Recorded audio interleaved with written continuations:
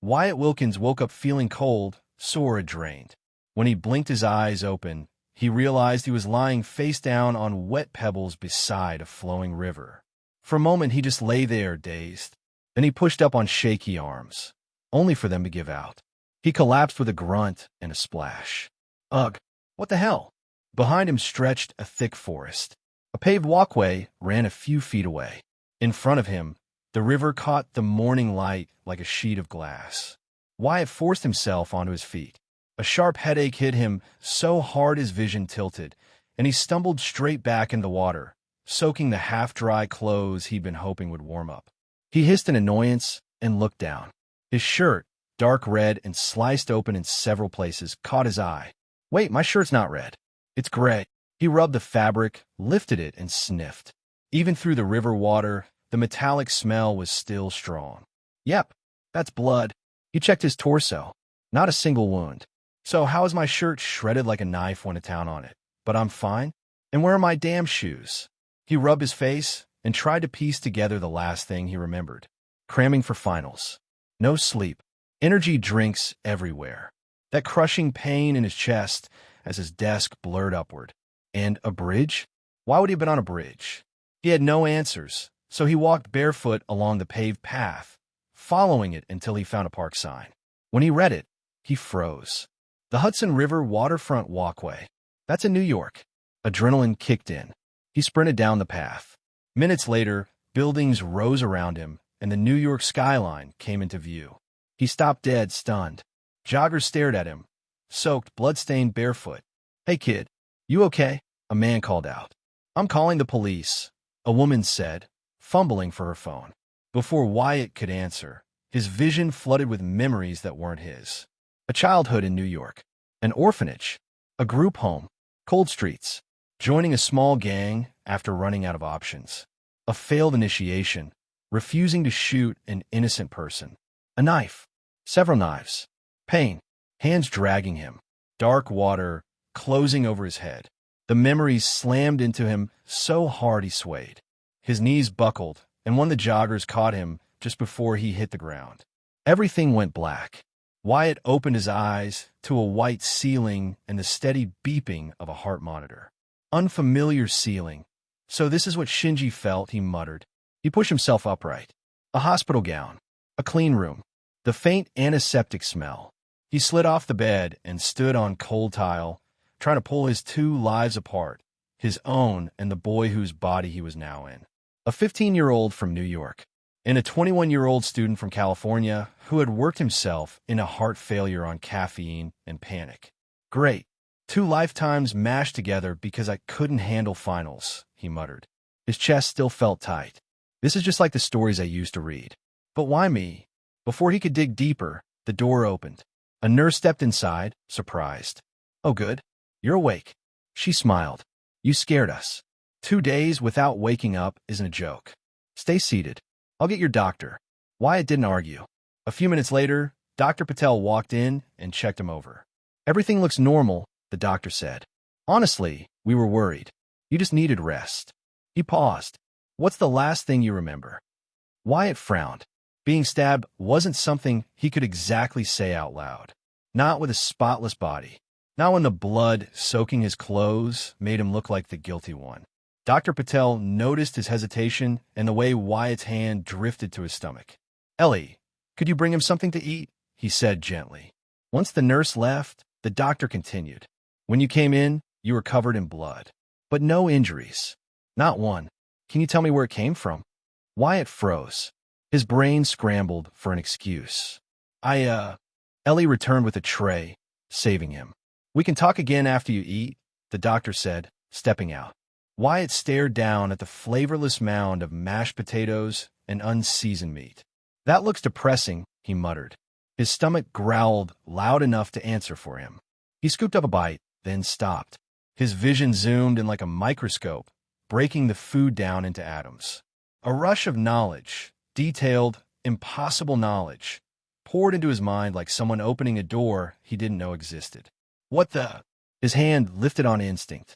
A pinkish red flash lit the room. His tray of bland hospital food was now tacos. Actual tacos. Wyatt blinked. picked one up. The smell alone almost knocked him out. Well, screw it. He devoured the entire plate like a starving wolf. When he finished, he stared at the empty space where the tacos had been. Did I just transform one thing into another? Memories stirred. Adam, Eve. The comics. The show. No way. There's no way I have her powers. He grabbed the empty plate, focused, and the atoms shifted again. A flash of pink. In his hands appeared a pair of black limited edition Nikes, the same pair he'd saved for months to buy in his old life. That settles it. I have Adam, Eve's powers. But why me? And why this body? He turned them back into a plate and walked to the bathroom. The light flicked on, revealing a young face he knew and didn't know. Reddish hair, green eyes, smaller frame. Not the man he used to be. So my old body is just gone? He whispered. Fantastic. He stepped back into the room and grabbed the remote, willing himself to focus on something simple. TV would help. It always did. Flipping channels landed him on a news broadcast. Incident at Stark Industries sat in the corner of the screen. Tony Stark stood at a podium. Robert Downey Jr.? Iron Man okay. I remember this. Wyatt relaxed slightly. Then he frowned. Wait, that's Don Cheadle, but this is supposed to be Terrence Howard.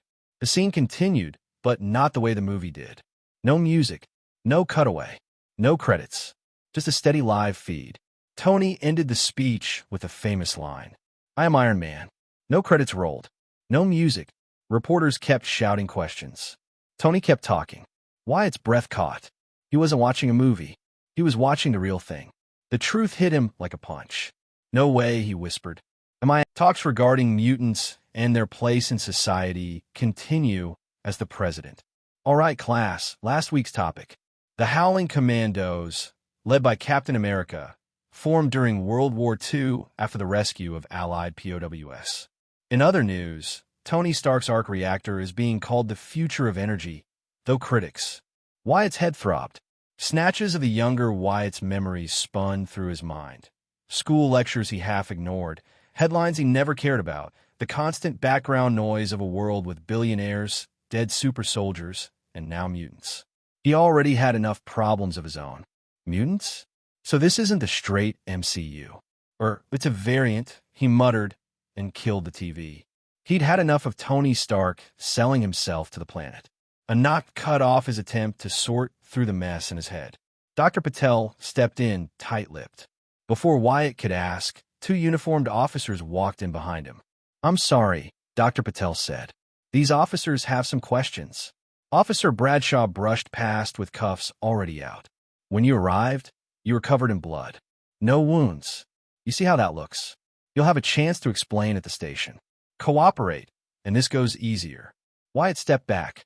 I didn't hurt anyone. The blood was mine. Test it. And can I get clothes first? I'm in a hospital gown. Officer Gomez shook her head. The lab already ran it.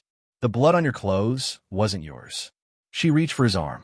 Heat flared in Wyatt's chest, sharp and sudden. He swallowed it down. You haven't even asked my name. We'll sort that out at the station, Gomez said. Move.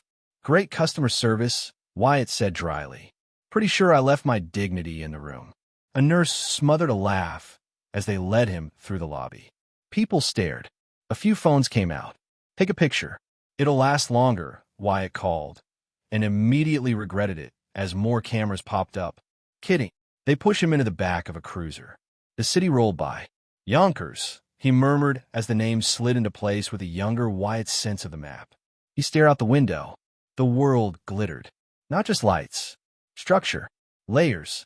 Every building, car, and lamppost broke down in his sight to atoms and bonds, a web waiting for his hand. If they book me, I'm done. Suspected murder. No clean story. No ID. Normally I'd be sunk. But I'm not normal. He grinned at his reflection. Sorry, officers. I'm not built for the slammer. Gomez turned. What? The cuffs around Wyatt's wrists clicked apart as the metal resolved into colorful Lego bricks. The chain vanished. Wyatt pointed down. The wheels flashed pink and became solid blocks of concrete. The cruiser lurched and scraped to a dead stop. Wyatt popped the door.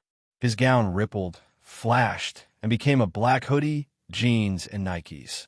Bradshaw and Gomez yanked uselessly at their doors, now fused to the frame. Wyatt tipped 2 fingers in a wave. "See you." He jogged away as bystanders gawked at the immobilized squad car. "Easy, easy. Okay, got it." Wyatt skimmed over Queens on a hard light disk the color of neon sunset. The night airbid at his cheeks. Far enough from Yonkers. He coasted down to a rooftop, dismissed the disk, and leaned over the edge. "Homeless Spider-Man," he said, then frowned. "It's 2008. Does he exist yet? With mutants in play, this timeline might be weird." His stomach growled. He picked up a loose brick, threaded its atoms, and turned it into a hot box of pepperoni pizza. The first bite was heaven. Still wrong. Still tasty. Luigi's is better, he thought, and ate anyway. Next problem. I can't go back to the group home. The guys I ran with saw me get dumped. So I'm homeless again. He flexed his fingers. Pink sparks flickered in his palm. Good thing I paid attention in engineering. Now I can build without the ceiling caving in. A fresh disc bloomed under his feet. Wyatt rose, the underside blacked out to blend with the night. He spent half an hour scouting, then settled on a forgotten patch beneath a distant overpass. Isolated, out of sight, he pictured the layout and started shaping matter. A hidden panel peeled back in a concrete pillar to reveal an elevator door only he could unlock by rearranging the thin front layer. Inside, the lift hummed down into a 2-story underground space. He lined the shell with thick lead to turn it into a ghost on every scan. Rooms took shape under soft ambient light. A compact workshop. A kitchen that actually looked usable. A couch you could fall into and never get up. Appliances were hard until he realized he could scan and copy the internal structure at a store. One walk past a display, and he could reproduce anything down to the last bolt. For utilities, he tapped into city lines at scattered points and promised himself he'd build a cleaner solution later. Tonight, he was done. Not bad, he said, looking around. Put this on Airbnb and I'm retired. A long shower washed the hospital smell and river grit away. He fell into a bed so perfect it had to be cheating and was asleep in minutes. Casino Park spread out in a wide, green sweep. Wyatt sat under a broad tree with a bag of nuts and watched a squirrel demolish its haul. He lifted a hand, focused, and tried to read the creature's structure the way he could with everything else. Become a chicken. The squirrel paused, looked at him, and went back to work. He sighed. Right. Adam Eve couldn't mess with living beings. Why can't I? Hardcap? Mental block. He rummaged for an answer and ran into the same fog. 2 lives. Stacked memories. Too many frayed edges. Fine. Not OP from day one. He flicked his fingers. Pebbles flashed into a pile of acorns. The squirrel chittered with delight. For your troubles. He wandered the path, an easy smile fading as yesterday replayed. Cuffed. Escaped. Cameras. They'd pull footage. Match his face. He didn't even have ID on him. Should I have gone in and tried to explain? The blood is mine, I swear, he said, slumping onto a bench by the lake. No, I wouldn't have believed me either. Leaving New York crossed his mind. California was far. Quiet. But this city was where the story moved. Mutants. Stark. Everything that mattered. If anything put him here, it had a reason. Or it's chaos, and I drew the short straw. He leaned back and watched the sky. I hope my family's okay. In the other life, his parents, an annoying little brother, were probably getting the worst call of their lives. He pictured their faces and felt the ache hit like a fresh bruise. Are you all right, young man? Wyatt scrubbed at his eyes and turned. The man looked 50-ish, kind eyes, familiar in a way that tugged at Wyatt's memory. Thinking about my family, Wyatt said. He meant the California ones, but the truth fit both lives. They were taken from me. A long time ago. I'm sorry to hear that. The man gestured to the bench. Mind if I sit? I'm Ben. Ben Parker. Wyatt's breath caught. He eased his face into something calm and took the offered hand. Wyatt Wilkins. Nice to meet you, sir. Ben watched a line of ducklings stitch the water. Losing family never stops hurting. But good memories help. My wife says, when you help someone, you help everyone. I think about that a lot. Wyatt nodded. He thought of the younger Wyatt's parents. A brave father with iron morals. A mother who helps strangers like it was a reflex. Killed for nothing. Rage stirred. Hot and reckless. The same heat that had flared in the cruiser when the cuffs went on. So that's what that was. He did what Ben suggested. He found a bright memory. Coney Island. Sticky fingers, cheap prizes, the roar of rides, and his mother's laugh mixing with his father's grin. The sharp ache eased. That helped. Thank you, Mr. Parker. Happy to listen, Ben said. Sometimes that's all it takes. They sat a while longer. When Wyatt stood, he felt steadier. Thanks for the company, he said. Anytime, Ben said, eyes still on the lake. Wyatt walked away, then glanced back. Ben sat quietly, peaceful as if the world had slowed down around him. I just talked to Ben Parker, he thought. But it didn't feel like meeting a legend. It felt like talking to a person. This isn't a movie. It's real. It's mine now. I need to figure out where I fit. He looked down at his Nikes, breathed in the cool park air, and kept moving. Hey everyone, welcome to FanFic Canon. Thanks for hitting play. I'm thrilled to bring this fan-made story to life for you. If you enjoy the ride and want more narrated fanfics, smash, subscribe, and tap the bell so you never miss an episode. And if you want audiobook of a novel of your choice, join my Patreon.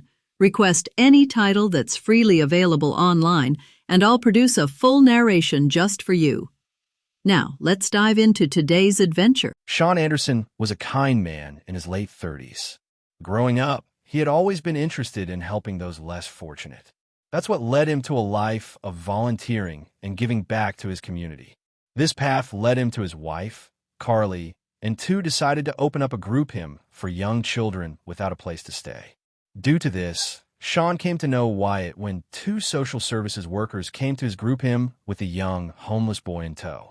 Sean had always tried to be patient with all his charges, but Wyatt had always been a tough kid. And today, Sean's patience had reached its limit.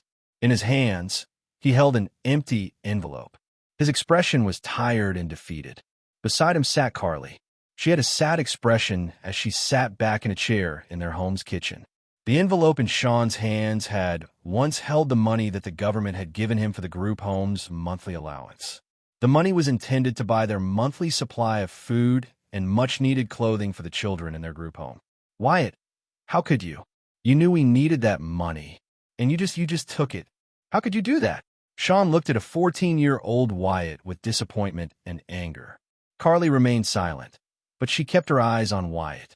She was afraid that if she spoke, she wouldn't be able to stop the sobs trapped in her throat. She had always wanted to help Wyatt, help the young troubled boy work through his issues and problems. But Wyatt had always refused her help. What's the big deal? Just ask the government for more, Wyatt said without a care, but his eyes betrayed him. The three of them stood in the home's dark kitchen. Guilt bled through him as he felt Carly's sad gaze on him, but he acted defiantly. It's not my fault you don't ask for more. Maybe if you did, we could afford to fix the damn AC. Sean was about to snap, but after taking a deep, calming breath, he looked away from Wyatt. He was tired, and he couldn't keep putting up with all the troubles and issues Wyatt brought to their home. Go, Wyatt. Leave. I can't do this anymore. I try to give you the benefit of the doubt so many times, but you just don't seem to care. Sean said tiredly. Get out. Wyatt stepped back as if struck. His eyes were wide in shock. He glanced over at Carly, almost pleadingly, but she held firm. It killed her inside, but she agreed with her husband. After a few seconds, Wyatt's ever-present anger rose, and he gritted his teeth. Fine. Fuck you and fuck this shitty house. Wyatt yelled, uncaring that several of his fellow housemates were sleeping. His roar had quickly awakened several of them. He spun on his heel and grabbed his black backpack from the ground. With his backpack secured, he headed to the front door and grabbed the doorknob. He stood frozen for a second. His mind was in turmoil before he finally schooled himself. He opened the door and left. Oh. Slowly, Wyatt opened his eyes. Despite having slept a full 8 hours, he felt tired. After sitting up, he rubbed his face to rid any remaining sleep. What an idiot. No, I'm an idiot. The dream he had was no dream. It was a memory of the younger Wyatt's life. Or should he say his life? Every night, Wyatt had been living out different memories of both his conjoined lives. Each new dream was getting harder to distinguish who it belonged to. It seemed that his brain was hard at work at merging both of his lifetimes together, making it all one solid stream of memories. It was getting harder to distinguish whose memories belonged to who. Wyatt was even beginning to forget what his other body once looked like. A coping mechanism from his brain, perhaps. Last night, the memory of the reason why he had been kicked out from his group home played all throughout the night. He wasn't kicked out of the group home due to one solitary incident. No, it was due to several dozen incidents. Each time, Sean and Carly had given him a second, third, fourth, fifth, and even 20 chances to redeem himself from his rash and irresponsible behavior. But he never did. He was too angry at the world and didn't think twice about how his actions could hurt those around him. He was a selfish fool. The straw that broke the camel's back was when he stole the group home's monthly stipend from the government, the same funds that were needed to buy them all food and clothing for his fellow orphans. And what did he use the money for? He used it to pay the very same gang leader who had stabbed him to death as an enrollment fee for the gang. Yup, a big old idiot. That's me, Wyatt muttered and got off his bed.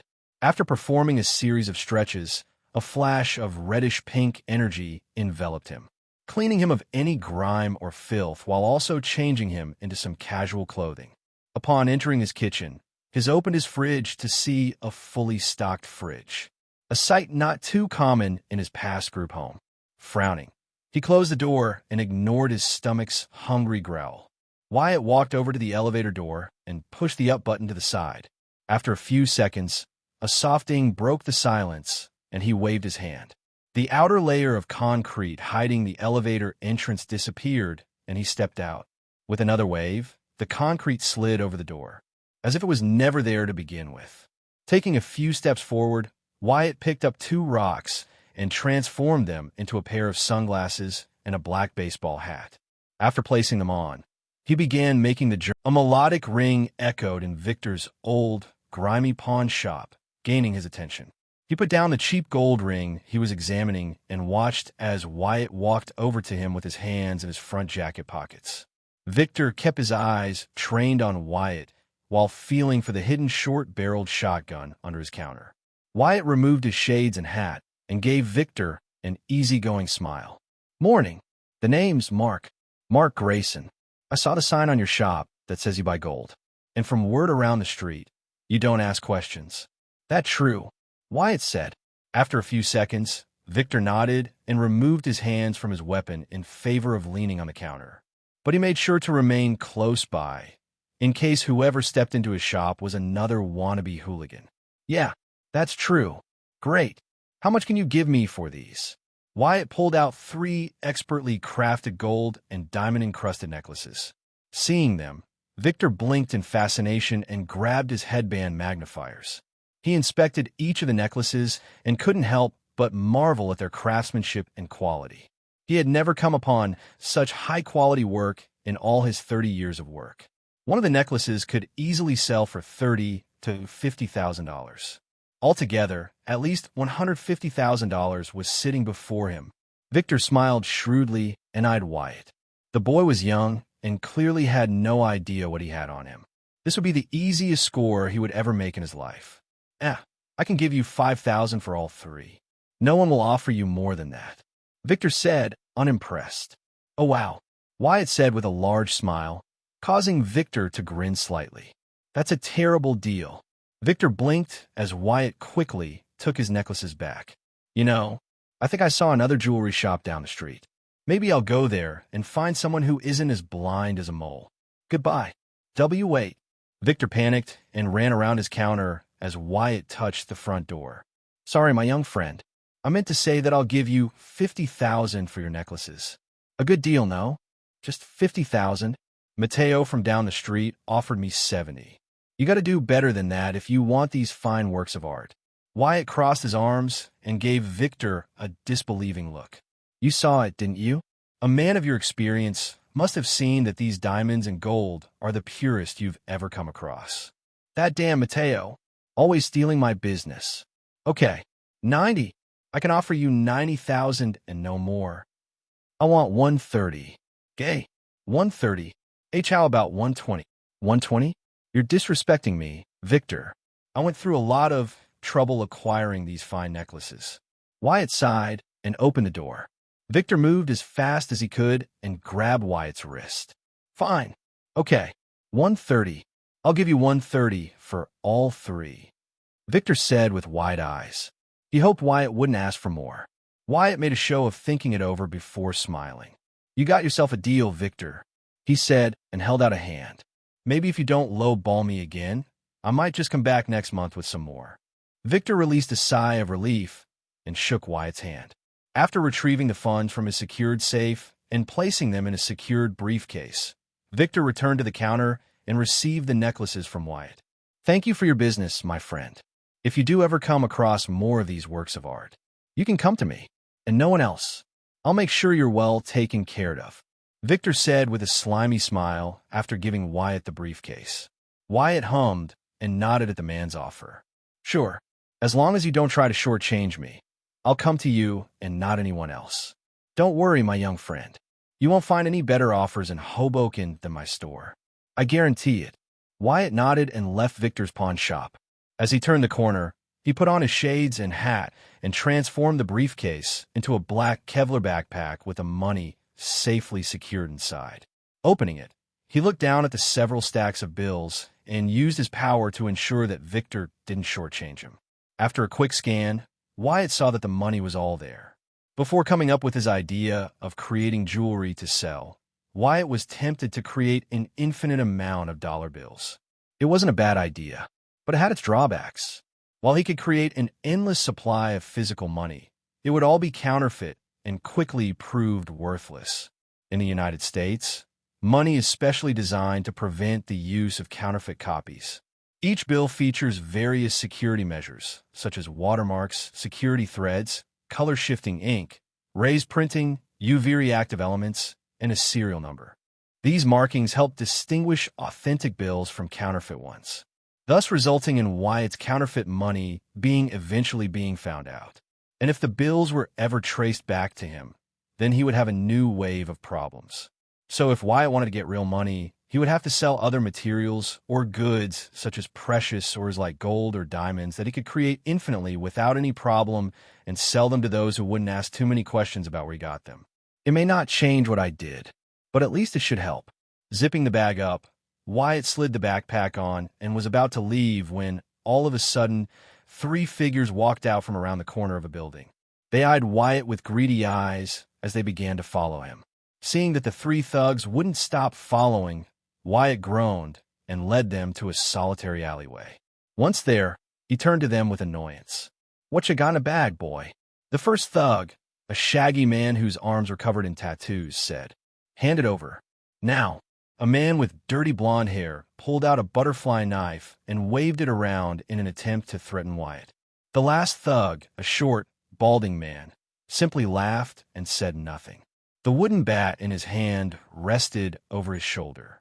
Really? I was expecting this situation to come up sooner or later. But come on, you 3 losers are the first thugs I have to take down. Wyatt rubbed his neck. His words and lack of fear left the 3 thugs bewildered. I got places to be. Come on, let's do this. The fuck's wrong with this kid? The dirty blonde man said. Who cares?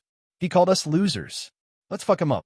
With indignant roars, all 3 men rushed Wyatt, eager to teach him respect. Wyatt, despite having reality-warping powers, was still a little nervous. He may have put on a brave face as he talked back to the 3 men, but deep inside, he was intimidated. He had never gotten into a proper fistfight before. At the sight of 3 grown men armed with knives and a bat rushing at him, his fear only grew. Remember, you could do anything. Wyatt whispered and waved his right hand to the side. The bat within the shorter man's grasp shifted into solid steel. Due to the unexpected weight change, the man dropped his bat on his foot, eliciting a pained scream. The knife in the first thug's hand transformed into sand and fell through his fingers. What the hell? Stomping his foot, Wyatt concentrated and extended the concrete floor to cover the legs of all 3 thugs, trapping them in their spots. They tried to break free, but the strength of the concrete barely allowed them to move an inch. That was easy, Wyatt said in awe and stared at himself with amazement. A mutant. This kid is a mutant. The short man said in fear. Shit. Listen, man, we're sorry, all right. Don't kill us. The tattooed man pleaded. What? No, I'm not going to kill you bozos. And I'm not a mutant. I think. Listen, just go get a real job or something. Oh, and stop breaking the law. Otherwise, I'll bury you 310 feet under the city. To prove his point, Wyatt used his powers to pull the thugs slowly into the earth. Okay, we will. We'll turn a new leaf. Just don't bury us alive. The dirty blonde-haired man said with his two friends nodding in agreement. After giving the three men a glare, Wyatt waved his hand, breaking their concrete holds. Without wasting another second, they ran out of the alley as fast as they could. Why were they so afraid that I could have been a mutant? Are the mutants of this universe violent? Are the X-Men not a thing? Damn, why couldn't my younger self have cared more to look into these things before? Now, I have to look into it at some point. But first, I need to set things right. Wyatt looked up to the sky and began to float up, thanks to the glowing disk under him. Oh. In a quiet neighborhood on the south side of Harlem, Sean pushed his lawnmower as he worked diligently to cut the grass surrounding the Anderson Group home. Once he was done, he grabbed the weed whacker from the garage and was about to trim the yard around back when he saw a familiar face. Wyatt, Sean uttered in surprise, not expecting to see the boy he had kicked out of his group home. Shame swelled within him as he eyed the 15-year-old he had given up on a year ago. Hello, Sean, Wyatt said awkwardly. The two said nothing as they continued their staring contest until Wyatt looked around. Where is everyone? Wyatt asked. Carly took everyone on a field trip to the Smithsonian. Jacob was excited to see the new addition to the Captain America exhibit, Sean answered. After taking a deep breath, he motioned to the house that had once been Wyatt's home for 2 years. Would you like to come inside? Do you want something to eat? Drink? No, I'm okay. I just came to give the group home something. Wyatt slid the backpack off and walked up to Sean. Sean accepted the bag with a confused look, but it quickly changed to shock at the sight of all the money inside. What is this? Where did you get this? Easy. I didn't steal it or anything like that. Wyatt raised his hands and smiled at the man, but his smile faded as he recalled the night Sean had kicked him out. Listen, Sean, I'm sorry. I'm sorry I took the money that was meant for everyone. I'm sorry I was such an ungrateful jerk. But now, I'm trying to turn my life around, be better, and I can't do that without making things right with you in this place. Wyatt, what I did wasn't right. I shouldn't have kicked you out of your home. That was wrong of me. I'm sorry as well. Still, this is a lot of money. It's too much. Sean closed the bag and took a deep breath. Does this money have anything to do with why the police came asking about you? So they did come. Wyatt sighed. No, they're looking for me for something else. It's really just a misunderstanding. The money is legitimate. I didn't steal it, so you don't have to worry about where it came from. Wyatt reached into his pocket and brought out a sales receipt, which he showed Sean. Sean bit his tongue. He had been prepared to accuse Wyatt of just that. The bag in his hands now felt heavier. Seeing Sean's reluctance, Wyatt gave him a pleading smile. Keep it. Use it to buy everyone a new wardrobe or fix up the place. Remodel the kitchen or upgrade the AC for everyone. Accept it, please, Wyatt said, his voice filled with regret. If you're not going to take it from me, take it for them, he said, looking at the empty house. Sean stared at the bag for several seconds before ultimately nodding. Okay, I will. Thank you, Wyatt. Thanks, Sean. Say hi to Carly for me. Wyatt smiled and was about to turn away when Sean stopped him. You can come back, Wyatt. There's a place for you here. This is still your home, Sean said. That's okay, Sean. Really. You've changed, Wyatt. I'm not sure what you've been through this past year, but you've changed. Sean's eyes examined Wyatt closely as if he were looking at a completely different person than the angry, troubled boy from last year. Wyatt remained silent, but offered Sean a small smile. He walked away from the Anderson group home and disappeared into the streets with nothing more to say.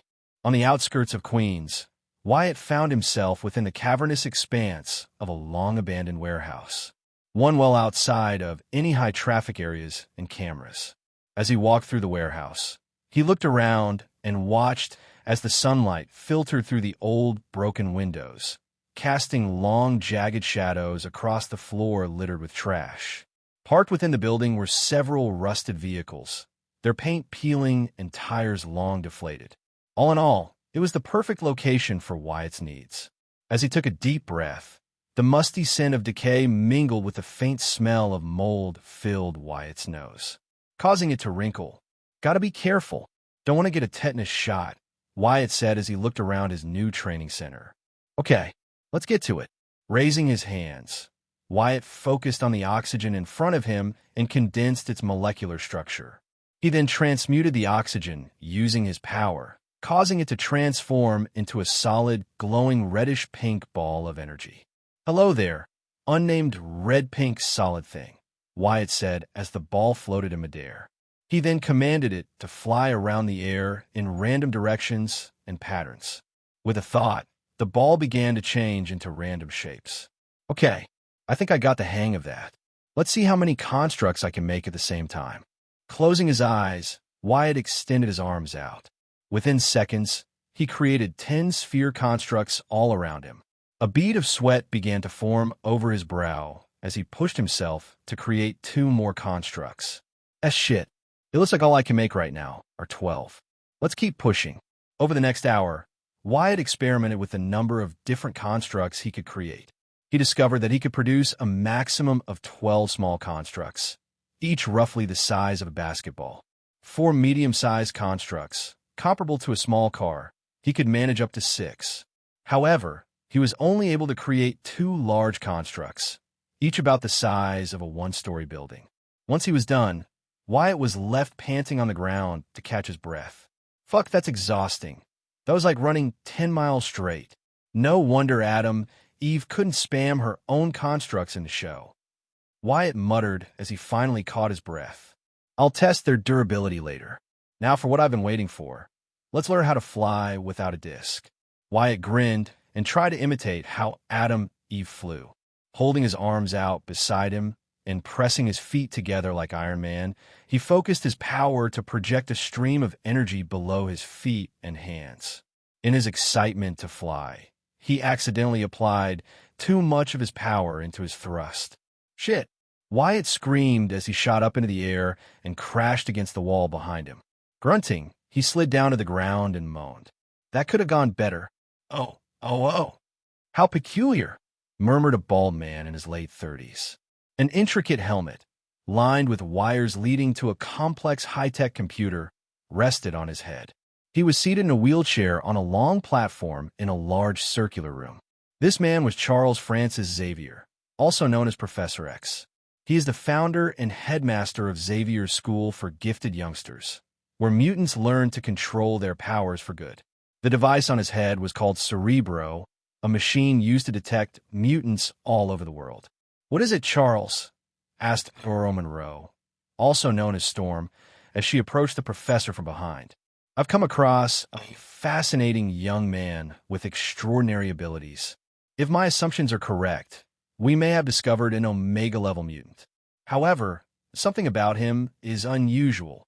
Charles observed Wyatt's through Cerebro as he attempted to fly in an abandoned warehouse. According to Cerebro, this young man does indeed classify as a mutant. Yet, I'm unsure if he truly possesses the X gene. The readings Cerebro is receiving are conflicting. And his mind, how could this be? Aurora asked, her curiosity piqued. "I'm not sure, Aurora. Cerebro has never ran into such a situation like this before," Charles replied, opening his eyes and resting his chin in thought. "The only way to confirm my suspicions is to meet this young man." Aurora nodded.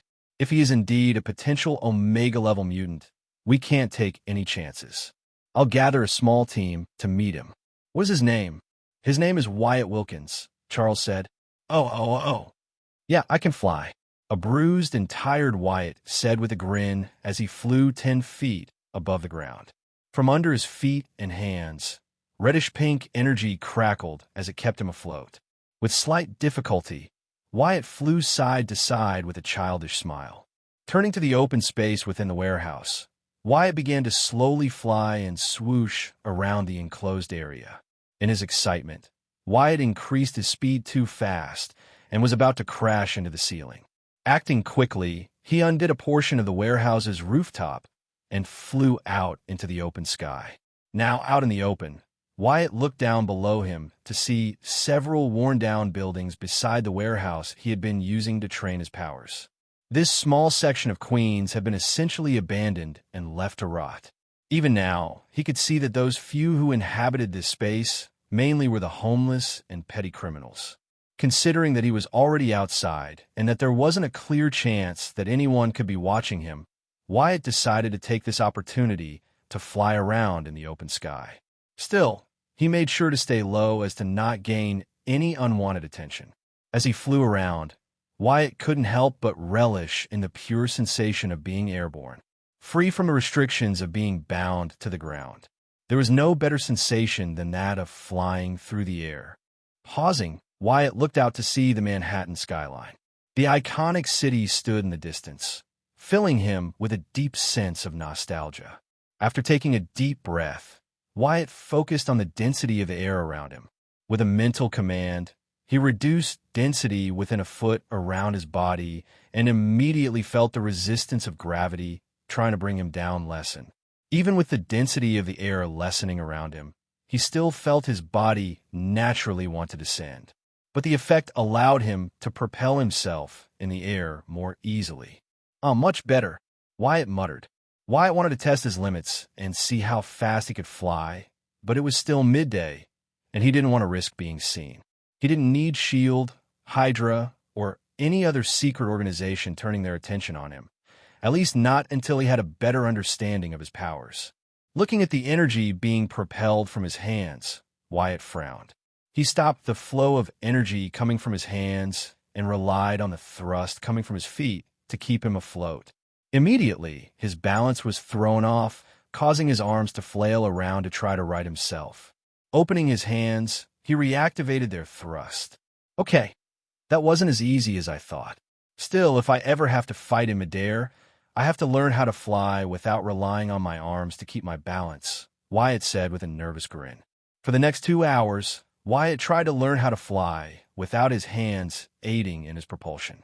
Throughout this time, he lost his balance and focus several times, resulting in him almost crashing down on the ground several times. Due to all these near misses, he decided to err on the side of caution and fly closer to the ground. Shit, why is this so difficult? Wyatt growled as he looked down at himself as he hovered over the ground. You've made this look so easy. What am I doing wrong? He whispered. It's possible you're overcomplicating it. I know I struggled to learn how to fly properly at first. A new voice said from behind Wyatt. Not expecting a reply, Wyatt lost his concentration and fell to the ground. Luckily for him, he was only 4 feet above the floor. Ignoring the pain of falling on his behind, Wyatt shot to his feet and turned to see the owner of the new voice. She was young, possibly a year or so older than Wyatt, with long red hair and green eyes. The girl was also dressed in a black and green suit. On her shoulders were large red circles with X's in the center. Her name was Jean Grey, a member of Charles Xavier's X-Men. Behind Jean were several other figures dressed in different costumes. Among them were Scott Summers, Kitty Pryde, Kurt Wagner, Rogue, Evan Daniels, and Aurora Monroe. Wyatt blinked and said nothing at the sight of several members of the X-Men. But something about their costumes and appearances didn't sit right with Wyatt. They're all so young. They don't resemble their movie counterparts at all. The only one that comes close is Storm. Wyatt thought. The X-Men took Wyatt's silence for fear and tried to lighten the mood. Easy there, friend. We're not here to cause you any harm. We're just here to help. Kurt Wagner, Nightcrawler, said with a friendly smile while raising his hands disarmingly. His thick German accent bled through his words. He's right. We're not here to hurt you, Wyatt. Even though we all pretty much just snuck up on you dressed in costumes, we're not here for anything nefarious. True as me, Kitty joked, hoping to ease Wyatt's stiff posture. I'm Kitty, by the way. The fuzzy elf, there is Kurt. What? Who are you people? And why are you all dressed for Halloween? Wyatt said carefully while playing ignorant. Despite knowing who they were in a general sense, he wasn't aware of this iteration of the X-Men. "These aren't Halloween costumes, bub." "Hello," Gruff said from behind Wyatt. Using his powers, Wyatt flew up into the air and turned to see a strong, hairy man in a black and orange suit. A sharp mask rested over his face while he eyed Wyatt carefully. This man was Logan Howlett, the legendary Wolverine. No way, Wyatt thought in amazement at the sight of Wolverine. He had always been a long-time fan of the character, and seeing him in the flesh was incredible. Despite the mask, he could make out that this Logan had the appearance of Hugh Jackman. Holy shit, Wyatt thought, his inner fanboy sneaking through. To the X-Men, Wyatt's reaction to Logan was taken as fright at the man's sudden appearance, causing them to worry they were about to frighten off Wyatt. Slowly, Aurora and Jean flew up a few feet away from Wyatt with gentle expressions. "We apologize if we frightened you, Wyatt. That was not our intention," Aurora said with a caring smile. "I can understand if our friend Logan there scared you. For that, I apologize." Logan growled lowly and sniffed the air. He paused and eyed Wyatt. There was no fear coming off the boy. "Odd kid," Logan thought. "We were sent to come find you, Wyatt. We believe you're like us. A mutant. A person gifted with extraordinary abilities and talents. We're all from Xavier Institute. It's a school that can help you understand and gain better control over your powers. You're more than welcome to join. That is, if you want. We won't force you to do anything you don't want." Jean said, "He's the potential Omega class mutant? He doesn't seem like much to me." Evan whispered to Scott, "Stop. We don't want to scare him off. We don't need the Brotherhood gaining another potentially powerful member." Scott whispered to Evan, who nodded. "Okay, calm down. Gotta act like I don't know what's going on and who they are." Which I technically don't. Wyatt thought, and visibly calmed down. "You two are flying. And that guy's blue. You're saying that everyone else here has abilities?" Wyatt said as he, Aurora, and Jean descended to the ground. "That's right. Everyone at the Xavier Institute has some ability or power. You wouldn't be out of place there," Rogue said with a thick southern accent. Wyatt turned to her and raised an eyebrow at her. This version of Rogue is definitely not from the movies or the classic animated series. She's goth. Not that it's a bad thing. Wyatt thought and nodded to Rogue. "So you're all mutants?" Wyatt asked carefully as he looked down at his hands. "We are. Is that a problem?" Scott asked with a hint of steel in his voice. "Oh no, I don't have anything against mutants. Really. If anything, I'm just confused as to why it seems that a good number of the population has an issue with you. Or us, I guess." Wyatt said, the memory of his confrontation with the scared thugs from a few days ago still fresh in his mind. "There's a reason for that, unfortunately." Aurora sighed and gave Wyatt a small smile to rid herself of her thoughts. "We can explain everything to you at the Xavier Institute. It would be safer there." Wyatt frowned, a little confused at what Aurora meant at the end. Even so, he nodded and accepted her offer. If it weren't for his meta-knowledge of the X-Men and their values and mission to save any mutant in need and to coexist peacefully with humans, he would have most likely run away or fought them. He would try to at least. At his current level, which was no level, he doubted he could escape from the Wolverine. "Sure thing. How do we get to this institute? Do we walk, or?" Wyatt said with a false confused look. He already had an idea of how they all got here. "Walking? No, my friend. We ride in style." Kurt exclaimed with a wide grin as he gestured dramatically for Wyatt to follow him through the quiet, desolate streets and approached a large, empty lot. As they reached the center of the lot, Scott pressed a button on a small remote. With a soft humming sound, a pulse of energy radiated through the air, illuminating the area for a brief moment. Suddenly, a striking black aircraft, reminiscent of a futuristic jet, materialized before them, its sleek lines and polished surface glinting in the dim light. "This is the X-Jet. Pretty cool, right?" Scott said, a note of pride evident in his voice. The aircraft exuded a sense of power and sophistication, its wings poised elegantly like those of a predatory bird. Wyatt marveled at the sight, feeling the thrill of excitement tingling at the edges of his senses. Wyatt was geeking out internally as he looked at the large, impressive aircraft. It was the X-Men's legendary Blackbird/X-Jet. No matter what iteration of the X-Men it appeared in, the jet was always a fantastic sight. No, not cool. It's awesome. Wyatt said as the door to the jet descended down in front of him. Captain George Stacy reviewed the documents that Officer Bradshaw had brought to his attention. Standing beside Bradshaw was Officer Gomez, his tumultuous partner, who tried to conceal her disappointment, but her displeasure was clearly evident.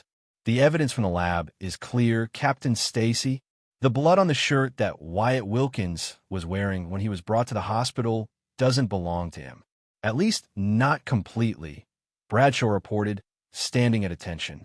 After further testing from our forensics team, it does seem like at least half of the blood belonged to him. This leads me to believe that he may have been involved in some sort of fight. Even so, there hasn't been any missing person reports or any bodies found where those joggers found Wyatt. I don't believe the kid attacked or killed anyone.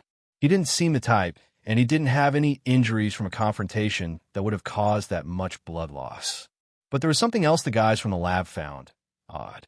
When they were running more tests to try and determine if the blood on Wyatt's shirt matched anyone within our system, the blood suddenly evaporated. That's because that thing is a mutant, Gomez interjected disdainfully. It probably has some healing powers or something. Don't tell me you've forgotten what its kind did to my brother.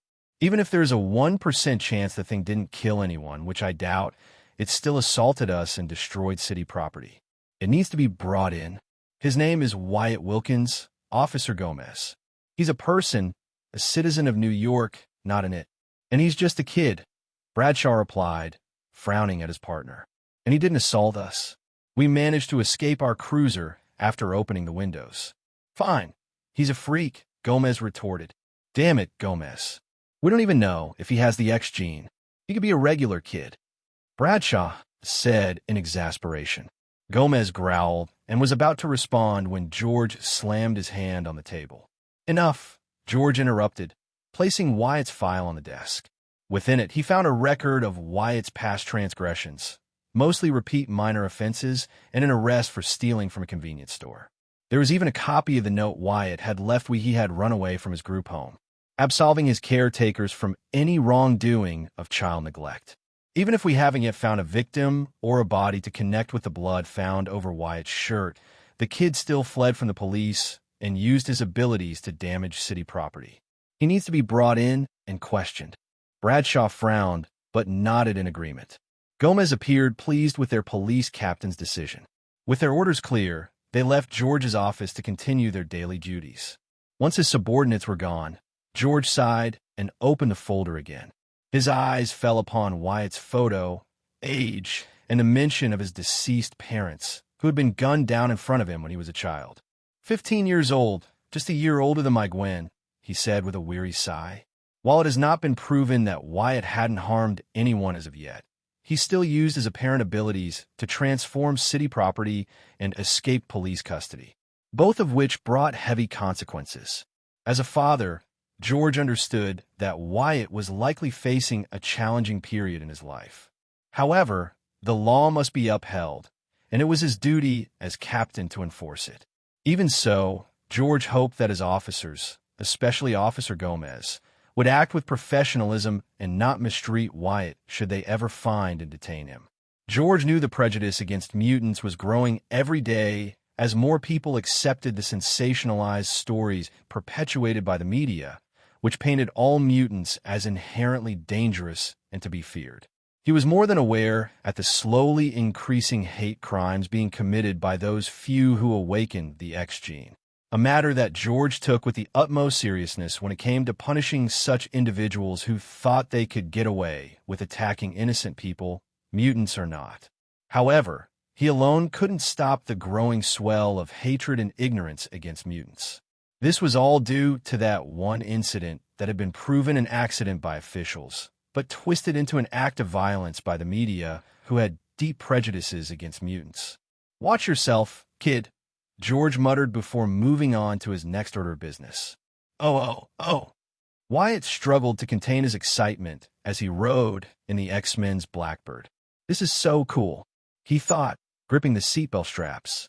So, what's your deal? Is flying all you can do? Evan asked Wyatt from the seat beside him. His question caught the attention of the rest of the team. Not exactly. My abilities are complicated, Wyatt replied, considering how to describe his powers without going into too much detail. Simply put, I can transform one thing into another by altering their atomic makeup. Wow, that sounds cool. Kurt grinned and teleported next to Wyatt. Can you show us? Kurt, we talked about using your powers while the X-Jet is flying. Scott frowned at the blue mutant, only for Kurt to wave him off. It's fine, it's fine. Sure, I can show you. As Wyatt was about to demonstrate his powers, Logan's gruff voice interrupted him. No powers while we're in the air. Save it until we get to the school. We don't want to have an accident 1,000 feet in the air, Logan said in a no-nonsense tone. Beside him, Aurora nodded in agreement. Logan is right. We'll have plenty of time to see what Wyatt can do once we land. Be patient, she added. Kurt sighed in disappointment at their teacher's words. Wyatt chuckled lightly as Kurt returned to his seat. Looking around the X-Jet, Wyatt couldn't help but wonder if he could create something as advanced as the jet itself using his abilities. I need a deeper look, Wyatt thought.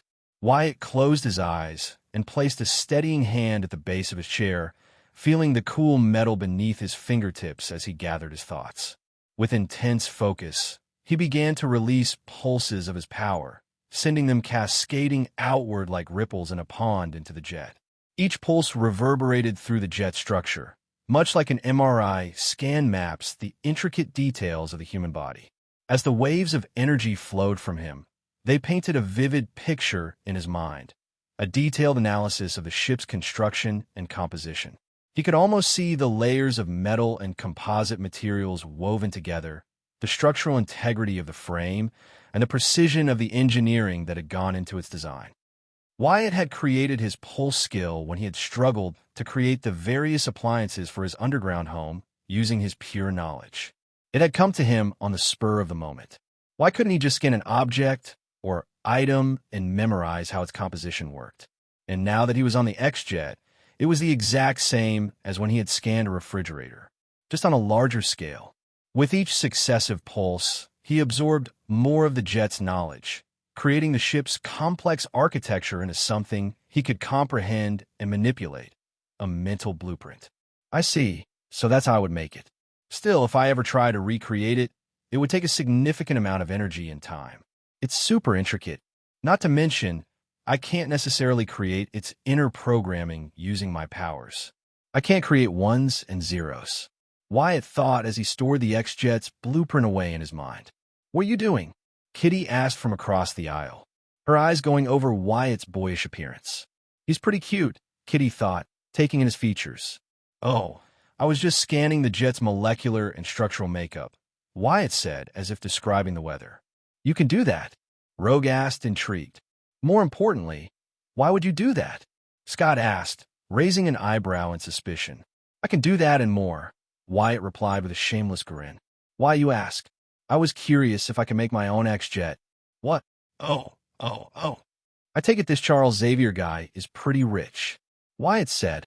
As the X-Jet descended, Wyatt looked around the expansive property of the Xavier Institute for Gifted Youngsters. Large plots of land with immaculately well-maintained grass and greenery surrounded a massive mansion in the center. Behind the mansion was an equally impressive pool. Has it been blown up yet? Wyatt thought with a chuckle as he recalled the several times the mansion below them had been blown up in the Fox X-Men movies. What gave you that idea? Was it the giant mansion or the miles of land? Kitty joked as she leaned over Wyatt as he looked out one of the jet's windows. Down below, the mansion's front courtyard began to shift and move with a mechanical whirl. Slowly but efficiently, the courtyard slid back to reveal a landing pad deep underground. Logan expertly piloted the jet down into the hole for a smooth landing. Once the jet was parked, the courtyard above them returned to its original position. That was awesome, Wyatt said as everyone undid their seatbelts and stepped out of the jet. Once outside, Wyatt looked around the X-Men's hangar bay with awe. I know, right? It's epic. Kurt grinned and patted Wyatt's shoulder. Come on, Chuck is waiting, Logan said as he guided Wyatt through the mansion's underground level. It didn't take long for them to reach the main level of the mansion, but before Logan could lead Wyatt to Charles's office, they came upon the man waiting for them in the mansion's front lobby. "Hello there. I am Professor Charles Xavier, the founder of this fine institution. I'm happy you accepted our invitation to come here to meet with me," Charles said with a friendly smile as he moved forward on his chair. "It's nice to meet you, Professor Wyatt Wilkins," Wyatt said as he held out a hand. Despite his excitement at meeting the X-Men, he was nervous that Charles's incredible abilities would pick up on his thoughts. He hoped the man wasn't poking inside his brain. Seeing Wyatt's outstretched hand in greeting, Charles chuckled and grasped it. "It's nice to meet you, Wyatt. We have much to discuss," Charles said. Charles moved their conversation to his office, only bringing along Aurora and Logan, leaving out the rest of the young X-Men, much to their disappointment. Even so, after the doors to his office closed, Kurt, Evan, and Kitty pressed their ears against the doors to try and listen into the conversation, ignoring Scott's words to respect their professor's privacy. "It's crazy to believe that this mansion was made to be a school for mutants," Wyatt said as he sat in one of the office chairs. Charles took his place behind his desk while Aurora sat beside Wyatt. With his mask removed, Logan remained standing, his arms crossed while leaning against a wall. "I hope you don't mind me asking, but why? Why did you set up this school?"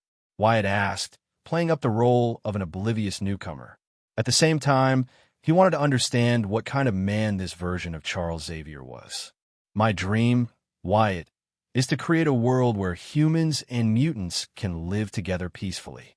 To accomplish this, we have to help our fellow mutants gain control over their emerging abilities and mutations. Not to mention to help them better understand themselves and their place in the world. That's why I created my institution," Charles said with a proud smile.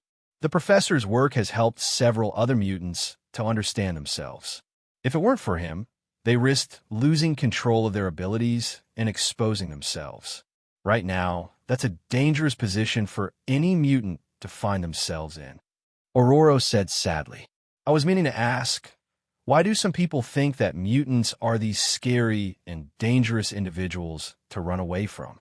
The other day, when a few thugs tried to rob me, they ended up freaking out when I used my powers to stop them. They thought I was going to kill them," Wyatt asked. "You haven't heard?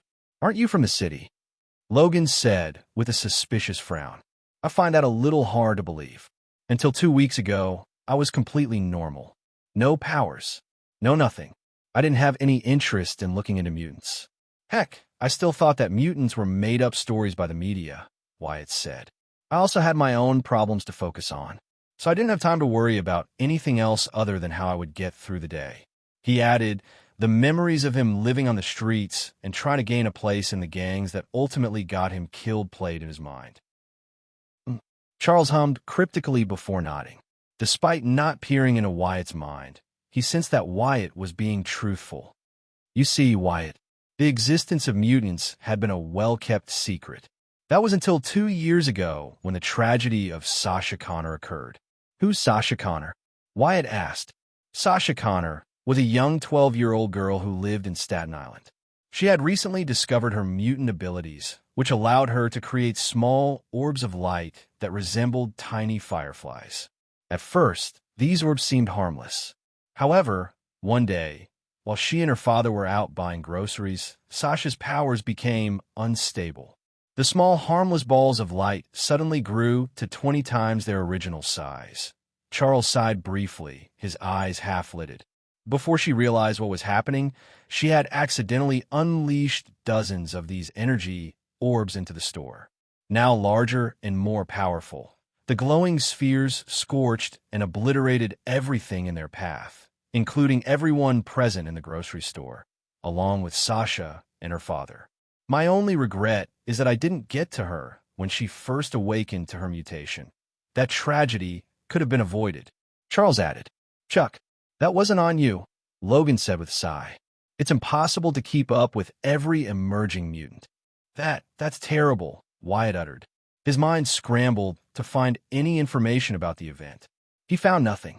He cursed his younger self for not caring about anything else but himself. But how did everyone find out she was a mutant? Sasha's mother, in her deteriorating mental state, provided all the information of Sasha's abilities to someone she believed was a reporter acting in good faith. Along with her testimony and the surviving video footage from the grocery store, the reporter delved deeper into Sasha's medical history and discovered the presence of the X gene in her autopsy. He then sold the story to the highest bidder, and the existence of mutants was brought to light. Ororo continued. At first, this news wasn't taken seriously. However, as several doctors began conducting further tests on various patients to disprove the X gene's existence, they ultimately found evidence that it was real. Though rare, the X gene did exist, and when those same patients began to exhibit their abilities or mutations around puberty, the truth became undeniable. It didn't take long for them to release their findings, and the existence of mutants was now apparent for everyone to see. I don't get it. If the existence of mutants is so well known, why aren't there more cases of mutants running around? Why aren't they on TV? Shouldn't they be all over the news? Wyatt asked. Look at Tony Stark. He's been Iron Man for a few weeks, and he's all over the news. You can thank the government for keeping everything related to mutants under strict control. They want to avoid any more disasters like the one at Staten Island. But it gets worse from there. Not too long ago, the government created a response team to apprehend mutants. The MRD, the Mutant Response Division. They take anyone they discover with the X gene, regardless of whether or not their abilities have shown up yet, Logan said with a growl. Wait, you're telling me that they're taking mutants away? Like they're just kidnapping people off the street? Wyatt's eyes were wide at the revelation. They can't do that. That's not right. Unfortunately, they are. And they have full authorization to do so. Using Cerebro, the very same device I used to find you, I've detected several mutants concentrated in a secret high-security compound. For what purposes those young mutants are being brought there, we're not sure, Charles said, his face tight with regret and anger. We try our best to find any emerging mutant and bring them here, where it's safe. But we're not always successful. That's why I didn't know what to say. He had just received a plethora of information regarding the world he now inhabited. This wasn't just the MCU anymore. It was so much more. That's wrong. It is. It's why this school is so important. Here, we keep young mutants safe and help them learn how to control their abilities. Outside of the government's reach, my agreement with the president ensures that, and one day, I hope we can show the world that mutants and humans can coexist peacefully, Charles said with hope. Rolling around his desk, he held out a hand to Wyatt. This can be your home as well, Wyatt. You'll be safe here with us. We can help teach you to gain control over your abilities. Wyatt blinked and looked down at Charles's extended hand. Wyatt found it hard to refuse Charles's offer, especially after hearing about everything that was happening. Wyatt knew he would become an even bigger target if Charles was telling the truth about the situation. He had no real reason to refuse his offer. Even so, he had just come upon a newfound freedom he never had before. Did he really want to join a new group home, no matter how exciting it would be to live with the X-Men, after having left his most recent one? I'm sorry, Professor. I can't, Wyatt said after debating the offer. Raising his hands, Wyatt took a deep breath and clenched them into fists. For several years, my life's been one long struggle. It wasn't until I awakened to these powers that I started to actually feel free. I can do anything. To prove his point, Wyatt waved his hands, and the walls of the room were transformed into solid gold, emerald, diamond, and silver, surprising Charles, Logan, and Ororo. Anything I can imagine, I can create. I have limitless potential, and if anyone thinks they can come around to try and take my freedom away from me, then they're going to be sorely disappointed. Charles looked around at the changing room with awe until his surroundings returned to normal. It was as if his office was never altered to begin with. I believed you were only capable of creating energy constructs in flight, but you're also capable of altering matter itself. Extraordinary. Yeah, my powers deepen my understanding of the world and its atomic and molecular makeup. With that knowledge, I move a few molecules here and there, and bam, I can change anything into whatever I want. Well, anything but living sentient creatures. Wyatt said more calmly as he scratched his chin. At least, not yet. I think. You gotta be kidding me, Logan said as he touched one of the walls. You believe you can also alter living creatures? Aurora said in amazement. If what Wyatt said was true, then Charles was right. The boy had the potential to be an Omega-level mutant, especially as he grows older and more powerful. I'm pretty sure I can. There's no reason why I shouldn't be able to. I can see the molecules that make up the human body. I just can't move them like everything else. I think something in my mind is stopping me, Wyatt said as he held the side of his head. Turning to Charles, Wyatt gained an idea. An idea he didn't completely think through. I'd be unstoppable if I could get Charles to help remove whatever is blocking me from using my full power. Wyatt thought with excitement as he imagined himself being able to transform life itself. You believe you have some sort of mental block? If you don't mind, I can look within and see what the issue could be. You see, my mutant abilities grant me the power of a telepath, Charles said, much to Wyatt's delight. Hold on, Chuck. That may not be a good idea.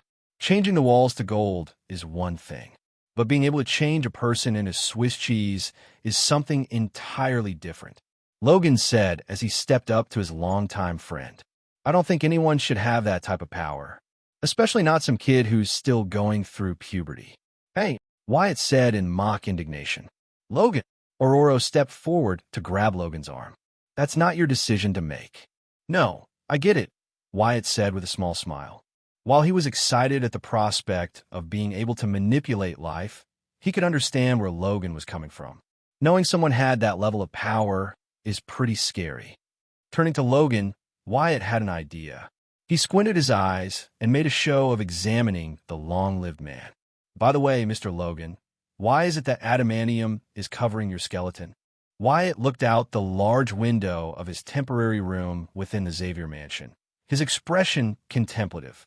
The day's events and the new information he had encountered swirled in his mind. He sighed and turned to the small desk in the corner of the room. With a wave of his hand, he transformed the wooden table into adamantium, a material he had been unable to create until today.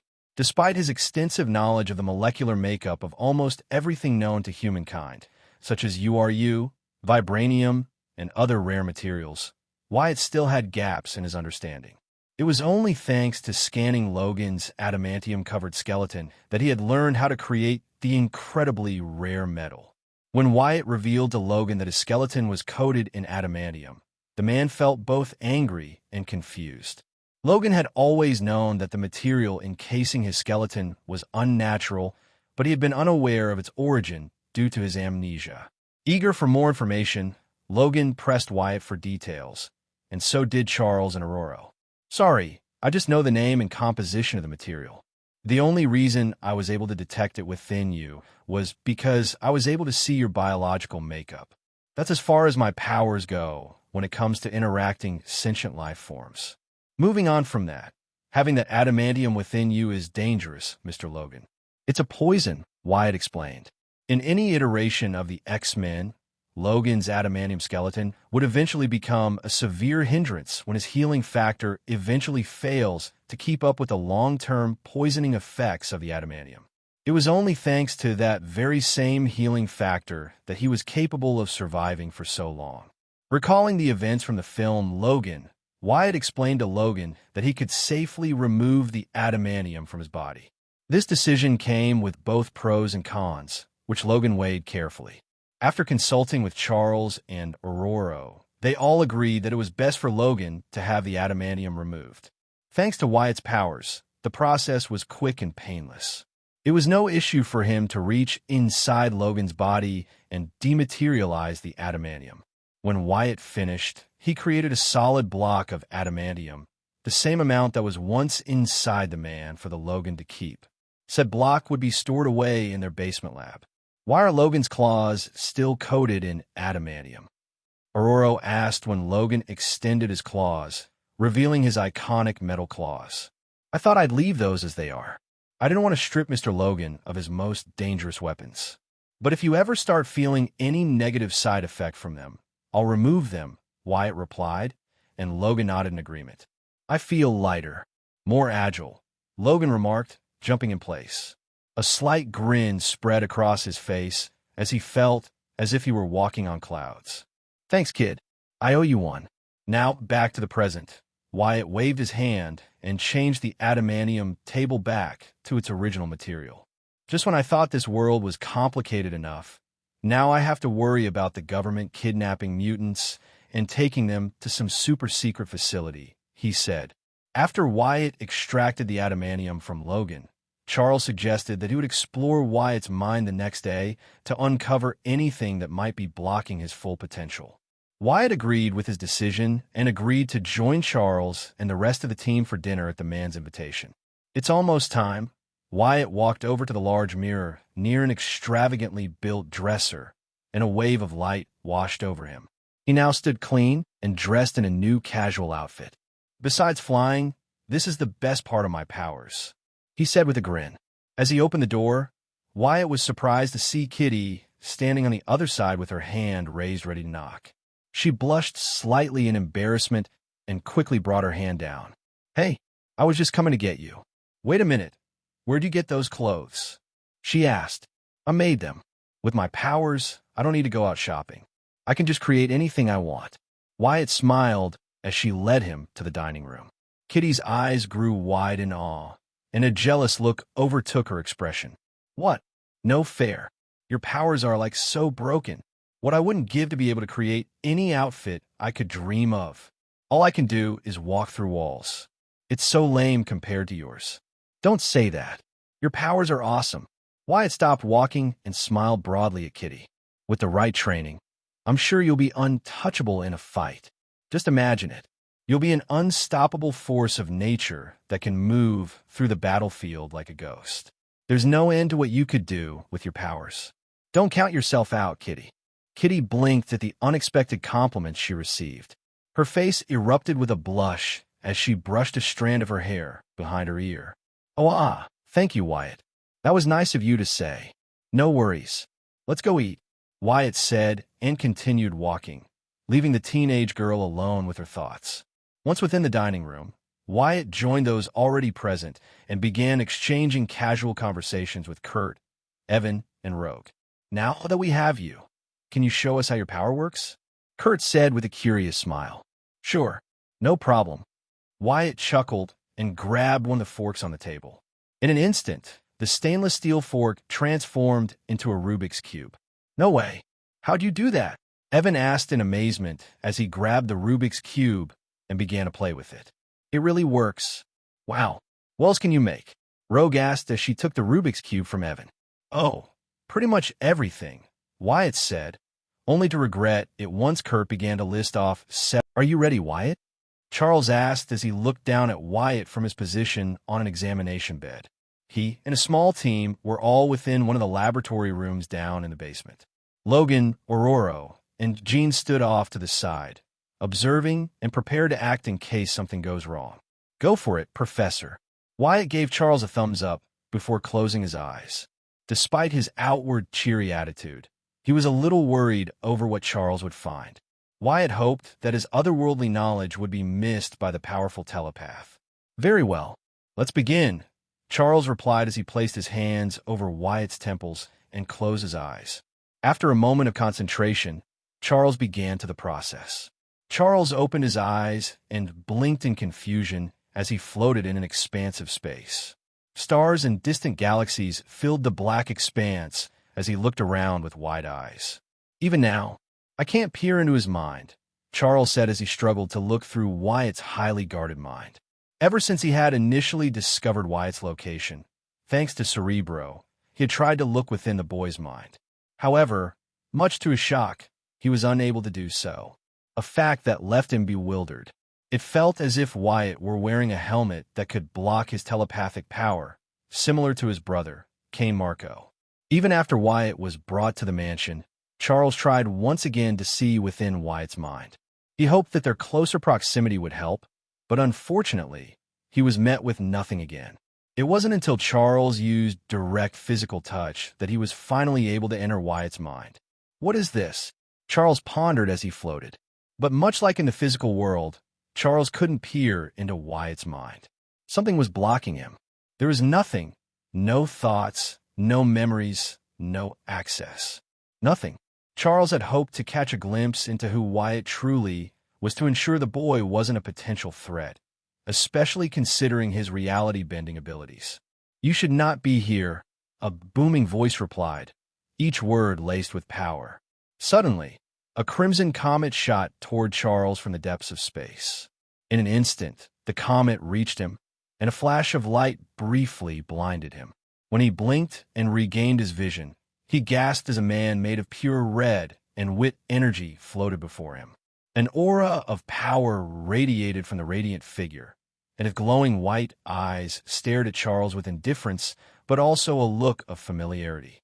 "Professor, it's good to see you again. However, you must leave this mind." "He is not ready." "Not yet," the powerful being stated, raising his hand. "I will only say this once. Do not attempt to do this again. Farewell, old friend." "Wait. Who are you? What are you? Why are you in Wyatt's mind?" Charles demanded as he struggled against the being's might. It didn't take him long to realize that he was no match for the figure.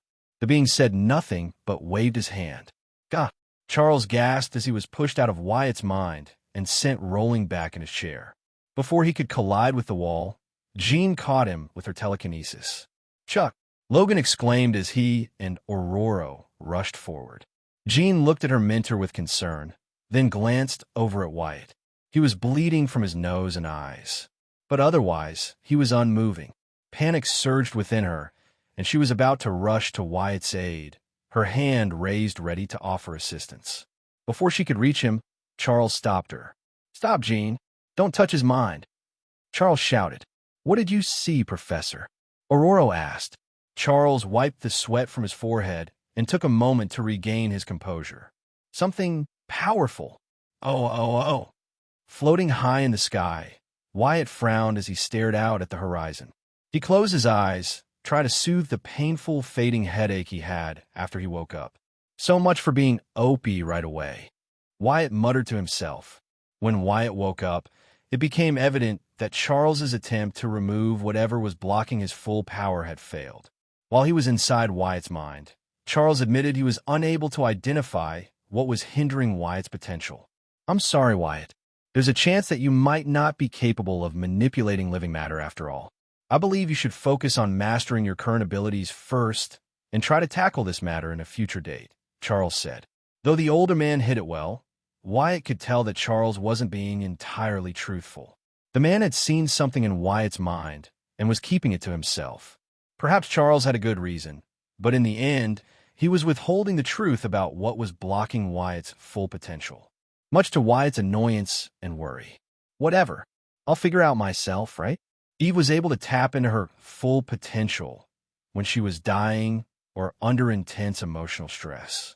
"Ugh, I'm not exactly eager to put myself through that," Wyatt said, glancing down at the Xavier Institute below. With all his business done and over with, Wyatt had no more reason to stick around the X-Men any longer. They had offered to help train him to gain control over his powers, but Wyatt turned them down. He wanted to figure things out on his own, even if it would take much longer than it would with their guidance. Wyatt deactivated the thrusters beneath his hands and struggled to stabilize himself using only his feet. After a few moments of wobbling in midair, he finally managed to fly without using his hands, albeit shakily. With a victorious grin, Wyatt pulled out his phone and scrolled through a few of his new contacts. Although he hadn't been at the institution for long, Wyatt managed to make several new friends: Kitty, Evan, Kurt, and Rogue. Scott seemed suspicious of him, but he still provided his contact information. Jean had been kind to him at first, but after Charles tried to probe into his mind, her kindness turned into careful caution. Charles, Logan, and Aurora also offered him their numbers in case he ever needed help. They had also offered to give Wyatt a ride back to the city, but he declined. He was excited to see just how fast he could fly through the sky. Dressed in a biker helmet and a black leather suit to hide his identity, Wyatt looked back up to the sky in front of him and grinned. Given that the government and who knows who else might be looking for mutants, he didn't want to risk exposing his identity any more than he already had. For now, his current outfit would conceal his appearance as he flew back home. Slipping his phone into his pocket, Wyatt turned toward the direction of the city and blasted off. At first, he flew at about 80 kilometers per hour, but as he grew more comfortable with flying, he pushed himself and accelerated to 300 kilometers per hour. "This is amazing," Wyatt hooped as he sliced through the sky, leaving a reddish-pink trail behind him. Oh. Three-star General Thaddeus E. Thunderbolt Ross sat at a desk in the Strategic Operations Command Center of the Pentagon. It was the dead of night, and the only light illuminating the room came from the wall-mounted television. A female reporter was reporting live from the edge of the Southern Polytech campus. Behind her, several dozen students and reporters were trying to catch a glimpse of the chaos unfolding on the university grounds. Rumors continue to swirl about a violent clash between the forces of the U.S. Army and an unknown adversary on the campus of Southern Polytech University earlier today, the reporter stated. Authorities have renewed the long cold hunt for fugitive government scientist David Bruce Banner.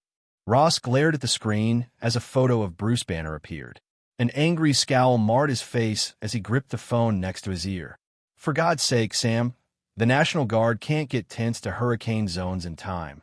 You're telling me I've got to liaise with part-timers?" Standing outside one of the Pentagon conference rooms, two-star General Samuel Greller frowned as he held his phone to his ear. "It's domestic on paper, so the Guard and FBI have to be involved." Hearing this, Ross fumed. "FBI? Do the chiefs see those tapes? Do they think it was a video game?" "They saw them. Nobody's doubting anymore." Greller said wearily. "I thought we had our hands full handling those mutants. Now this. What's this world coming to? What's the FBI going to do? Pull out badges? Why don't we get the ATF involved while we're at it?" Ross exclaimed. "It's just formalities, T. Use them for intel and then tell them to back off. The chiefs are giving you total authority to run this operation. Make your list of what you need and get back to me." Furious, Ross hung up the phone on Greller. He turned to look at the news just in time to see the reporter interviewing two students. Very few outside the military got a first-hand look at their rumored adversary. Sophomores Jack McGee and Kevin Feige were on their way home from a hike and witnessed part of the battle. McGee captured this on his cell phone. "Can you describe what you saw?" the reporter asked. Ross's eyes narrowed as he stared intently at the flickering television screen, where a grainy video captured the chaos unfolding before him. The hulking figure of the Hulk, Bruce Banner's formidable gamma-powered alter ego, was in the midst of a ferocious battle. With muscles tensed and green skin glistening under the sun, the Hulk unleashed his pent-up rage, effortlessly overpowering the military personnel. Soldiers scrambled to regain control, their tactical formations collapsing as the Hulk smashed through their ranks with unyielding force, sending them flying like ragdolls.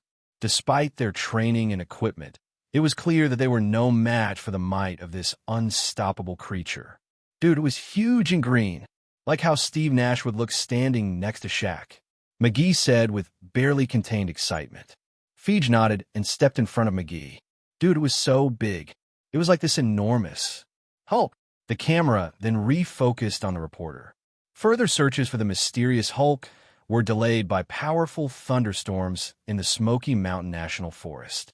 Ross glared at the television. Seeing those video clips did nothing to lighten his mood.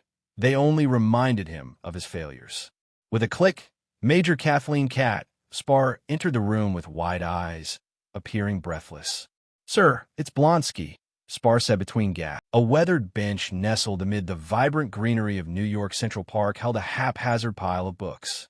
The collection of books covered a diverse range of subjects, including the intricate principles of chemistry, which explored the building blocks of matter, the dynamic world of biomechanics, delving into the complex mechanics of the human movement, the technical rigor of structural engineering, focused on designing safe buildings, and the essential nuances of New York City codes, guiding urban planners and architects alike.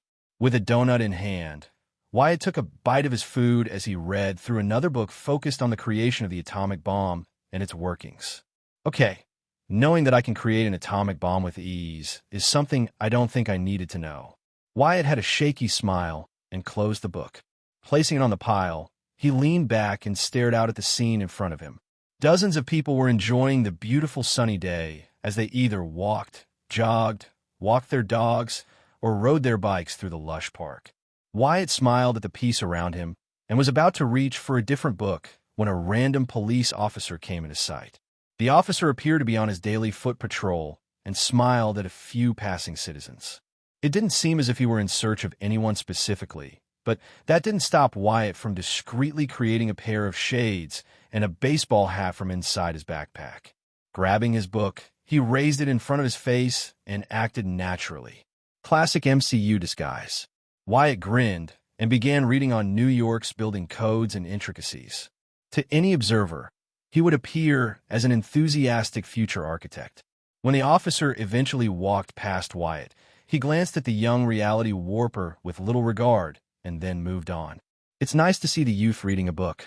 Everyone these days is always on those damn phones. The officer muttered as he walked off. With a small sigh, Wyatt took off his sunglasses and relaxed. Ever since he had escaped police custody, he became rather nervous at the sight of any NYPD officer in sight. Luckily, he was able to control himself and act naturally whenever he did come across an officer. For the next 2 hours, Wyatt immersed himself in the book's pages, soaking up its strict guidelines and intricate explanations. When he finally stood up, a loud groan escaped his lips as he stretched his stiff muscles, feeling the tension release. After packing his books into his backpack, Wyatt stepped out of the serene park, feeling the contrast of the bustling city and the serene park around him. The busy streets of New York were alive with the sounds of honking horns, chattering pedestrians, and street vendors calling out their daily specials. He expertly navigated through the throng of people, taking in the sights and sensations of a city that never sleeps with a calm smile. No, I told you to put 50,000 down, not 10. A middle-aged man dressed in an expensive suit barked at his phone. Like, I'm right outside. Don't you see me? An attractive woman said as she adjusted her earrings. Fuck yeah, man. We should totally watch that movie. Did you hear they cast it? A teenager spoke excitedly on his phone as he biked past Wyatt. Maybe that officer was on to something. Wyatt muttered as he stopped at a crosswalk, his eyes scanning over several more people on their phones. At the crosswalk, dozens of people waited beside him until the light turned green. Once it did, like a raging river unleashed, everyone from both ends of the street moved forward. Once across, Wyatt ventured onward on foot through the vibrant city until he arrived at a charming pizza shop nestled in the heart of Harlem. Luigi's Pizzeria, with its inviting facade and gleaming window displays, exuded a warm, welcoming charm. As Wyatt stepped inside, the soft chime of a bell tinkled overhead, drawing the attention of a man in his late 40s, whose weathered hands deftly placed a bubbling pizza into the stone oven, the tantalizing aroma of melting cheese and fresh basil filling the air.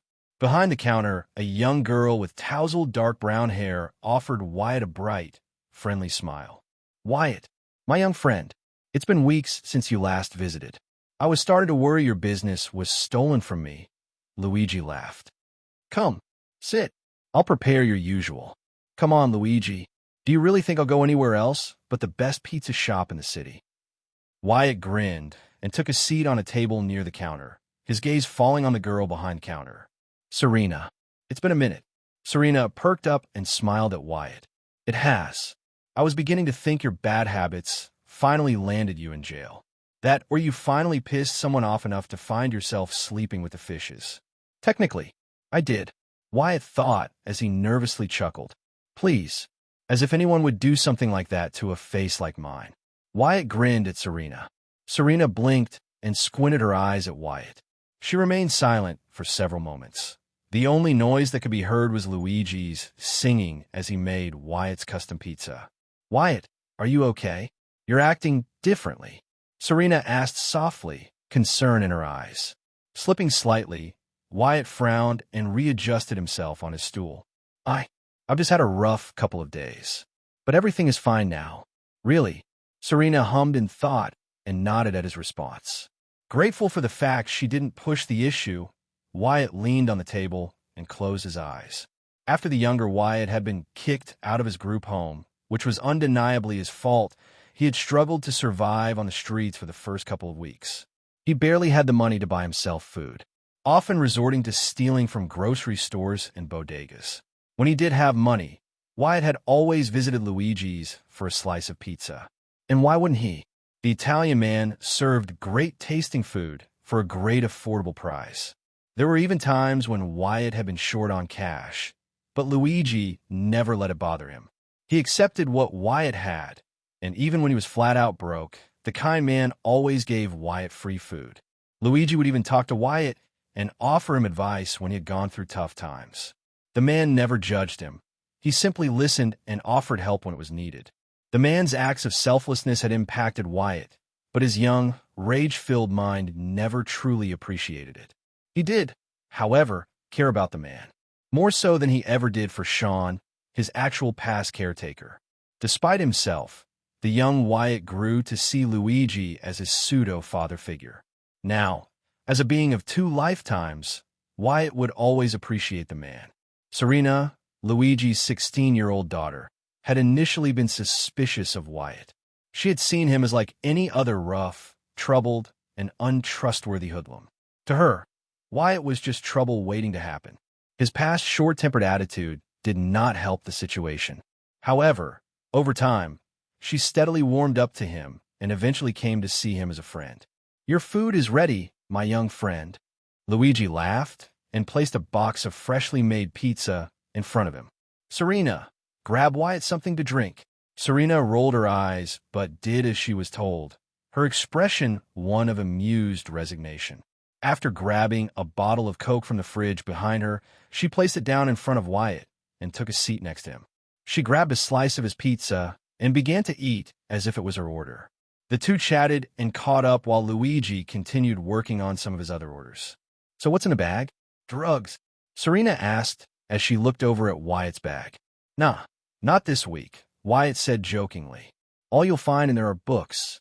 Go check if you don't believe me." Serena looked at him disbelievingly and zipped open his book bag. She hummed in surprise as she found several books in his bag. She even went as far in pulling out a book to check its contents. "It must be raining cats and dogs out there. Our little Wyatt is reading." "Papa, I think he's been replaced with an alien." Luigi laughed and threw up some pizza dough into the air with expert ease. "Haha, very funny," Wyatt said dryly. "I do read now and then. Does that mean you're thinking about going back to school?" Serena asked excitedly. "It's not too late." "School? Me? Nah. School's for those who need an education to make money." Wyatt smirked and leaned back. If he wanted to, he could transmute Luigi's entire pizza shop into gold and diamonds. "Well, duh. That's how it works." Serena looked at Wyatt as if he was stupid, which she assumed he sort of was. She stood up and headed back to the counter. "Are you sure you didn't hit your head or something?" Wyatt laughed and shook his head. Standing up, he closed his pizza box and walked over to the counter.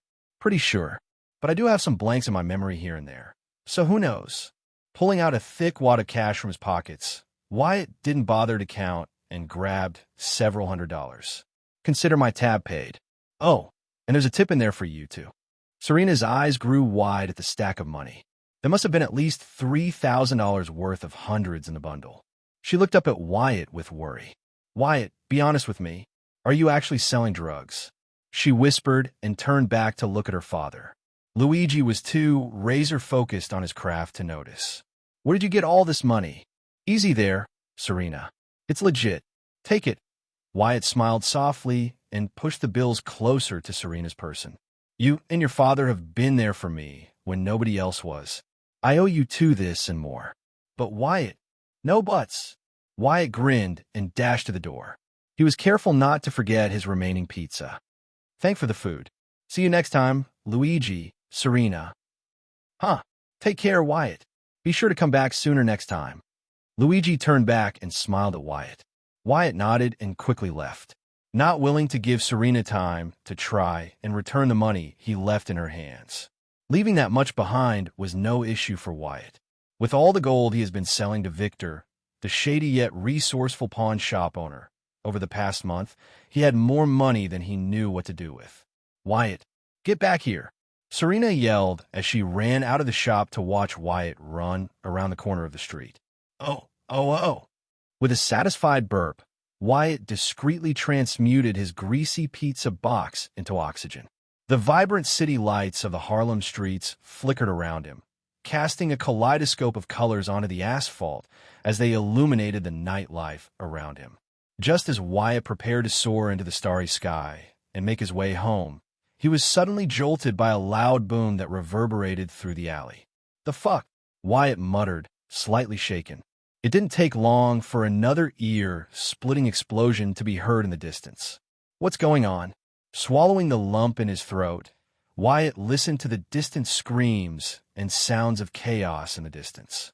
He was about to fly off into the air, but he found that his legs wouldn't move. They were frozen. With great power comes great responsibility. "No, not now," Wyatt cursed as one of the most iconic lines in history echoed through his mind.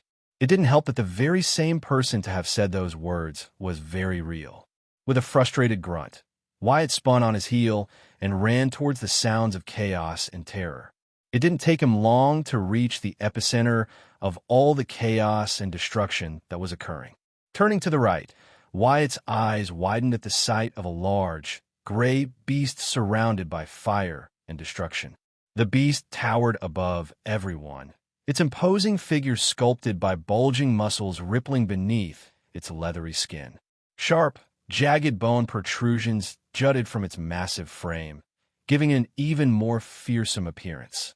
A deep, rumbling laugh, both amused and menacing, echoed from its terrifying visage as it lifted an empty car and hurled it across the street with utter ease. The vehicle sailed across the air in a ball of fire, narrowly missing a group of panicked people who sprinted away in sheer terror. "The abomination," Wyatt whispered as he watched Emil Blonsky, now the abomination, laugh as he destroyed everything around him. With a laugh, the abomination picked up another car and launched it down the street directly at a running woman. She was completely unaware of her incoming doom. Before he knew it, Wyatt's body moved. At the last moment, Wyatt's arms shot out with a bright glow engulfed the vehicle, transforming the car that would have crushed the woman into water. The water harmlessly splashed over her, leaving her soaked but unharmed. The woman blinked in confusion, but quickly to continued run away. "What am I doing?" Wyatt thought, his extended arms shaking before him. "I can create anything, but I'm not physically strong. I'm not fast, and my body is as durable as a normal human. So why am I putting myself in danger? Come on." Abomination roared and kicked a flaming car down the street. In its path, an injured man who was limping away screamed.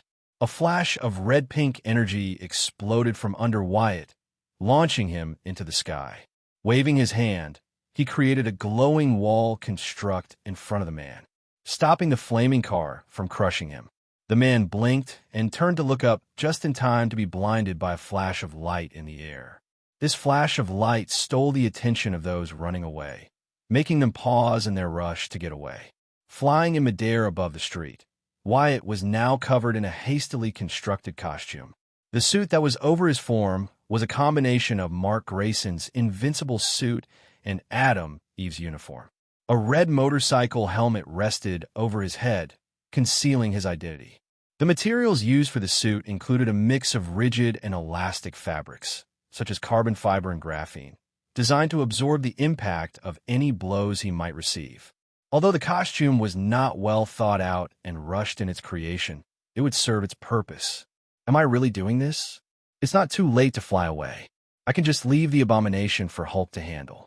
Wyatt thought, but the sight of all the unconscious people sprawled nearby the abomination, he knew he couldn't fly away and leave them behind.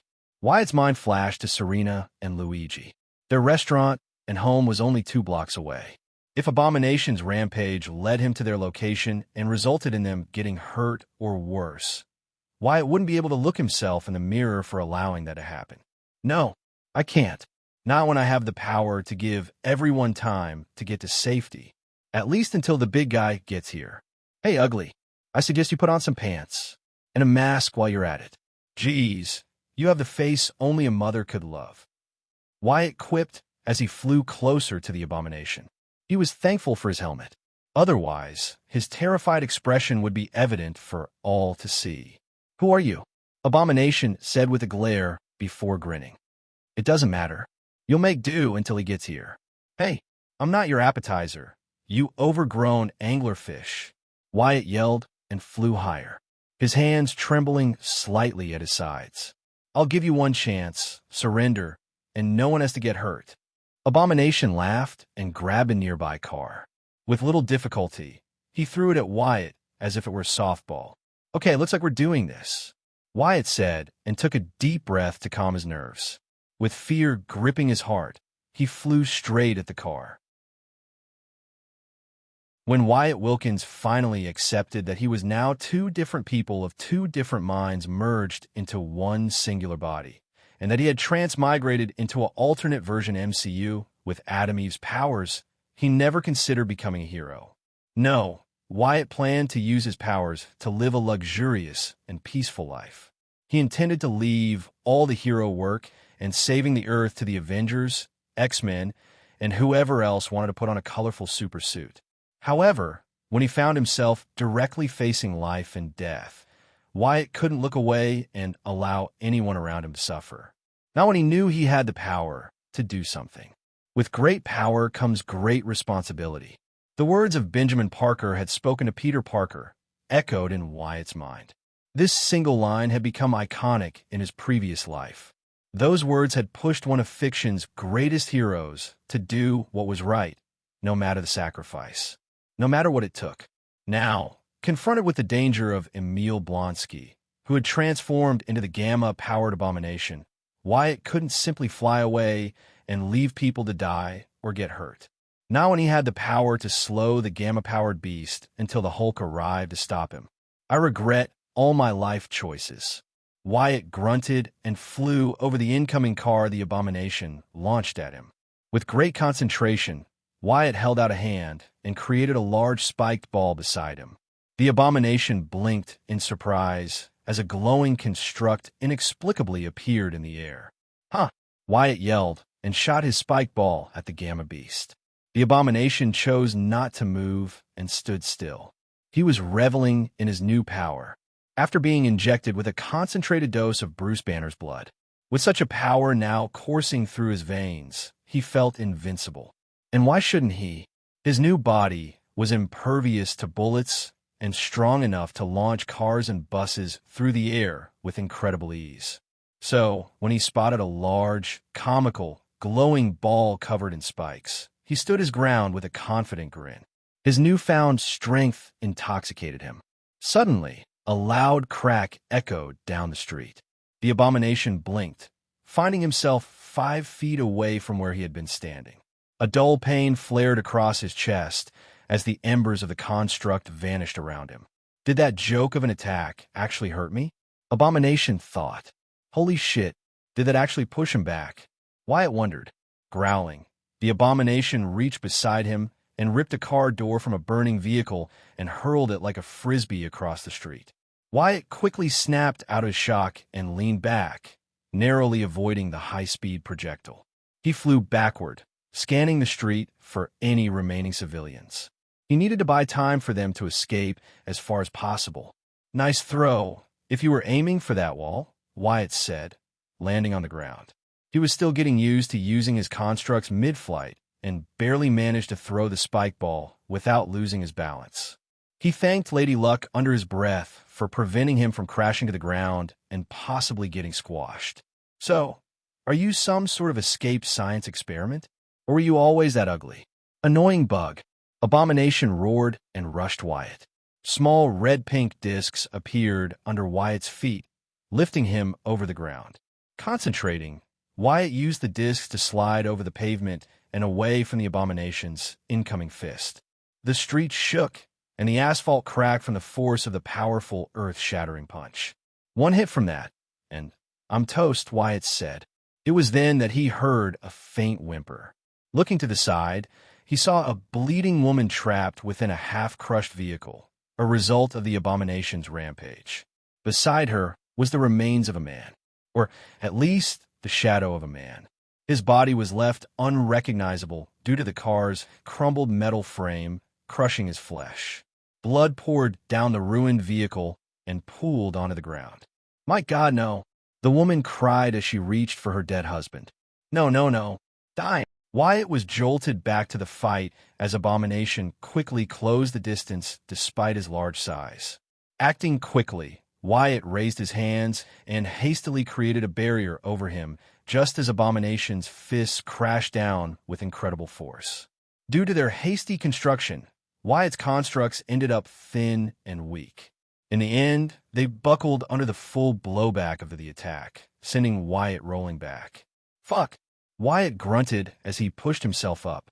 The asphalt under his hands shook as Abomination jumped into the air, fully intent on crushing him underfoot. A rope of energy formed around Wyatt's torso and yanked him forward. He grimaced as his body crashed along the ground of the pavement. As he pushed himself up, he was thankful for his quick thinking when he watched a large chunk of the street shatter under the Abomination's heavy weight and strength. "Stop running and fight," Abomination growled, spittle flying. Seeing the level of destruction the Abomination was able to produce with such ease caused Wyatt's breathing to quicken. He had been able to maintain his calm only thanks to the humorous quips and witty commentary he had been making from the start of the confrontation. A weak attempt of Wyatt imitating one of his heroes, Spider-Man. But now that he finally felt the first sting of pain from it all, the reality of his situation finally pressed down on him. "What am I doing? I can't do this," Wyatt whispered and turned to look down at his shaking arms and legs. "What was I thinking? What? I land one lucky hit, and I'm suddenly able to go toe-to-toe with someone of his power. Stupid." The Abomination roared and turned to a turned-over bus several feet away from him. Inside the bus were several unconscious people, having been knocked out when the Abomination initially appeared and sent the bus flying with a kick. With a heave, he lifted the bus and tossed it in the air at Wyatt. From within the airborne bus, a young boy opened his eyes, his consciousness returning to him. He only had a split second to realize he was sailing through the air, momentarily free of gravity. The boy's face twisted from confusion to terror as his world spun out of control. Wyatt stood frozen, his eyes following the bus as if in slow motion.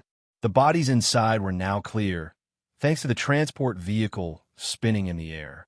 A fact unknown to Wyatt himself was that his brain was capable of processing information at speeds unthinkable to normal humans. His brain processing speed was what allowed him to change millions upon millions of molecules and atoms within a fraction of a second. As such, his brain's processing speed was comparable to a supercomputer. This processing speed was what allowed him to see every single individual within the flying bus alongside his entire environment moving in slow motion. Still, his incredible processing speed didn't transfer over to his movement or reaction speed. But for Wyatt, that didn't matter. "Stop it. Stop being afraid. Stop hesitating. Just ACT," Wyatt thought, and moved like a man possessed. Dashing forward, Wyatt swung his right arm to the side and transformed the bus into an explosion of bubbles. In a snap, Wyatt raised his left hand, and a large glowing construct in the shape of a hand appeared, catching all the passengers. With a pulling motion, Wyatt's hand construct closed into itself and became a rolling roller coaster. In each cart sat a passenger, each one strapped safely to their seats as they flew over the street and away from the battle. As the roller coaster flew past Wyatt, the young boy stared at the visage of his colorful suit with wide, awed eyes. Despite the inexplicable creation of a roller coaster, Abomination moved toward Wyatt with a furious roar. Pulling an arm back, he was about to punch Wyatt when, all of a sudden, he felt heavy. It was as if the very air around him was slowing him down. "I increased the density in the air," Wyatt struggled to say as he clenched a hand at Abomination. From behind his helmet, Wyatt's face was covered in sweat as he turned his attention away from the struggling beast and looked down at the ground under the Abomination's feet. "I can't hold this for long, but it should give me enough time to finish my next move. You bug. I'll squash you." Abomination was suddenly cut off as the air around him returned to normal. Before the beast could move, the ground under him crumbled away to reveal a bottomless pit. Like a heavy rock, the abomination dropped down at incredible speeds. As he fell into the depths below, he unleashed a roar that echoed away. Feeling exhausted, Wyatt fell to a knee, his body covered in sweat and out of breath. He looked around the chaos and forced himself up. As he stood up, he stumbled forward but quickly caught himself. After taking a calming breath, he released a large wave of energy out around him, extinguishing the roaring fires nearby. Wyatt turned to the woman from earlier and reached her side. In a flash, the top half of the vehicle that had once trapped her and crushed her husband vanished, leaving her free. The woman gasped in relief as the crushing weight lifted off her body, but she remained focused on her deceased husband. Wyatt frowned sadly and laid a blanket over his mangled corpse. "We have to go, ma'am. It won't take that monster too long to come back," Wyatt said softly, but the woman was beyond words. She was lost in her grief. What the hell? Where did that thing go? Wyatt turned to see several officers and military personnel arrive, their weapons drawn, in search of the abomination. A few of them stared down at the deep pit incredulously. "Hey, I need help," Wyatt called out, gaining their attention. The officers and military quickly reached his position and saw the tragic sight of the woman's husband. But at the sight of Wyatt's brightly colored suit caused them to stop and stare at him in suspicion. "Quick, take her and get as far away as you can. I didn't have the energy to seal the hole, so it won't take the abomination long to climb back up." Wyatt yelled, "Who are you? Where's that creature?" One of the officers asked as he raised his weapon at Wyatt. His odd costume made them suspicious of him. Before Wyatt could answer, the echo of a roar could be heard from the large pit in the middle of the road, scaring a few officers and military personnel. "Now's not the time." From the sound of his yell, "He'll be back in 2 or 3 minutes at the most. We have to move." Wyatt yelled at the officers and military with what he hoped was a commanding voice. To prove his might, Wyatt released a small wave of energy down the street, clearing a path for the officers to take the grieving woman and corpse through. "Did I stutter? Go. All right, let's get her out of here. Scott, Jenkins, and Young, take a look and check to see if we have any more injured in the area. Everyone else, let's get them out of here," one of the military personnel said. Wyatt let out a heavy sigh as he stood amidst the chaos, observing the officers and military personnel as they quickly and methodically combed through the wreckage. Tired but not one to stand around and do nothing, Wyatt began to help, carefully clearing away the jagged pieces of debris away with his powers. With deft but shaky movements, he conjured wheelchairs and stretchers for the injured who struggled to stand or move. His hands worked swiftly, creating any essential items that were needed to aid the wounded. As Wyatt continued to help, he began to feel his energy continually decrease with each use of his powers. He had never used his powers at such a large scale and in such rapid succession. If it weren't for the looming presence of the abomination, he would have collapsed to his knees. While Wyatt was helping 2 officers place an unconscious man onto a stretcher, a roar and a crash echoed behind them. Wyatt and the officers all turned to see an enraged abomination. His breathing was quick and ragged, and his burning eyes were glaring holes into Wyatt's very being. The beast didn't seem to appreciate the 400-foot fall Wyatt had put him through. "Damn it, he got back up quicker than I thought," Wyatt muttered tiredly and stood up straight. He turned to the officers who lifted an unconscious man onto a stretcher. "Go, I'll buy you all some time." The officers nodded and were about to move when one of the youngest among them hesitated. What's your name?" Wyatt paused and turned to the young officer. He stayed silent a few moments, but at the incoming heavy steps, he answered quickly. Atomic," Wyatt said, and barely managed to fly at the abomination. Oh. "General, you should hear this." High above the streets of New York, a military helicopter buzzed through the night sky. Inside the cramped cabin, the tension was palpable. One of the personnel, clad in tactical gear, turned sharply in his seat, extending a phone toward Ross with a serious expression. General Thunderbolt Ross hesitated for a moment, casting a glance at his daughter, Betty Ross. Beside her, Bruce Banner sat handcuffed. Ross rose from his seat, the helicopter's vibrations rattling his bones, and reached out to take the phone. "The Hulk is in the street. I repeat, the Hulk is in the street." Ross heard from the other end of the phone. The general turned and gave Bruce a confused look before answering. "That's impossible. You get a hold of yourself, young man. You get together. What is your position?" Ross asked. Down below, racing through the streets of Harlem, a military vehicle with both police officers and army soldiers chased after Abomination and Atomic as they battled through the streets. The young soldier, Andrew, yelled over the radio. 121st Street, heading north on Broadway. Frowning, Ross turned to the pilot. "Turn us around." The pilot nodded and tilted his controls, causing the helicopter to lean sharply to the side as they changed course to Harlem. Bruce felt the helicopter shift and gave Betty a confused look. "We're going back." "Why are we going back?" "Damn it, give me eyes down there." Ross commanded and leaned close to the small monitor on the helicopter. "Yes, sir," Andrew said as their vehicle made a sharp turn into a chaotic street, slamming the side of their vehicle into an oncoming taxi. Andrew adjusted the camera on his helmet to focus on the balloons of fire and destruction down the road. Further up the street, Andrew's camera captured the chaotic back-and-forth battle between Atomic and the Abomination. Atomic used his flight and glowing constructs to avoid and distract the gamma-powered beast, while Abomination roared in rage as he tried to crush his tricky opponent. "No!" Bruce shot to his feet and moved to the monitors, quickly followed by Betty and the two soldiers ordered to watch over them. Bruce's eyes grew wide in horror as he watched Abomination destroy everything around him in his pursuit to kill Atomic. With a glare, Bruce turned to Ross. "One of yours." "Oh my God, what have you done?" Betty said, horrified at what her father had done. Everyone in the helicopter refocused on the monitor and watched as Atomic tried his best to slow down or distract Abomination, but his movements were slow and choppy. The young hero's constructs were becoming smaller and smaller due to his exhaustion, barely larger than a basketball.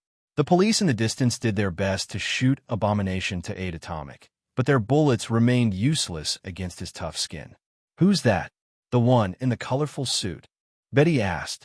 "Whoever it is, he won't be enough to stop him," Bruce muttered, his eyes growing sharp. "Tell them to bring everything they've got and head for Harlem," Ross said into his radio with resignation. Behind him, Bruce took a deep breath and nodded to himself. "It has to be me. You have to take me back there." Bruce turned to Ross and Betty. "What are you saying? You think you can control it?" Betty asked. No, not control it, but, I don't know, maybe aim it," Bruce said. "And what if you can't?" Ross turned to Bruce. "We don't need two of you and whoever that is down there destroying the city." Bruce took a deep breath and gave Ross a look. "We made this thing. All of us. Please." Ross thought carefully about the situation. In his last confrontation with the Hulk, nothing he did had managed to stop the creature. Not his extensive plans. Not the millions of dollars worth of military weapons or strategic tactics. Nothing worked. Nothing he did made a difference. Ross realized that using that same approach against the Abomination would likely lead to more destruction in the city and increase civilian casualties. Despite his reservations, Ross understood that the Hulk was most likely their best chance at defeating who was once Emil Blonsky. "Land us near it." "No, wait. Keep us high. Open the back door," Ross said. Bruce nodded thankfully at his longtime enemy. Bruce, stop. Stop. What are you doing? Think about this. You don't even know if you'll change. You don't have to do this. Please, this is insane," Betty said as she followed Bruce toward the back of the helicopter, her eyes tight with worry over his safety as the city down below offered her no peace. "Betty, I've got to try." "I'm sorry," Bruce said sincerely and gave Betty a passionate kiss. As his lips left hers, he fell back and fell downward toward the streets of Harlem. As Bruce fell, he closed his eyes and finally, for the first time in his life, accepted the change. Unfortunately, what he always vehemently rejected didn't appear at his moment of greatest need. He opened his eyes with regret and cursed. "Oh shit," Bruce said as his body crashed into the asphalt with a thunderous crack. "Get her in here," Ross yelled as one of his men brought Betty back into the helicopter, where she quickly moved to a side window to look down at where Bruce had crashed. Betty waited for what felt like forever. Her heart threatened to beat out of her chest as she waited for a sign of movement. Anything that would tell her that Bruce was alive. From below the cracks and rubble of the asphalt, a large green fist exploded. Atomic's breaths came out in quick, sharp, frantic bursts as he struggled to catch his breath. Every action he made felt as if his entire body was waddling through heavy sand. The helmet over his head, intended to conceal his identity, bore a deep crack in the visor, exposing a sliver of his left eye and face. Usually, such damage would have been a quick and easy fix thanks to his powers. But Atomic was far too tired and drained to spare that energy. It was taking everything he had to simply stand on his feet or even fly. However, that didn't mean he was immobile. Under Atomic's feet, a glowing disc helped him hover over the ground. Using this, he skated all around the street with swift and succinct movements that helped him avoid the Abomination's attacks. A loud crack rumbled down the street from another failed attack, causing the Abomination to snarl. The Gamma-powered man's large arm shot forward and grabbed a light pole. With a wide swing, Abomination swung the pole to try batter Atomic away. The air crackled with tension as Atomic, despite feeling the weight of exhaustion in his bones, narrowly dodged the brutal swing, barely avoiding what could have been a deadly blow. Drawing on his fading energy, Atomic focused the embers of his power. With a flick of his wrist, he erected several sharp adamantium spikes from the concrete beneath the Abomination. The razor-sharp spikes erupted violently from the below, piercing upward and striking into the Abomination's massive form, tearing through his flesh and eliciting a roar of pain and fury from the Gamma-powered behemoth. "Enough games!" Abomination roared and lifted a leg. With all his might, he brought it down to the ground. The street shuddered violently as a wave of destruction surged forth, causing the asphalt to ripple and crack like a broken mirror. Jagged pieces of debris burst violently into the air, kicking up dust into the sky. The sound of shattering concrete echoed through the streets, creating a cacophony of chaos that reverberated through the surrounding buildings. In his tired state, Atomic was unable to dodge or block one of the fast-flying pieces of debris. The chunk of stone struck him in the stomach, and his loud yell of agony filled the street. Not able to withstand the pain, he crumbled to the floor with his hands holding his bruising stomach. Before Atomic could try to stand, the Abomination appeared over him and grabbed him.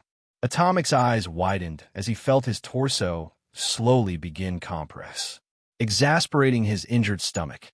"Aya!" he screamed in pain. "Any last words, you bug?" Abomination growled, ready to crush Atomic into paste. A pained wheeze was all Atomic could muster to say as he desperately struggled to pry away the Abomination's large fingers. Abomination grinned at the sight of Atomic's agony and slowly increased his grip on the young man. The beast of a man blinked as a flash of light erupted from around Atomic's chest, and quickly found that he was now struggling to close his grip any further. This action was Atomic's final act of desperation. Under the Abomination's grip, Atomic had transformed the upper body section of his tattered suit into a layer of thick adamantium, encasing his vital organs in a protective layer. "If I survive this, I owe Logan a beer," Atomic thought as he watched Abomination's face contort into a rage as he continued to try to crush him under his powerful grip. Much to Atomic's horror, he felt the adamantium protecting him begin to wane under the Abomination's strength. Stop. Atomic managed to wheeze as he racked his brain for a solution. The Abomination chuckled darkly and ignored Atomic's plea for mercy. As he felt the adamantium begin to bend into his ribs, a solution appeared with Atomic's mind.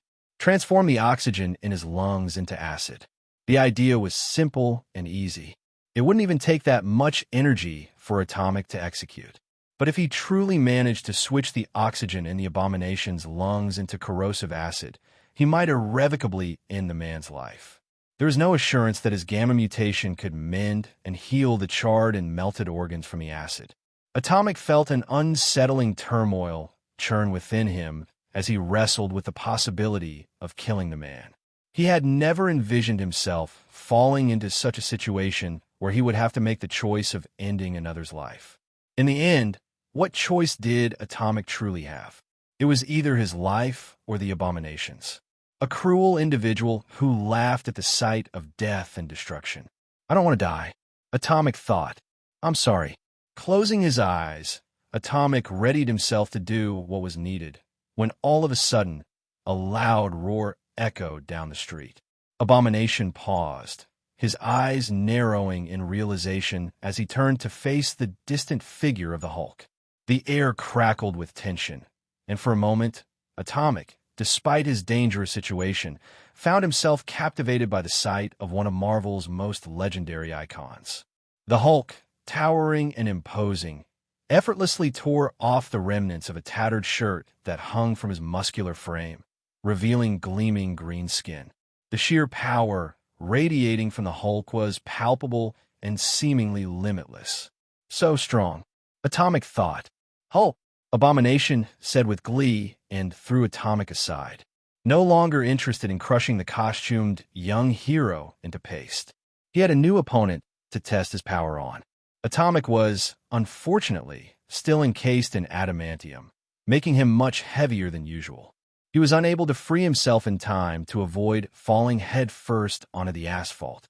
With his world spinning around him, he slowly fell unconscious. Oh. Is that all you got? Abomination sneered as he glared at Hulk. Hulk growled as he pulled his arm back, preparing to unleash another punch onto the Abomination's face. But before he could land the blow, Abomination pulled his leg back and kicked Hulk through the air and into an apartment building with incredible power. Smirking at his power, Abomination rose and sprinted after Hulk. With a mighty leap, he scaled the apartment building and peered out through the large hole made by Hulk's body.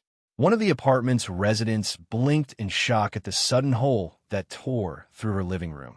Walking towards it, she turned her head and watched as the Abomination peeked inside with a cruel grin. The woman released a frightened scream and quickly ran away. Hearing the woman scream, Abomination chuckled in amusement. Suddenly, a hail of bullets rained down on Abomination's back, causing him to growl in irritation.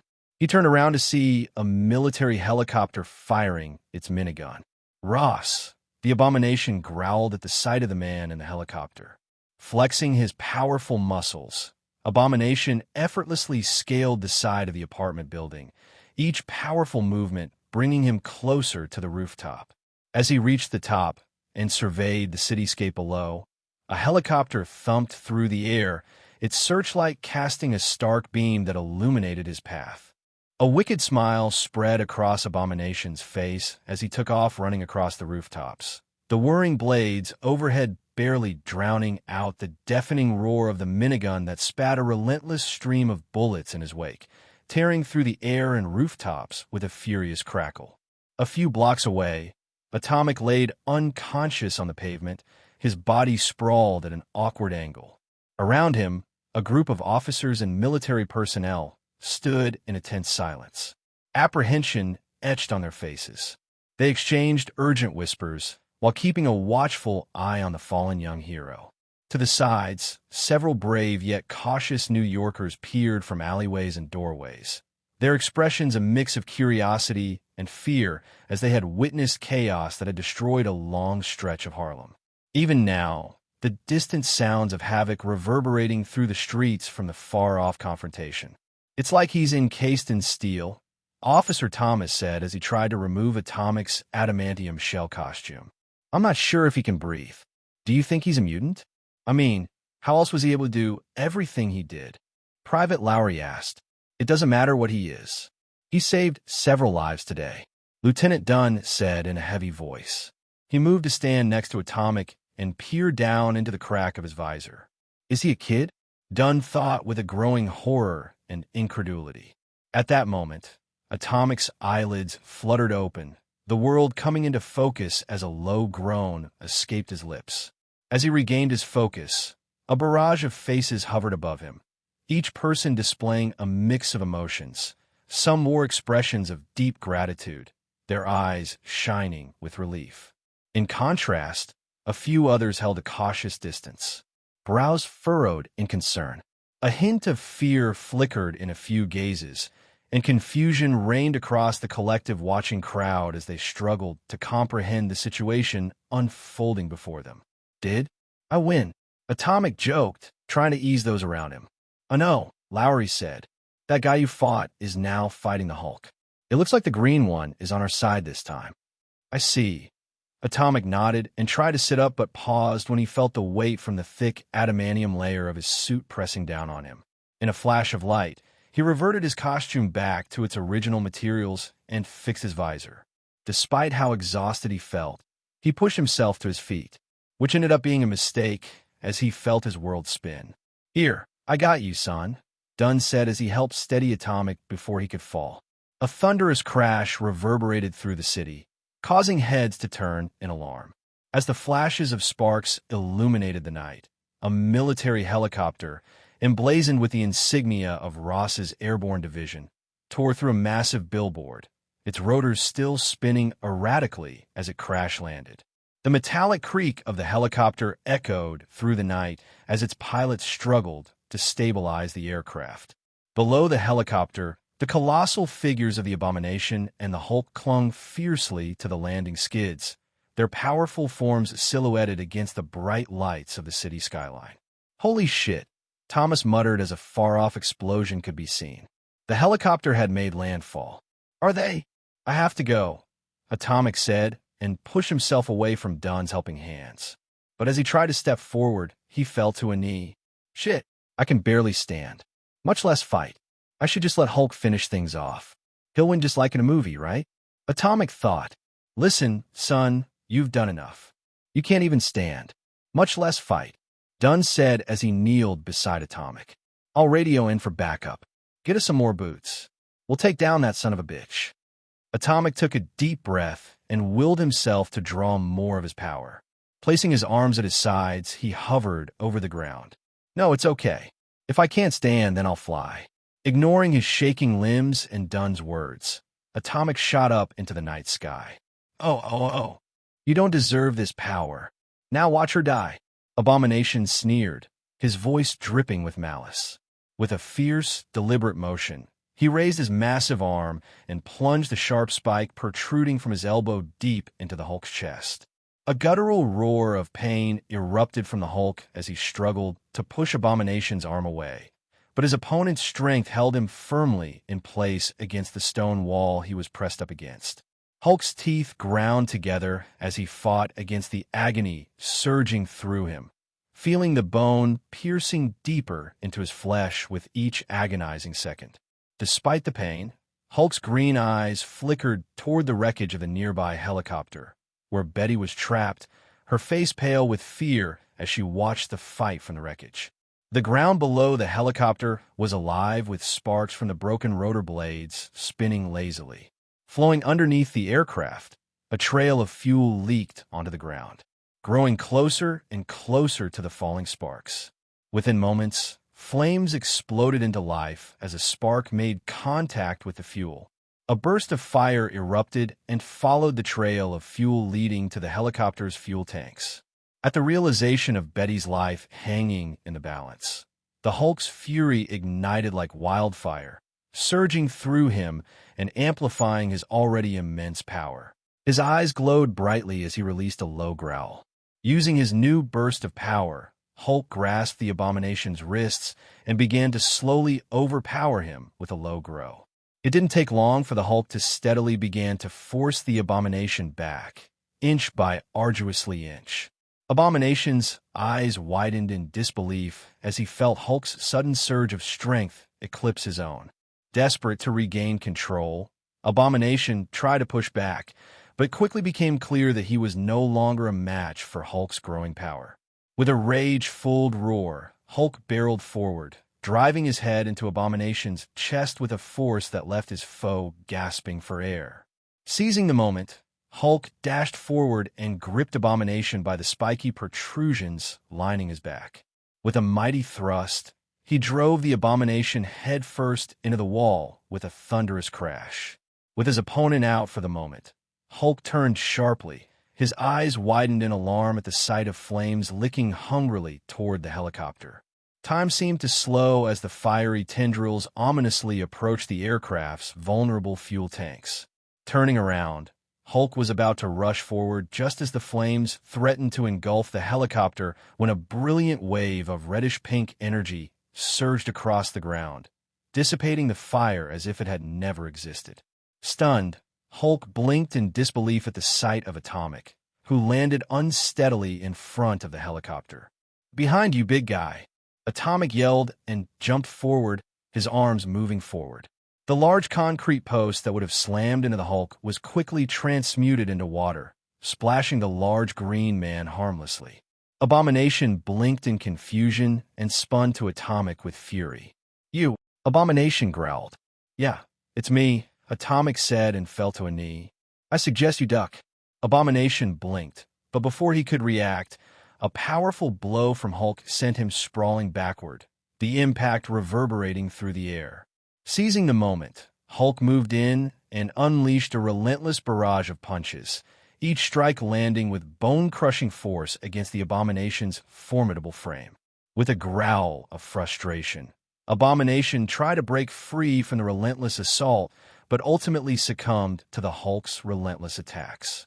With a grunt, a bloodied Abomination dropped to a knee on the cracked pavement.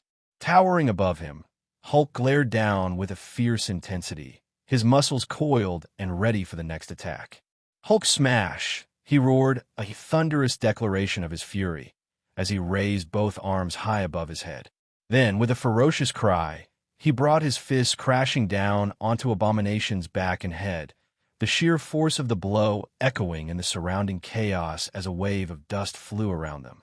The entirety of Harlem shook as the Hulk's might could be felt amongst its inhabitants as he once again channeled all his rage into delivering another devastating strike. As Abomination's massive form thundered into the ground, the surrounding plaza trembled violently, fissures spidering out across the pavement from the epicenter of impact. Like a marionette with its strings severed, Abomination's hulking body went slack after the second twin hammer fists. With his triumph undeniably secured, Hulk planted his foot triumphantly atop the defeated Abomination and unleashing a primal roar that resonated through the air, shaking the already fractured pillars and nearby structures.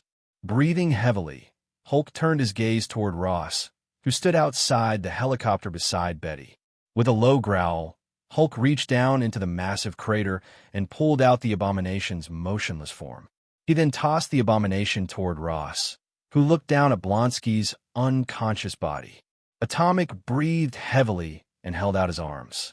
Tendrils of shimmering energy coiled around Abomination, compelling the massive creature into a kneeling position. As Abomination settled onto the ground, the concrete beneath him began to tremble and shift, morphing into a series of intricate chains and heavy locks made from adamantium. These formidable restraints, linked together with a metallic clink, wrapped securely around the slumbering beast, ensuring that he would remain confined and unable to break free from his enforced captivity. "Here, don't lose them," Atomic said tiredly, tossing the keys to Abomination's restraints to Ross's feet. Ross frowned and glanced down at the keys while Betty approached the Hulk.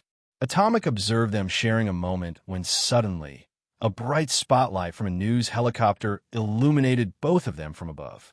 Hulk sighed and was about to run away but stopped to look at Atomic. Much to Atomic's surprise, Hulk nodded at him, a small sign of respect from the powerful man. Atomic, unsure of what to say, nodded back.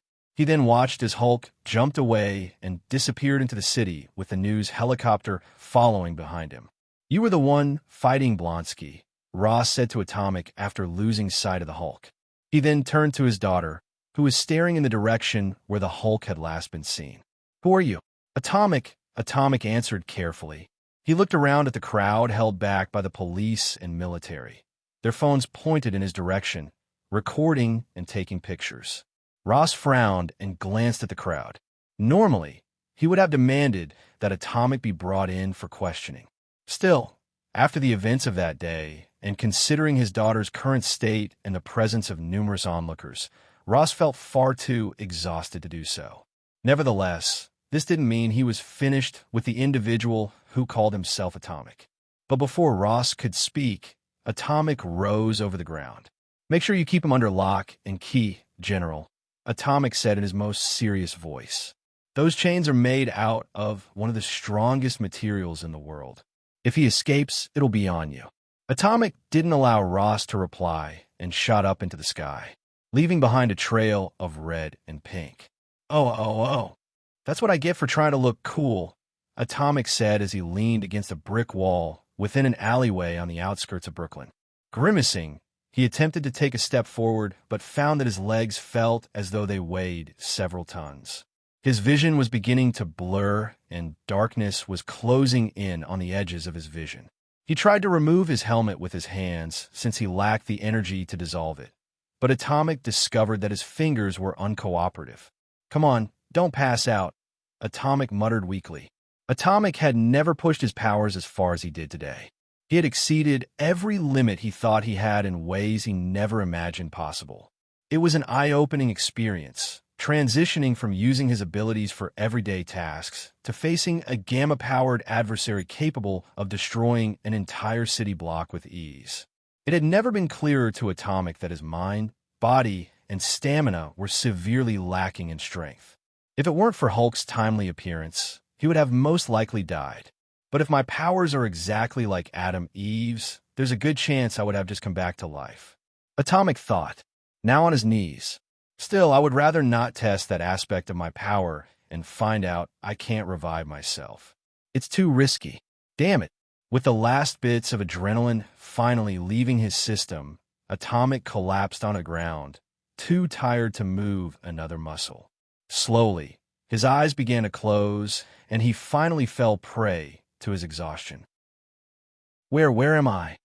Wyatt said as he cautiously looked around his environment. Wyatt found himself seemingly suspended in the vast expanse of space. Vibrant galaxies swirled in hues of deep crimson and shimmering gold, while clusters of stars twinkled like scattered diamonds against the velvet backdrop of the cosmos. Every so often, a shooting star would streak across the void, leaving a luminous trail that danced before fading into the distance. What bewildered Wyatt further was the sheer absence of sensations that one would expect in such an environment. There was no biting cold to chill his skin, nor the desperate need to inhale air in a vacuum that would typically suffocate a mortal being. Instead, Wyatt felt an odd sense of peace enveloping him, as if the universe itself cradled him gently, allowing him to drift weightlessly amidst the celestial wonders. "This is trippy. Did I die again? Is this heaven? Or the other place?" Wyatt muttered nervously as he continued to float in the empty vacuum of space. Not entirely sure of how much time has passed. Your performance was lacking. A booming, powerful voice erupted behind Wyatt, reverberating through the stillness of space. With a startled yelp, he quickly spun around, his heart racing at the sight before him. Towering over him was a colossal figure, its imposing presence casting an ethereal glow. The being's bright, luminous white eyes seemed to pierce through the darkness, filled with an intense gaze that held centuries of wisdom. Its form appeared to be composed entirely of pure, swirling energy, crackling with an otherworldly light that shifted and danced like a living nebula. The figure's expression bore the weight of stoicism, a serene calmness that suggested an ancient power and an unwavering resolve, leaving Wyatt both awed and intimidated in its presence. "You must grow stronger," Wyatt, the powerful being, said. "If you fail to do so, then everyone's efforts would have been in vain. Her efforts would have been in vain." "What? Hold on. Who or what are you? Where am I? And what do you mean by everyone's efforts would have been in vain?" "Makes sense, damn it," Wyatt yelled, ignoring the primal fear that was coursing through his body as he raised his voice to a being that could probably erase him from existence with ease. "Grow stronger, and perhaps we'll meet again," the being said and snapped its fingers. Wyatt screamed as he was sent hurling through the endless space. Oh. Wyatt woke up with a gasp, his head aching in agony. He turned up to see an angry old Chinese woman swinging a broom at him whilst yelling in Mandarin. Her Mandarin quickly changed to English as she saw him finally awake and moving. "How many times do I have to tell you weirdos not to sleep behind my restaurant? Get out! Get out!" The woman yelled. Another whack of her broom followed each word. "Geez, lady, all right. I'm going." Wyatt stood up and covered his head with his arms to defend himself from the woman's attacks. As he walked, he finally noticed that he was still in his rough-looking suit, minus the helmet, which he didn't remember removing before passing out. Wyatt shook his head and gave up on figuring out what happened and moved faster. It didn't take him long to reach the end of the alleyway he was in. It was the middle of a bustling afternoon in New York City, where throngs of commuters navigated the busy streets, each individual lost in their own thoughts and routines. The sounds of honking horns and distant chatter filled the air, creating an effortless symphony of urban life. Amidst this chaos, a brief flash of light flickered unnoticed behind a large trash bin in the alleyway. Wyatt, now clad in comfortable, casual clothing, stood at the edge of the alleyway entrance, taking a moment to stretch his weary, bruised muscles. As he looked around his surroundings, he absorbed the vivid colors of shop signs and the rhythm of pedestrians rushing by. "Looks like I'm in Brooklyn," he said before hissing. "Shit, I hurt all over." Wyatt rubbed his tired eyes and released a heavy sigh. The hazy memory of his confrontation with the large godlike being still fresh in his mind. It was hard to differentiate whether or not that was a dream or not. What the hell was that? Some kind of vision? Or maybe it was a dream? Whatever it was, it can't bode well for me. Okay, time to head home for a nice long nap. Oh. A man with an eye patch covering his left eye stood resolutely within the brightly lit surveillance and intelligence gathering room of the Strategic Homeland Intervention, Enforcement, and Logistics Division. The room hummed with a low buzz of technology and flickering screens that displayed a wealth of data on threats and operations worldwide. His expression was tight and collected, showcasing a lifetime of experience in high-stakes situations.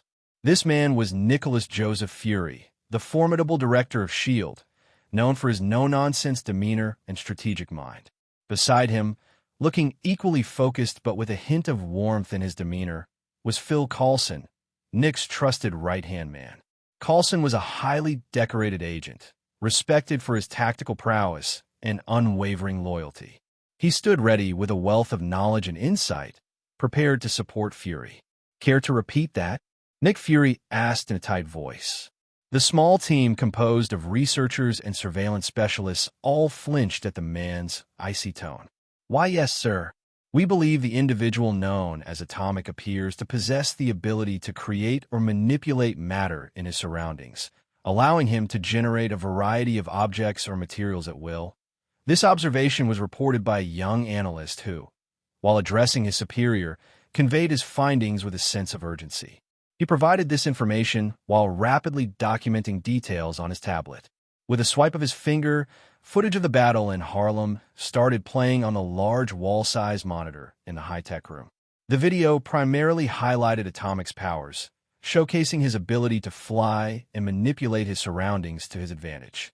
Upon analyzing some of the wheelchairs, stretchers, and objects that Atomic created during the battle in Harlem, it was observed that the materials used in their various construction were found to be equal in quality to their man-made counterparts, if not purer in quality, the young man noted. This and the video graphic evidence of Atomic transmuting an entire bus into bubbles leads us to believe that Atomic can manipulate and transform anything he wishes, Phil said with astonishment. "That's dangerous," Nick cut in, gaining everyone's complete attention. "That explains how Atomic was able to create Emil Blonsky's adamantium restraints and those spikes he left on the streets.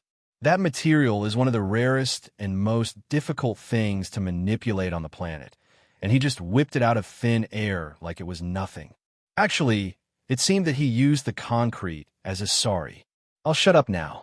the young man said without thinking, only to quickly quiet down once Nick's gaze fell on him. If Atomic can change the atoms of anything he wishes, the very world itself is his playground, Phil said. Is he capable of manipulating living matter?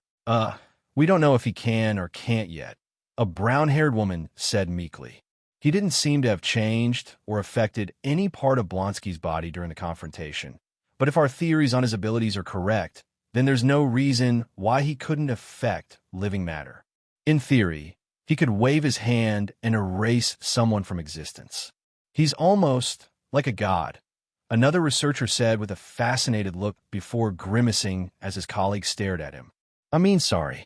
Nick glared at the researcher and glanced back at the footage still playing on the monitor. His lone eye focused on Atomic's helmet, almost as if he concentrated enough. The figure's hidden identity would be revealed to him. Coulson, form a specialized team and find out Atomic's identity. I want to know who he is and where he sleeps, Nick said and made to leave the room. Yes, Director. Phil nodded and turned back to the footage. He watched as Atomic flew and moved, not to fight the abomination, but to help those around him. As Phil watched Atomic save several lives, he had a feeling deep within him that Atomic wasn't a threat. His instincts were telling him that the man behind the helmet could be a force for good. Oh. Eric Magnus Lenscher, better known as Magneto, stood with an air of quiet authority in a sprawling, opulent room adorned with dark wooden furniture and rich velvet drapes. The faint glow from the massive screen before him illuminated his intense gaze as he scrutinized the chaos captured in the footage from the recent battle in Harlem. His hands were clasped behind his back, a posture that exuded both confidence and contemplation. As he watched the two titans, Hulk and the Abomination, clash with a ferocity that shook the ground, his focus remained unwavering, fixated solely on Atomic. The powerful displays of raw strength and destruction from the Gamma-powered Titans were mere background noise to him. It was the enigmatic figure of Atomic that commanded his full attention. Each movement, each flicker of energy, drew Magneto deeper into a mental analysis of the hero's potential powers and possible skills. He's the one that you saw flying away from Charles's school, Eric stated. Behind him, a woman with blue skin and orange-red hair nodded. Yes, he's the one. Mystique nodded. What amazing potential he has. Indeed, it leads me to wonder why Charles let him go. Eric frowned and watched as Atomic created chains made of adamantium to bind the Abomination. What an incredible gift. I've already begun a search for Atomic. With him on the side of the Brotherhood, our goals for this world could come to fruition much sooner than later. Mystique said, her eyes glued on how Atomic held Abomination in place with just his hand. Use any method to recruit Atomic to our cause. He must not fall into any other faction, Eric said with a dark glare under his red and purple helmet. Understood. I will not fail. Mystique smiled and left the room, leaving Eric alone. You will be one of my spears to take down the false wall of superiority that humanity has erected. Atomic, Eric said, his gray, steely eyes locked on Atomic's helmet. Oh. 2 months later, a now 16-year-old Wyatt navigated around a group of tourists who were taking pictures, their laughter providing a cheerful backdrop to his morning workout. He felt light on his feet, each stride bringing him deeper into the city's heart, where the iconic architecture rose majestically. As he jogged past Central Park, the expansive greenery provided a beautiful contrast to the surrounding concrete jungle. He could hear the distant laughter of children and the gentle rustling of leaves in the wind. He pushed himself to maintain a steady pace, his heart racing but steady, thanks to his daily physical training over the past 2 months, granting him much greater strength and stamina than from he first woke up to this new world. Just a few more blocks, he muttered to himself as he navigated through the maze of streets. As he continued, the world around him became a passing blur. The honks of taxis, the chatter of pedestrians, the distant sound of a street performer strumming a lively tune. Jogging past food vendors hawking hot dogs and pretzels, he couldn't help but smile. With his mental finish line just a few blocks ahead, Wyatt's spirit soared. He sprinted the last stretch, exhilaration coursing through him as he crossed the invisible finish line of his routine, annoying some commuters as he brushed past them. "Watch it, you punk!" A New Yorker eating a bagel yelled. "Sorry," Wyatt called out and ran away.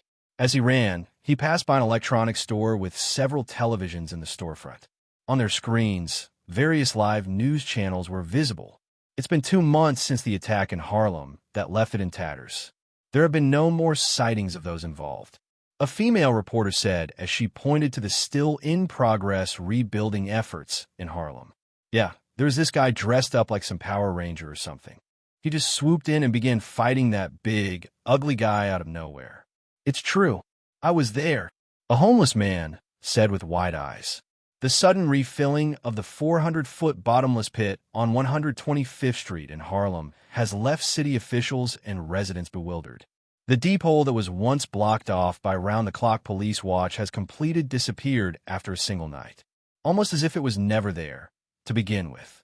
A male newscaster said, as before and after images of the street that once held the large hole where the abomination fell were no longer there. "I don't know if you're seeing this, Atomic, but I want to thank you for saving my life. I was the one you helped from," a young woman with a light bruise on her head said as she stood in front of the Apollo Theater. The recent leaks of footage from security cameras and smartphones during the Harlem attack has thrust the Hulk, Abomination, and the new heroic figure known as Atomic into the spotlight. Amid the chaos and destruction, it was Atomic's courageous actions and relentless rescue efforts that have captured the hearts of many New Yorkers. Videos shared online by witnesses showcased his remarkable bravery as he navigated the perilous scene to help those in danger. As a result, a growing number of residents were now fascinated by this emerging hero, eager to learn more about the man behind the helmet. As time passed on, the public's hunger for information about Atomic only grew, with many eagerly scanning the news and the sky, hoping for another glimpse of the enigmatic figure. However, much to their dismay, Atomic had yet to make another reappearance. His mysterious absence led to a gradual decline in the public's fervor and interest, but discussions about him continued to thrive across platforms like YouTube, Twitter, and a range of other social media channels. Debates raged on as passionate voices clashed over whether he was a hero championing justice or a perilous vigilante operating outside the law. Some speculated about Atomic's origins, with whispers suggesting he might be a mutant, a notion that stirred animosity among those who harbored deep-seated prejudices against mutants. These sentiments fueled a growing call from certain factions within the community, demanding his arrest and raising questions about the implications of his powers on society as a whole. All this attention was the reason for Wyatt to lay low and keep his usage of his powers under wraps in fear of those in S.H.I.E.L.D., Hydra, or whatever other organizations out there from finding him. This didn't mean that Wyatt had completely set aside his powers. He had taken to pushing himself to train harder more than ever, determined to enhance his skills and strength. This was what led him to an old abandoned warehouse in a forgotten part of Brooklyn, far removed from prying eyes, that Wyatt explored the full extent of his potential, working tirelessly to refine his skills and unlock new skills to add to his ever-growing repertoire. The intense confrontation with Abomination served as a crucial awakening for Wyatt. The sheer ferocity of the fight made him realize that in a world teeming with superpowered beings, he couldn't choose to live his life in a lackadaisical manner. He'd end up dead if he did, especially now that a large growing number of individuals knew he existed, or at least that Atomic existed. With this knowledge, he understood that he needed to evolve, both physically and mentally. While Wyatt could return to his peaceful days and never put on his metaphorical cape again, he knew he couldn't. Not after that night, when he had stepped in to help all those people from Abomination. It was during his battle in Harlem when Wyatt helped an old man with a broken leg onto a stretcher that he realized he had a gift. No, a responsibility. A responsibility to use his powers to help those in need. And with his abilities, it would be practically effortless. But to do so, it meant that he would have to put on his helmet and cape back on. that would naturally bring the attention of several different groups and individuals with different agendas, whether those be nefarious or positive. This meant Wyatt had to be ready. While his main intentions were to help people, he knew conflict would eventually find him. Any future encounter could turn deadly at any moment, and without a solid grasp of his abilities, he risked ending up injured or even losing his life. With this in mind, Wyatt was determined to refine his powers, dedicating himself to training rigorously each day. He immersed himself in honing his skills and practicing his techniques and strategies until his abilities became second nature. Even with each new day being busy with training and practice, it didn't help his nerves knowing that there was also a possibility of some powerful entity overseeing Wyatt's progress. "You must grow stronger," Wyatt, the powerful being, had said. "If you fail to do so, then everyone's efforts would have been in vain." Wyatt was left confused at its words. There was so much to unpack in what it said that he didn't know where to start. He settled for the easiest aspect of its words: getting stronger. With his abilities, Wyatt knew that his potential was practically limitless. Unlike the Invincible universe, Wyatt wasn't held back by any external force like writers. At least, he sincerely hoped that was the case. He couldn't be so sure considering he was now living in the Marvel universe. Still, in the Invincible universe, Adam Eve was limited to whatever the writers wanted at the time, despite her reality-warping powers. This usually meant that she wasn't allowed to outshine the series' main titular character. Invincible, aka Mark Grayson, Adam Eve could have always ended any fight she entered instantly if the writers allowed her. But they didn't. Otherwise, Mark wouldn't have been able to shine. But in his new world, Wyatt wasn't hampered by anyone. He had the liberty of growing as strong as he wished, so as long as he worked hard for it. Another aspect to Wyatt's growing skills and power were his imagination and knowledge. His imagination was expansive, enhanced by the memories of various fictional worlds from another life. When it came to learning, Wyatt's powerful new brain was prepared to absorb any new information he encountered or read, which came easily thanks to his built-in eidetic memory, which was what allowed him to remember the countless atomic structures and molecular makeups of everything known to mankind. With his eidetic memory, he was able to absorb any piece of knowledge he desired. With this ability, he used any of the free time from his training to read and study up on anything he could get his hands on, making him a regular at the New York Public Library. Back to the present, Wyatt used a towel from his backpack to wipe off the built-up sweat from his run off his face. Now walking at a leisurely pace, he eventually reached a small coffee shop, where he bought a bagel with cream cheese and an iced coffee. Once he took a seat on a free table outside, he took out a sketchbook and flipped to his latest entry. On the page was a meticulously crafted sketch of a vibrant red and white superhero suit, combining design elements reminiscent of Adam Eve, Invincible, and Omni-Man's iconic costumes. The suit featured an array of intricate details that highlighted the advanced materials used in each part of its construction. Such materials included a carbon fiber weave, which promised both flexibility and strength, and a layer of graphene for added durability and resilience. Overlaying this was a luxurious silk exterior that offered a sleek, polished finish, catching the light from various angles. To ensure maximum protection for his vital areas, the suit incorporated several thin plates of adamantium strategically placed to shield the head and torso without compromising mobility. Despite the adamantium plates' incredible durability, Wyatt was well aware of their weak ability to absorb the shock of any physical attack. Even so, they would offer him incredible defense. Every aspect of the design was carefully considered, from the aerodynamic contours that enabled swift movement in flight to the reinforced seams intended to withstand intense combat. Grinning at his design, Wyatt took a bite of his bagel and leaned back. "Ready or not, world, here I come." Living in New York City is often viewed as a dream come true for countless individuals. For many, the allure of the Big Apple lies in its promise of grand opportunities, diverse cultures, and exhilarating experiences. However, beneath the shimmering glamour and bright lights, life in this bustling metropolis comes with its fair share of challenges.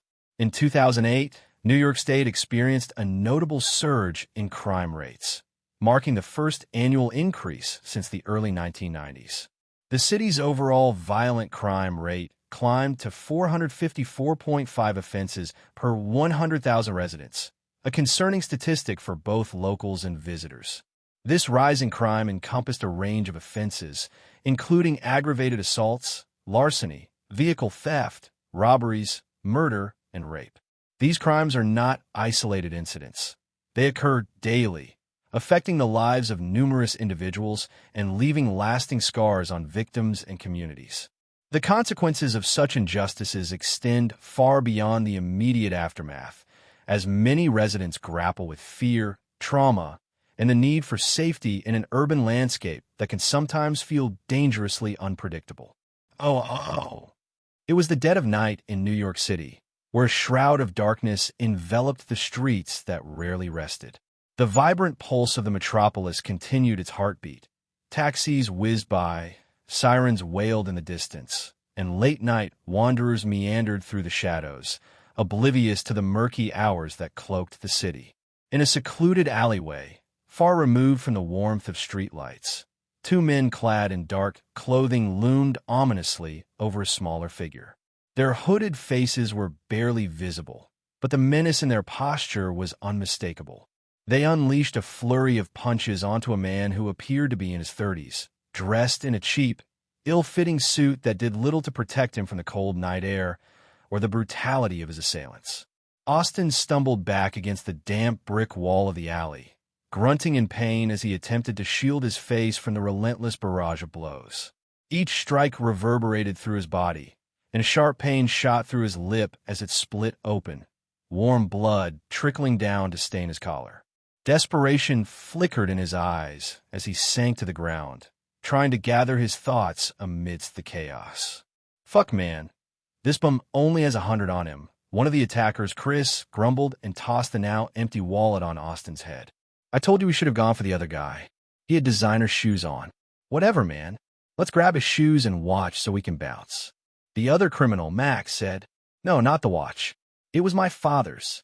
Austin wheezed out and gripped his watch close to his chest. "Please." Yeah. Like I haven't heard that before." Mac mocked as he and Chris approached Austin. "Look, just give us the watch, or we'll knock all your teeth out." Suddenly, a protective barrier made of energy surrounded Austin. To their right, footsteps could be heard echoing down the alleyway, causing Chris and Mac to take a step back. "What the hell? Who is that?" Chris said and pulled out a pistol. "Show yourself." Emerging from the darkness, a figure clad in a striking red and white suit stepped into the dim light of the alley. The gleam of his polished helmet reflected the flickering streetlights, casting an almost ethereal glow. His flowing white cape billowed dramatically behind him, creating an imposing silhouette that momentarily bewildered Chris and Mac. Their eyes widened in disbelief, caught off guard by the sudden presence of this unexpected person dressed in vibrant colors. "Give up now, and no one is to get hurt," Atomic said, his posture tall and steady. "Fuck this," Chris growled and pulled the trigger, only to blink in bewilderment as his Glock 19 was now a childishly green toy gun that released a burst of bubbles. What is this?" Before he knew it, a metallic thud echoed behind him. Spinning on his heel, Chris found that his partner's clothes had been turned into blocks of iron. "Mac, I can't move. Chris, help me." Mac yelled in surprise as he struggled to move his limbs. Unfortunately, he was only able to move his hands, feet, and head uselessly. "Witchcraft. This shit is witchcraft." "Not really. I just transmuted your clothes' atomic makeup into iron. Not a big deal." Atomic said and sent out a glowing fist the size of a basketball, crashing into Chris's stomach. The man quickly crumpled into the ground, holding his stomach. Another flash burst around Chris and Mac, leaving them both trapped in rope. "Now sit tight for NYPD's finest to come pick you up." After dismissing the protective barrier around Austin, Atomic crouched down and helped the man to his feet. Noticing the bruises covering Austin's body, Atomic closed his eyes and focused. Although Atomic couldn't manipulate or affect living sentient life forms directly, he still possessed the remarkable ability to perceive their atomic structure, just as he could with inanimate objects. This heightened perception enabled him to perform what was essentially a rapid MRI scan, allowing him to assess the internal condition of an individual's body. To further refine his anatomical skills and to deepen his understanding of the human anatomy, Atomic had immersed himself in a variety of medical textbooks meant for those training to get into the medical field. These resources provided him with a comprehensive grasp of human anatomy, physiology, and common ailments, enhancing his ability to correctly identify any injuries and health issues within any person. Good. No internal injuries or broken bones. Atomic thought and deactivated his scan. Your injuries are only surface level. Once the ambulance gets here, they'll treat your surface wounds. You'll be fine, Atomic said as he helped Austin sit down the wooden chair he created with a flick of a finger. Austin wasn't sure what to say. Atomic's bright suit and sudden appearance was throwing him off, not to mention the pounding pain he felt from the beating he received. Okay. Thank you for helping me. Don't mention it. It's what I do, Atomic said. Hey you, wanna be Power Ranger? Let us go, you fucker. Let me go dash. Mac and Chris's yells were quickly silenced as Atomic slapped duct tape over their mouths. Oomph. That's better. Atomic's nodded. In the distance, police sirens could be heard. Don't worry about these guys. They can't hurt you anymore. Just as Atomic was about to fly off, Austin spoke up. Austin was an ambitious new stockbroker eager to make a name for himself. However, due to his inexperience and low financial standing, he faced mistreatment at his company. Determined to advance his career, he devoted himself to his work and absorbed as much knowledge as he could to climb the corporate ladder. This intense focus left him unaware of significant events unfolding in New York, including the emergence of Iron Man, the Harlem attack, and Atomic's debut during that incident. Who are you? Austin asked. A friend, Atomic said and shot up into the night sky, leaving Austin, Mac, and Chris to watch him leave a trail of light from the ground. Oh. Atomic let out a weary sigh, his shoulders tired as he willed his large, glowing hand construct to dissipate into nothingness. The moment the radiant energy faded, the 3 car thieves he caught earlier tumbled unceremoniously to the pavement, landing in awkward heaps just in front of a bustling police station in the heart of Manhattan. Their wrists and ankles were tightly bound with shimmering energy restraints, effectively halting any attempt to flee. At the sight of the crashing would-be thieves, 2 officers came out of the station. Their surprised expressions watched as Atomic floated in the air. A thin layer of red energy glowed around his body. After giving the officers a brief salute, he blasted off into the sky. As he flew over the city, Atomic couldn't help but reflect on how he no longer needed the thrusters beneath his feet and hands to fly. Throughout the 2 months he spent training, Atomic had experimented on several methods on how to improve his flight capabilities. His battle with the abomination had shown him that the way he flew wasn't optimal for quick changes in direction and using his constructs. He knew it was possible. Adam Eve herself could do it easily in Invincible. But as he was, Atomic couldn't. No matter what he did, he couldn't perfect that style of flight. This left him to explore other methods and possible techniques to fly, several of which had ended up in failure, and with him covered in bruises. But after countless hours of hard work, he found the perfect method to fly that suited him best. Atomic's new method that enabled his new aerial mobility without having to rely on his limbs for propulsion like before was achieved through surrounding himself with a unique energy field. This energy field operated by generating a constant thrust at a subatomic level in all directions, manipulating particles smaller than atoms to propel him through the air.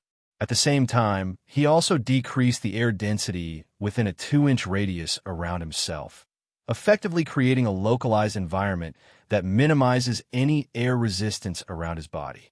This combination of thrust generation and reduced air density enabled Atomic to navigate effortlessly along the horizontal, X, and vertical, Y, axes, as well as the rotational, z-axis.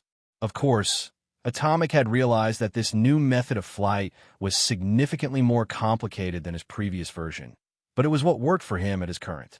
Not only that, but after he perfected his new method of flight, Atomic's mind ended up thinking of another possible technique he could theoretically create. In his fight with Abomination, Atomic had increased the density of the air around the Gamma-powered man to keep him locked in place. Similar to how Adam Eve held Conquest in place during the Viltrumites' invasion of Earth in the Invincible universe. Conquest, being a vastly stronger opponent who was capable of destroying entire cities in seconds with ease, meant that Atomic had no trouble keeping the Abomination, a being nowhere near as strong as Conquest, frozen in place. With this in mind, Atomic couldn't help but wonder if he could somehow recreate Gojo Saru's infinity technique himself. It wouldn't be precisely the same, but if he could somehow recreate the technique close enough to where he could have a protective layer around him at all times, Atomic would be nigh untouchable to all physical attacks. With this new possible technique in mind, Atomic had tried everything he could think of on how to create it. But in the end, no matter how many hours or ways he tried to develop the technique, it always resulted in failure. Regardless of his shortcomings at creating his own version of the infinity technique thus far, Atomic was sure he could one day succeed in developing it. We have a call on a 10-34 coming from West 56th Street in Hell's Kitchen, requesting Dash. Atomic let out a deep sigh as the static crackle of the built-in police radio in his helmet pierced through his thoughts, alerting him to yet another reported crime. In a sprawling metropolis like New York City, the relentless tide of lawlessness seemed never-ending. And after 7 hours of patrol, the weight of his fatigue tugged at him. His muscles ached and the city lights began to blur together in his peripheral vision. Regardless of his tired state, Atomic moved without hesitation. He spun around and burst through the sky toward the vibrant yet treacherous streets of Hell's Kitchen. As the night went on, Atomic flew all throughout the city to help as needed. 8:35 p.m. In a secluded corner of Central Park, a group of men surrounded a lone late-night jogger. Atomic arrived at the scene just in time, a glowing shield forming before him and the jogger. As the assailants approached, he materialized a shimmering barrier, causing their fists to rebound harmlessly off it. With a wave of his hand, the air crackled, and the attackers found their shoes glued to the ground. Grateful, the jogger sprinted away as Atomic ensured the men remained stuck until the authorities arrived. 10:43 p.m. At a street corner in the Upper West Side, a car careened into a crosswalk straight for two college students. Atomic was there in a flash, his palms raised as he conjured a protective wall of energy that halted the vehicle inches from its intended target. The driver, bewildered and drunk, stumbled from the car while the students escaped unscathed, their faces reflecting shock and then relief. They turned to Atomic, giving their thanks as he faded back into the night. 12:12 a.m. On the rooftops, a desperate chase played out as a woman fled from a relentless pursuer. Atomic had been observing from a distance, and with a burst of energy, he flew onto the scene, blocking the thug's path with a glowing barrier. At the next moment, he sent a surge of shimmering energy that knocked the man off his feet and crashed into a wall. Atomic continued his work as New York's newest hero through the night.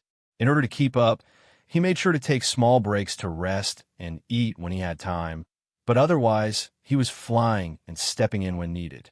Each new interaction helping improve his control over his powers and increasing his experience. As dawn began to break over New York City, the horizon glimmered with the promise of a new day. Atomic rested on the edge of the Empire State Building and watched the sunrise. "I never noticed before, but is that the Baxter Building?" Atomic muttered between bites of his chicken sandwich. Wyatt took a leisurely sip of his iced coffee, the cold beverage a refreshing contrast to the warm afternoon sun that bathed the patio of his favorite coffee shop. He tipped his head back slightly, enjoying the quiet hum of conversation around him, before flipping the page of the book in his hands. On the table in front of him, a small stack of weathered books sat in wait. He was dressed in a comfortable, faded t-shirt and well-worn jeans. His baseball cap sat snugly on his head, casting a shadow over his eyes, while the thick-rimmed, non-prescription glasses he wore served to obscure his identity and give him a thoughtful appearance. "Would you like another one, Wyatt?" One of the coffee shop employees, Greg, asked, seeing Wyatt's now empty cup. Greg is a young college student who works part-time to help cover his education costs at Empire State University. He and his co-workers at the coffee shop have grown accustomed to seeing Wyatt, who visits almost every day. Wyatt is their favorite customer because he consistently leaves generous tips. Stephanie, another employee and a struggling student, was thrilled when he once left her a $200 tip and nearly hugged him in appreciation. "Yeah, if you don't mind," Wyatt said, and gave Greg a smile in appreciation. Greg nodded and walked into the building. Wyatt turned back to his book on agriculture and agronomy. His eyes moved quickly down the page, and his brain swiftly absorbed the knowledge, thanks to his eidetic memory and processing speed. "Gotta make sure I know my stuff. I don't want to create monster plants or any other eldritch monstrosity by accident," Wyatt thought with a slight chuckle. "You know, you're a tough person to track down, Wyatt Wilkins. Or, do you prefer atomic?" Phil Coulson said with a friendly smile as he took a sip of his own black coffee. He was sitting at the table behind Wyatt, shocking the young reality warper at his sudden presence. "What the? When did he get there? Then again, I guess I shouldn't be too surprised that S.H.I.E.L.D. found me. It was only a matter of time." Wyatt frowned and turned to face the man. "Holy shit, it's the Phil Coulson. Christ, he really is just a kid," Phil thought, maintaining his calm and friendly expression as the two eyed one another. "Huh, what are you talking about?" Wyatt said innocently, his book now closed. "While it would be very cool to be a superhero, I'm not atomic. You got the wrong guy, mister. I'm Agent Phil Coulson. I'm with the Strategic Homeland Intervention, Enforcement, and Logistics Division." Phil said, "You've done a great job of throwing us off, Mr. Wilkins." That was a mouthful. "Still, you seem like a nice guy, Agent Coulson, but I'm not atomic. That guy's probably out there saving a cat from a tree. I'm just trying to get my education. So, if you don't mind, I'm going to leave," Wyatt said and stood up. "I would have believed that if it weren't for the fact that you stopped attending school 2 years ago and aren't taking any courses anywhere," Phil said. "Listen, I'm not here to detain you. I just want to talk." As Wyatt packed his books into his backpack, he finally noticed something he had overlooked all this time. Throughout the street, several people remained in the same spots where they had originally been ever since he had arrived. Usually, this wouldn't be an odd sight and would have gone unnoticed by an ordinary person. However, after 3 hours of those same people not moving too far from their original positions, it was clear they were there for a reason other than simply enjoying the sights that Midtown had to offer. "You say that, but with the number of your fellow agents here, I find that hard to believe," Wyatt muttered, dropping the ignorant act. Turning to the coffee shop, he noticed that all the customers and employees were gone, as were the people on the street. "You guys move quickly and quietly. No wonder Greg never came back with my drink. The staff and other customers weren't harmed, if that's what you're thinking. The other agents were just a precaution," Phil said as he moved to sit across from Wyatt. "Listen, Mr. Wilkins, I believe you're genuinely trying to do good. I can see that in all the people you've helped over the past 3 months. Yet you and a team of super-secret agents come to say hi while armed to the teeth," Wyatt said. While Phil had been talking, he had sent a pulse of energy throughout the immediate area, around 20 meters out, to determine what weapons or gadgets S.H.I.E.L.D. brought to greet him. With the scan now over, Wyatt frowned at the large number of weapons that were brought to take him down in case things went south. "Look at all those guns. That's not very nice, Agent." "What? Were they out of gift baskets at the gift shop?" Wyatt said. Phil blinked slowly, a smile creeping across his face. Years of dedicated service with S.H.I.E.L.D. had honed his ability to read people, turning subtle cues into vivid revelations on who they were. As he observed Wyatt, the young boy's body language spoke volumes. There wasn't a trace of fear or hostility in his posture. The young 16-year-old exuded a remarkable calmness, standing with a relaxed confidence that belied the tense situation around him. It was evident to Phil that Wyatt's unique abilities contributed to his composure, enabling him to remain unflappable in the face of the agents encircling him. "Stand down. I'll take it from here," Phil said as he held a finger to his earpiece. Agent Coulson? Surely you're not serious? One of the many agents asked. I'm sure. Wyatt watched as the surrounding agents all left one by one, leaving him and Phil alone outside the coffee shop.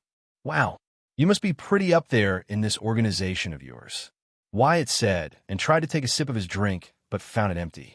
In a flash, his drink was refilled. Want to top yours off, Agent Coulson? Phil blinked in astonishment, seeing Wyatt's abilities firsthand. Oh no, I'm fine, Phil said. Let's get straight to the point. I don't want to take up any more of your time. We understand that your identity is very important to you. Rest assured, only a small handful of people in S.H.I.E.L.D. know that Wyatt Wilkins is atomic. You have my word on that. Now, on to why we're here. It's quite simple. We want to get a clear idea of your agendas and determine if we can trust you to continue operating as you have been. You want to know if I'm a threat or not, Wyatt said, taking a slow sip of his drink. Don't worry. I don't have any grand plans of world domination or terrorizing anyone. Well, that's not true. I do plan on terrorizing the criminal element in the world. The world? You plan on operating outside of New York? Phil asked. I do. I plan on helping everyone. Not just New Yorkers. Not just those in the United States. I want to help everyone on this little green and blue planet of ours. That's my agenda, Agent Coulson. Wyatt smiled, his words genuine. Wyatt meant every word he said. 3 months ago, when he first began his career as Atomic, he never anticipated how fulfilling this path would be. At first, the thrill of using his powers to confront thugs and criminals provided an immediate rush. A sense of justice served with each encounter. However, as time passed, he discovered that the real reward lay far beyond the adrenaline. What filled him with true satisfaction was the knowledge that he was making a tangible difference in people's lives. The moments he spent helping those in need, offering hope and change with his own 2 hands, became the driving force behind his actions. It was in those profound yet straightforward interactions that he realized he was not just fighting against injustice. He was actively shaping a better future for others. Wyatt couldn't shake the feeling that he was experiencing the same internal pull that many superheroes in fiction had faced. In the past, he had always been puzzled by what motivated these Caped Crusaders to put on their masks day after day, battling villains and facing seemingly insurmountable odds. The answer was a mixture of a deep sense of duty, an innate desire to protect the vulnerable, and the hope that his actions could inspire change. At that moment, he understood that heroism wasn't just about grand gestures or superhuman powers. It was about the courage to stand up for what was right, even when the outcome was uncertain. Wyatt was acutely aware that he would not have reached this profound conclusion so swiftly were it not for the unique gift of possessing 2 lifetimes of memories. In his younger years, he might have succumbed to the temptations of his powers, wielding them selfishly, perhaps to settle scores with a world he felt had turned its back on him. The anger and pain from his past could have easily driven him to use his abilities as weapons rather than tools for change. Conversely, in his elder years, Wyatt might have used his powers with an air of authority, but without a proper understanding of the responsibility that came with that immense capability. He would have been like a child with a shiny new toy, oblivious to the potential for harm it could cause. Driven by impulse and ego, he might have made choices that were more about self-aggrandizement than genuine service to others. Now, however, Wyatt found himself in a unique position. By merging the wisdom and sense of responsibility gleaned from his older self with the raw, unfiltered understanding of life's hardships and the deep heartache from losing his family that marked his younger self, he had transformed into someone fundamentally different. He realized that he could no longer afford the luxury of selfishness or arrogance. Instead, he embraced the difficult truth that he needed to elevate his purpose, becoming a symbol of hope in a world fraught with danger and suffering. Similarly to one of his other idols, each challenge he faced only deepened his resolve to act as a force for good, a protector advocating for those who had none. Even with all this in mind, Wyatt understood that he wasn't perfect. Everyone was flawed in their own way. He was sure he'd make several mistakes on his path as Atomic. But that recognition didn't deter him. Instead, it fueled his determination to strive to be better. With every decision and every action, he aimed to honor the complexities of his past and the promise of his future. Phil remained silent for a long time, allowing Wyatt's words to wash over him as he contemplated their meaning. The young hero's passionate speech lingered in the air, filling the space between them with a palpable energy. Gradually, a smile crept across Phil's face, a mix of admiration and understanding softening his expression. Rising to his feet, he reached into his pocket and retrieved a small, elegantly designed card, its surface gleaming faintly under the dim light. With a steady hand, Phil extended it toward Wyatt, his gaze filled with encouragement. "I think I've heard enough," he said, his voice warm and assuring. "Good luck, Mr. Wilkins. I hope you succeed in your mission. Take this. It's in case you ever need help." Wyatt took the card, watching as Phil walked down the street until he was out of sight. After a quick scan, he confirmed that the card was free of any tracking devices. With a slight smile at having met the man who brought the future Avengers together, Wyatt placed the card securely in his pocket. However, a feeling of unease settled over him like a heavy cloak.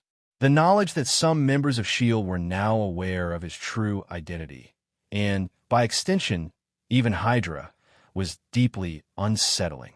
He had tried to keep his identity a secret by taking extra precautions, such as changing into his suit out of sight of any cameras and following convoluted paths home to evade potential followers. Yet, he realized he must have made a mistake at some point that led S.H.I.E.L.D. to discover him. Despite this, he knew there was little he could do at this point other than to keep moving forward. While his abilities were developing rapidly, giving him a newfound sense of power and confidence, he understood that this did not make him invulnerable. Every move had to be calculated, and every interaction measured, especially with S.H.I.E.L.D. or Hydra now on his heels. I hope Coulson was telling the truth when he said only a few people know who I am, Wyatt thought with a sigh. Grabbing his books and backpack, Wyatt left the coffee shop. Before he left, he placed a white envelope with cash for his bill and a generous tip for Greg under a plate. In a cozy and inviting home nestled in the heart of Queens, 15-year-old Peter Parker sat in his kitchen's breakfast nook, adjusting his round glasses with a hint of absent-mindedness. The early morning sun streamed through the window, casting a warm glow on the room, filled with the faint smell of freshly brewed coffee. As he cradled a bowl of cereal, his attention was suddenly captured by the lively chatter of the morning news anchor. He sat up straighter, forgetting the spoonful of flakes in his hand as a striking red and white figure flashed across the screen, sparking a rush of excitement and curiosity within him. "No way, it's Atomic," Peter said excitedly, gaining the attention of his aunt, May Parker. She turned to the small television set in the kitchen and watched as a reporter interviewed several New Yorkers. "Hello, I'm Christine Everhart with WHH World News. I'm in New York this morning to share several interviews I've conducted with those whom the new elusive hero, Atomic, has saved." Christine, a young and attractive woman with blonde hair, said to the viewers. The image changed to show two young men standing in a street corner. "We were out in the city bar hopping when all of a sudden, these four thugs cornered us. They were really scary looking and wanted our money and shoes." One of the young men, Carlos, said, "Right before they were about to jump us, Atomic swooped down and made these giant glowing hands and smacked them away." Jeff, the second young man, nodded. "Yeah, it was so awesome. Atomic even said he liked my shoes." "Like what? How awesome is that?" The image changed again to show a middle-aged woman with sunglasses, Lucy. In her hands was a small white dog. "So there I was, walking my precious little darling here out of Prospect Park, when this idiot driving a Camaro almost ran us over. I was so terrified for my little princess. But right before that imbecile hit us, Atomic landed between us and lifted the Camaro into the air. Like, can you believe that?" Once more, the image changed to a balding man wearing blue overalls, Marco. He stood in front of a brand new glistening mechanic shop. "Okay, so I was coming back to my shop, Little Marcos off Greenwich Avenue, after my lunch break. But when I arrived, I found it on fire. My entire livelihood was burning right before my eyes. Marco sniffed dramatically before continuing. It was then that Atomic landed from the sky. He literally doused the flames. But he didn't stop there. He did this wave gesture, and my burnt shop was restored to its original condition, just as it was when I opened it 15 years ago. Let me tell you, at first, I didn't like the guy. But after that, he's all right in my book. A series of engaging interviews unfolded, each offering a glimpse into the diverse experiences involving Atomic. The atmosphere buzzed with anticipation as each new clip was revealed, showcasing unique individuals eager to share their personal stories and encounters with Atomic. Their passionate and insightful voices painted a vivid picture of the impact Atomic had on their lives. Peter, wholly engrossed in the unfolding stories, wore an expression of boundless excitement as he absent-mindedly stirred his cereal, now a mushy mess in his bowl. Initially, he was elated to discover that his hero, Iron Man, was none other than Tony Stark, one of the intellectual giants he deeply admired. But just as he was savoring that revelation, the emergence of Atomic swept onto the scene, captivating the public's imagination less than a month after Iron Man's debut. "Peter, what are you still doing here, sport? You're going to miss the bus. Not to mention that field trip you were so excited for," Benjamin Parker said as he stepped into the kitchen. "Oh man, you're right. Sorry, Aunt May, I have to go," Peter exclaimed as he left his bowl of mushy cereal and grabbed his backpack, rushing out of the house. "See you later. Have a nice day." May called out, but Peter was already out the door. "That boy, he reminds me of Richard more and more each day," Ben said as he took a seat at the table. May walked over and placed a cup of freshly brewed coffee down in front of him. Which reminds me, I wonder how that boy is doing." "Who are you talking about, sweetheart?" May asked as she sat down. "Oh, nothing.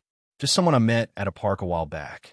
As Peter ran alongside his departing bus, he was unaware of the events that would unfold that day, events that would change the course of his life forever. Wyatt and a small group of his New Yorkers gathered outside a bustling electronics store, their eyes glued to one of the large television screens prominently displayed in the glass window. The screen flickered with vibrant colors, broadcasting a live news feed from the Senate Armed Services Committee in Washington, D.C.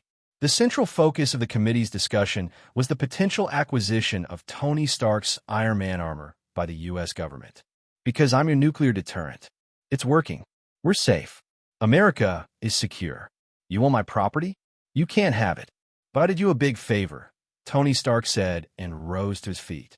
His hands were raised, and he held out peace signs for the large crowd of government officials around him. "I've successfully privatized world peace." At his declaration, everyone in the room stood and gave Tony a standing ovation. "What more do you want?" "For now, I try to play ball with these ass clowns," Tony said and turned to motion to the committee members. "Beep you, Mr. Stark. Beep you, buddy. We're adjourned. We're adjourned for today," Senator Stearns said with barely hidden anger. His profanity ended up being bleeped by the television broadcast. "You've been a delight. Man, Tony Stark is such a boss," one of the onlookers said with wide eyes. "I don't know. If he doesn't even listen to the government, who does he answer to?" Another more cautious onlooker said, "Man, fuck the government." With a roll of his eyes, Wyatt walked away from the heated argument. He didn't care to hear two people argue their points. Still, it's good that things are still following the event from the MCU. At least things are still going as I expected. It shouldn't be too long before the attack on the Stark Expo happens. Gotta keep an eye on that, Wyatt thought as he reached an intersection. He and several others waited for the light to allow them to cross. "Now then, what should I wear to that party Kitty invited me to?" Yesterday, Wyatt received an unexpected call from Kitty, who excitedly informed him that she and several other students from Xavier School for Gifted Youngsters were organizing a party at the mansion. Wyatt couldn't help but find it a bit peculiar that Charles Xavier was allowing such a social event to take place. After all, the mansion was not just a school. It was a sanctuary for young mutants, and wild parties were far from the norm. Despite his initial reservations, Wyatt couldn't help but be excited about it. It had been months of relentless work and dedication to his responsibilities as Atomic. The weight of it all had begun to take a toll on him, and he realized he was in dire need of a small break. The thought of reveling with the few friends he had made, letting loose, and enjoying some much-needed fun was exactly what he needed. So, he set aside his concerns and looked forward to a night of laughter, dancing, and perhaps even a little mischief at the mansion. Which reminds me, I need to bring Logan a thank-you gift. If it weren't for him, I'd resemble a crumbled soda can. Wyatt thought with a chuckle. Without warning, a squad of police cars, their sirens blaring and lights flashing like urgent beacons, rushed past Wyatt's right, racing after a speeding vehicle that wove dangerously through the streets. The high-pitched wail of the sirens pierced the air, drawing the attention of curious onlookers who paused mid-conversation, their eyes widening in surprise. They gathered on the sidewalks, a mix of bewilderment and excitement on their faces as the high-speed chase unfolded before them, engines roaring and tires screeching. "It never stops," Wyatt muttered and jogged into an alleyway. After making sure there weren't any people or cameras in sight, Wyatt's suit shimmered over him. Now in costume, Atomic shot up into the sky and flew after the speeding vehicles. As he flew over the city streets below, the people underneath looked up to see him fly past them with a stream of red light trailing behind him. "Look, it's Atomic. Holy shit. Marry me." Atomic tuned out the voices below him, deliberately ignoring the cacophony of screams and shouts that pierced the air. His eyes remained locked on his target, an elusive vehicle weaving through the early morning traffic. The car maneuvered deftly, swerving past startled commuters and avoiding the increasing number of police cars that trailed behind it like a pack of hungry wolves. Inside the speeding vehicle, Flint Marco and Alexander O'Hearn exchanged gleeful glances, their laughter ringing out amidst the tension. Their eyes gleamed with excitement as they eyed the bags of cash piled high on the back seats, each bag bulging with ill-gotten gains. The thrill of their successful heist intertwined with the adrenaline of the chase, fueling their bravado as they reveled in their audacious escape. Talk about a score. Alexander laughed as Flint turned the corner with a drift, almost hitting a jogger, were it not for a glowing hand pulling the jogger back. "Hey, did you see that?" Flint asked as he looked at his rearview mirror, only to see nothing but the chasing police cars. "What are you talking about?" "I don't see nothing," Alexander said, and turned to look back. With their attention fixated on the commotion behind them, they were oblivious to the woman maneuvering a stroller across the street. It wasn't until the horrifying realization struck that they sensed the danger, and all they could do was scream in unison with the terrified mother. Flint slammed his foot down on the brake, but the tires screeched in protest, unable to overcome the speed he had been driving in. Time seemed to stretch as the inevitable collision loomed closer, a heart-stopping moment suspended in dread. In an instant, a shimmering barrier of vibrant energy enveloped the woman and her child and pulling them safely above the ground, casting an ethereal glow around them as Atomic descended gracefully from above. With a precise and commanding wave of his hands, Flint and Alexander's vehicle shifted. It transformed into smoke, sending plumes of dust spiraling into the air and propelling the two criminals forward at breakneck speeds. As they hurtled through the air, Atomic's deft movements culminated in a dazzling flick of his wrist. Suddenly, a massive, glowing catcher's mitt materialized, stretching out like an unyielding shield, ready to intercept them. It snared both criminals mid-air, their startled expressions frozen in disbelief as they were caught, as if they were baseballs. "You okay?" Atomic asked as he gently placed the woman onto the ground. He also looked over the child, finding him to be okay. She nodded silently and quickly moved to check on her baby. "Oh, thank God." "Thank you." Atomic nodded firmly, his focus unwavering as he gently assisted the woman in getting away from the street. Her face was pale, eyes wide with disbelief, and her limbs seemed to move sluggishly as if her mind was struggling to process what had just happened. "Keep an eye on them," Atomic instructed one of the bystanders, a young man who quickly nodded in response, his expression serious at Atomic's command. Around them, a crowd had begun to form, captivated by the scene unfolding before them. Several individuals were extending their phones, capturing the moment in pictures and videos, their murmurs of disbelief punctuating the air. In the back, Flint and Alexander tried to escape with their bags of money, but were quickly foiled as their money transformed into large snakes made of steel chains. They wrapped themselves around their bodies and, with a jerk, brought them down to the ground. "Hey, that was our score," Alexander yelled, but was quickly silenced as the very air around him and Flint grew exponentially heavy. It pressed them into the ground, causing them to struggle to take a breath. "You too. Do you know what you almost did? You almost killed an innocent woman and her child. And for what? Money," Atomic said lowly, causing both Alexander and Flint to sweat. "What were you thinking? That was an accident. We didn't mean to," Flint struggled to say. Atomic remained silent and lifted the pressure from them. He turned to the police, who had finally arrived. "Freeze!" One of the officers yelled, his gun raised. On the ground. "Now! Hey, don't you know who he is?" shouted a young woman from the crowd. Her short, scruffy black bob cut framed her face, accented by vibrant violet streaks in her bangs. With determined brown eyes, she pointed toward the figure standing defiantly before the officers. "That's Atomic. You just saved that woman and baby from danger and did your job for you. So how about you put down your guns and show some respect?" The tension in the air shifted as her voice resonated with conviction, stirring the onlookers around her. One by one, more pedestrians joined in, echoing her support for Atomic. Their collective voices grew louder, transforming the once quiet scene into a cacophony of solidarity.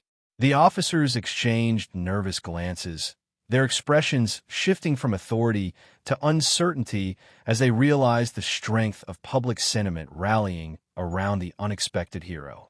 Atomic looked around at the support he was receiving and smiled lightly behind his visor. With a small wave, the steel chains around Alexander and Flint transformed into handcuffs. "They're all yours," Atomic said to the police and began to hover in the air. He turned to the short-haired girl, 17-year-old Chahaya Go Tamago, and nodded at her before flying away. Gogo watched Atomic fly away with a grin. "So cool." Once he was close enough to the ground below, Wyatt swooped down into the dense tree line. With a swift motion, he transformed his outfit, donning a party-appropriate ensemble that featured a crisp, button-up shirt tucked neatly into tailored slacks. In his hands, he cradled a luxurious and very expensive box containing a bottle of the last drop 1970 Glenrothes single malt Scotch whiskey, a gift he had carefully chosen for Logan. With a final check to ensure his outfit was presentable, Wyatt stepped out from the shadows of the trees. As he emerged, the grandeur of the Xavier mansion came into view. However, the atmosphere felt different this time. The long driveway was alive with activity as streams of vehicles flowed in and out. Wyatt observed several teens climbing out of cars, their laughter and excitement echoing through the air as they were swiftly ushered inside the mansion. "This couldn't possibly go wrong," Wyatt joked, heading to the front door. Reaching the front door, he heard the sound of loud music on the other side. After giving the door a firm knock, Wyatt came face to face with Evan Daniels. "Wyatt, welcome to Party Central," Evan said and motioned for Wyatt to enter. "Kitty Kurt, looks who's here." As Wyatt stepped inside the grand mansion, his eyes wandered through the opulent surroundings. The dimly lit foyer buzzed with energy as he spotted groups of teens gathered throughout the expansive room. Some were laughing and dancing to the upbeat music pulsating from the speakers, while others clutched colorful drinks in their hands and chatted animatedly in clusters. A few were gathered around tables laden with an assortment of tempting snacks, their laughter echoing off the ornate walls. "Wyatt, you made it." Kitty had a large smile on her face and ran to give Wyatt a large hug, causing him almost to drop the box of whiskey. Trailing behind her was Kurt, now in his human disguise, with a sandwich in hand. "Whoa, did you bring alcohol?" "Nice." No. This is a thank you gift for Mr. Logan," Wyatt said, raising the box to display it. He looked around and found a severe lack of adults. Even Jean and Scott were missing. Speaking of which, Where is he? Logan is on a mission, so he won't be back for a while, Kurt said between bites. Oh, by the way, it's me, Kurt. I'm in disguise, he whispered at the end. Yeah, I figured that out by your voice. I guess I'll give this to the professor then. Where is he? Wyatt asked. Huh. Well, you see. Kitty chuckled nervously as she played with one of her bangs. He's sort of out. But don't worry. We totally had permission to throw this party. Wyatt hummed a light tune, nodding slowly as he processed what Kitty had just said. He could see through her clear lie like a clear window, but he wasn't about to ruin the mood by being a stick in the mud. He was there to enjoy himself and reconnect with his friends. The majority of his interactions with them had been through their phones or the internet. With Kurt and Evan, the three of them became gaming buddies when they had free time to dive into online battles together. When it came to Kitty and Rogue, his interactions with them mainly revolved around playful exchanges of funny videos and memes through text. On the other hand, the young mutants have been keeping tabs on Wyatt's exploits as Atomic, already knowing that he was the elusive hero after learning how his abilities functioned. With each new appearance on the news or the internet, Kitty, Rogue, Evan, Kurt, and by extension, everyone else in the mansion were left impressed with Wyatt's heroic actions. I need to find a better work-life balance in my life. Otherwise, I'll end up burning out. Wyatt thought. Wyatt had wanted to visit his friends more often over the passing months, but he never realized that acting as Atomic would take up so much of his time. Well, what do you know, it's Atom Boy himself, Rogue said as she walked into the room. She quickly grabbed him and pulled him toward the dance floor. As she did, she gave Kitty a playful grin. Let's dance. Hey, I wanted to dance with him, Kitty said, and quickly followed behind them. The atmosphere of the party pulsed with energy as Wyatt found himself swept away by Rogue's enthusiasm. The dance floor was ablaze with swirling lights and the infectious beat of the music, drawing everyone into its magnetic pull. He could feel the rhythm vibrating through the polished floor beneath his feet. Rogue, with her hair bouncing as she moved, encouraged him to let loose. Come on, Wyatt. Show us some moves, she teased, spinning around with a laugh. Caught up in the moment, Wyatt let his guard down, allowing the carefree spirit of the night to take over. He laughed and began to dance as well. Still, he made sure to keep the box of alcohol close to him. It wouldn't do him well to lose it around a bunch of irresponsible teens. Kitty joined them with an exaggerated twirl, her smile radiant. You guys are terrible. Dance like no one's watching, she called out, playfully jabbing Wyatt in the side. Her contagious laughter fueled their enthusiasm, and soon enough, they were all caught up in a friendly dance-off, each trying to outdo the other with increasingly ridiculous moves. Oh. This is beyond cutting edge. Weber Torque, better known as Arcade, to those within his inner circle, exclaimed as he deftly manipulated the intricate mechanisms of Cerebro's helmet. The bright lighting of the grand room illuminated the high-tech gadgets that surrounded him. His fingers danced over the controls with excitement. Beside him, Risty Wild stood silently, her eyes focused intently on the flickering screens, absorbing every detail of the unfolding operation. After a few moments of reconfiguring, the low hum of machinery filled the air as the computer's systems began to recognize Weber's commands. Yes, it worked, he exclaimed, his grin stretching from ear to ear as the digital barriers dissolved before him, granting him access to the vast mainframe of Cerebro. Suppose they have any games on there? Risty asked, leaning over Weber. Oh, I sure hope so. Weber grinned and delved deeper into the computer's files. As his fingers typed away, several windows containing large amounts of information on different individuals within Xavier's school popped into view. But in his excitement and misunderstanding, Weber believed these windows to be video game character profiles. Who are those people? Risty asked. Who knows? Game characters, maybe? Weber said, Cool. I sure could use those in my computer class assignment. Can you download that file? No problem. I'll burn you a DVD.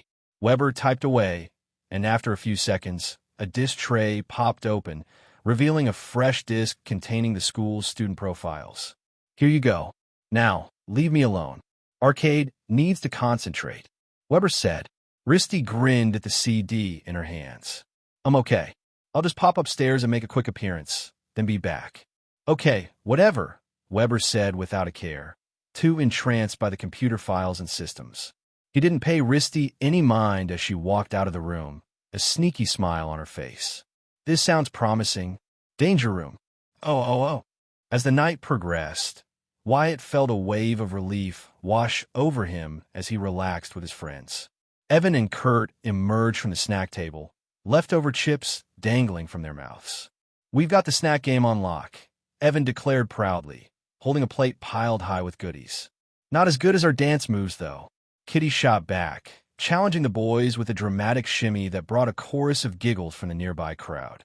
As the night wore on, they took a break to the side, breathless and bolstered by the party's energy. This is exactly what I needed, Wyatt admitted, glancing at the glow of happiness illuminating their faces. It's nice just to hang around a bunch of people my age instead of a bunch of thugs and criminals. Yeah, no more Atomic for tonight, Kitty whispered, nudging him with her shoulder. Just Wyatt, the dancing machine. With that, everyone clinked their cups together, filled, of course, with non-alcoholic punch.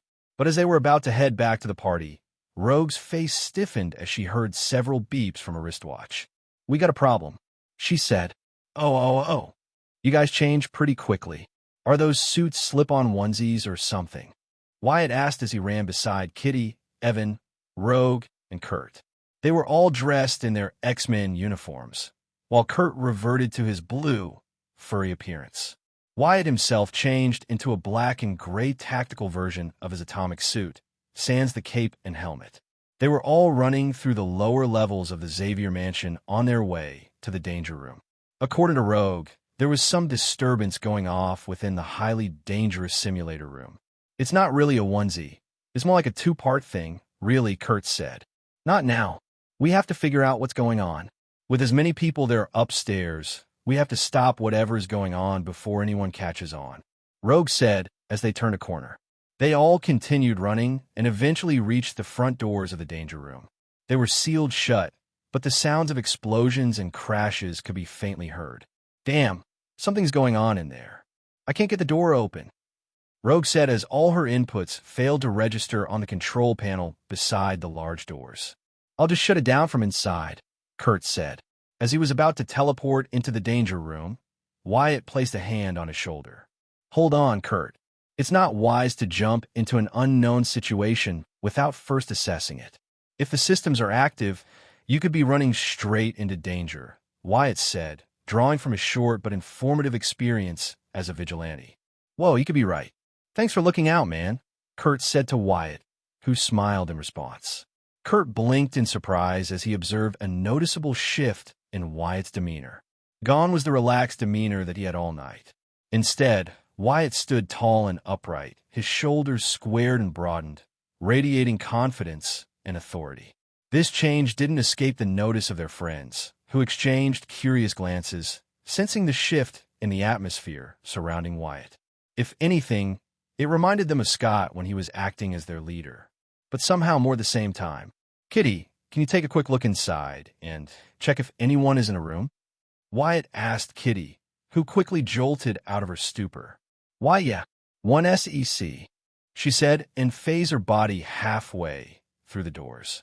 Once on the other side, she noticed that no one was inside the danger room. The chaos and destruction were emanating from the internal weapons and systems, which seemed to be going haywire. With nothing more to see, she pulled her body back. That's odd. No one's in there, but it's as if the room is going crazy for some reason. That's weird. If no one is there, then why is the room going haywire? Evan asked. Either there's some sort of malfunction with the room's systems, or, Rogue said, her eyes widening at her unspoken thought, or there's someone in the control room, Wyatt said. Kitty, Kurt, and Evan all looked worried before turning to Wyatt and Rogue. We need to get to the control room. Fast. Follow me, Rogue said, and began running down the hall. As the small group ran toward the control room's direction, several miniguns extended out of the walls and ceilings. In an instant, they began to shoot a volley of blasts in their direction. Wyatt frowned and summoned his helmet over his head. Behind me, All four X-Men ran behind Wyatt as he created a large barrier construct in front of them. The minigun's blast struck the barrier, but only to bounce harmlessly off it. With another wave of his hand, Wyatt sent out a wave of energy through the hall, transforming the miniguns into large plastic toys. "Whoa, that's so cool," Evans said as they continued running. "How much further?" Wyatt asked. "We're almost there," Rogue said. On their journey to the control room, the group encountered several additional obstacles. Obstacles that Wyatt, Evan, and Kurt took down with their powers.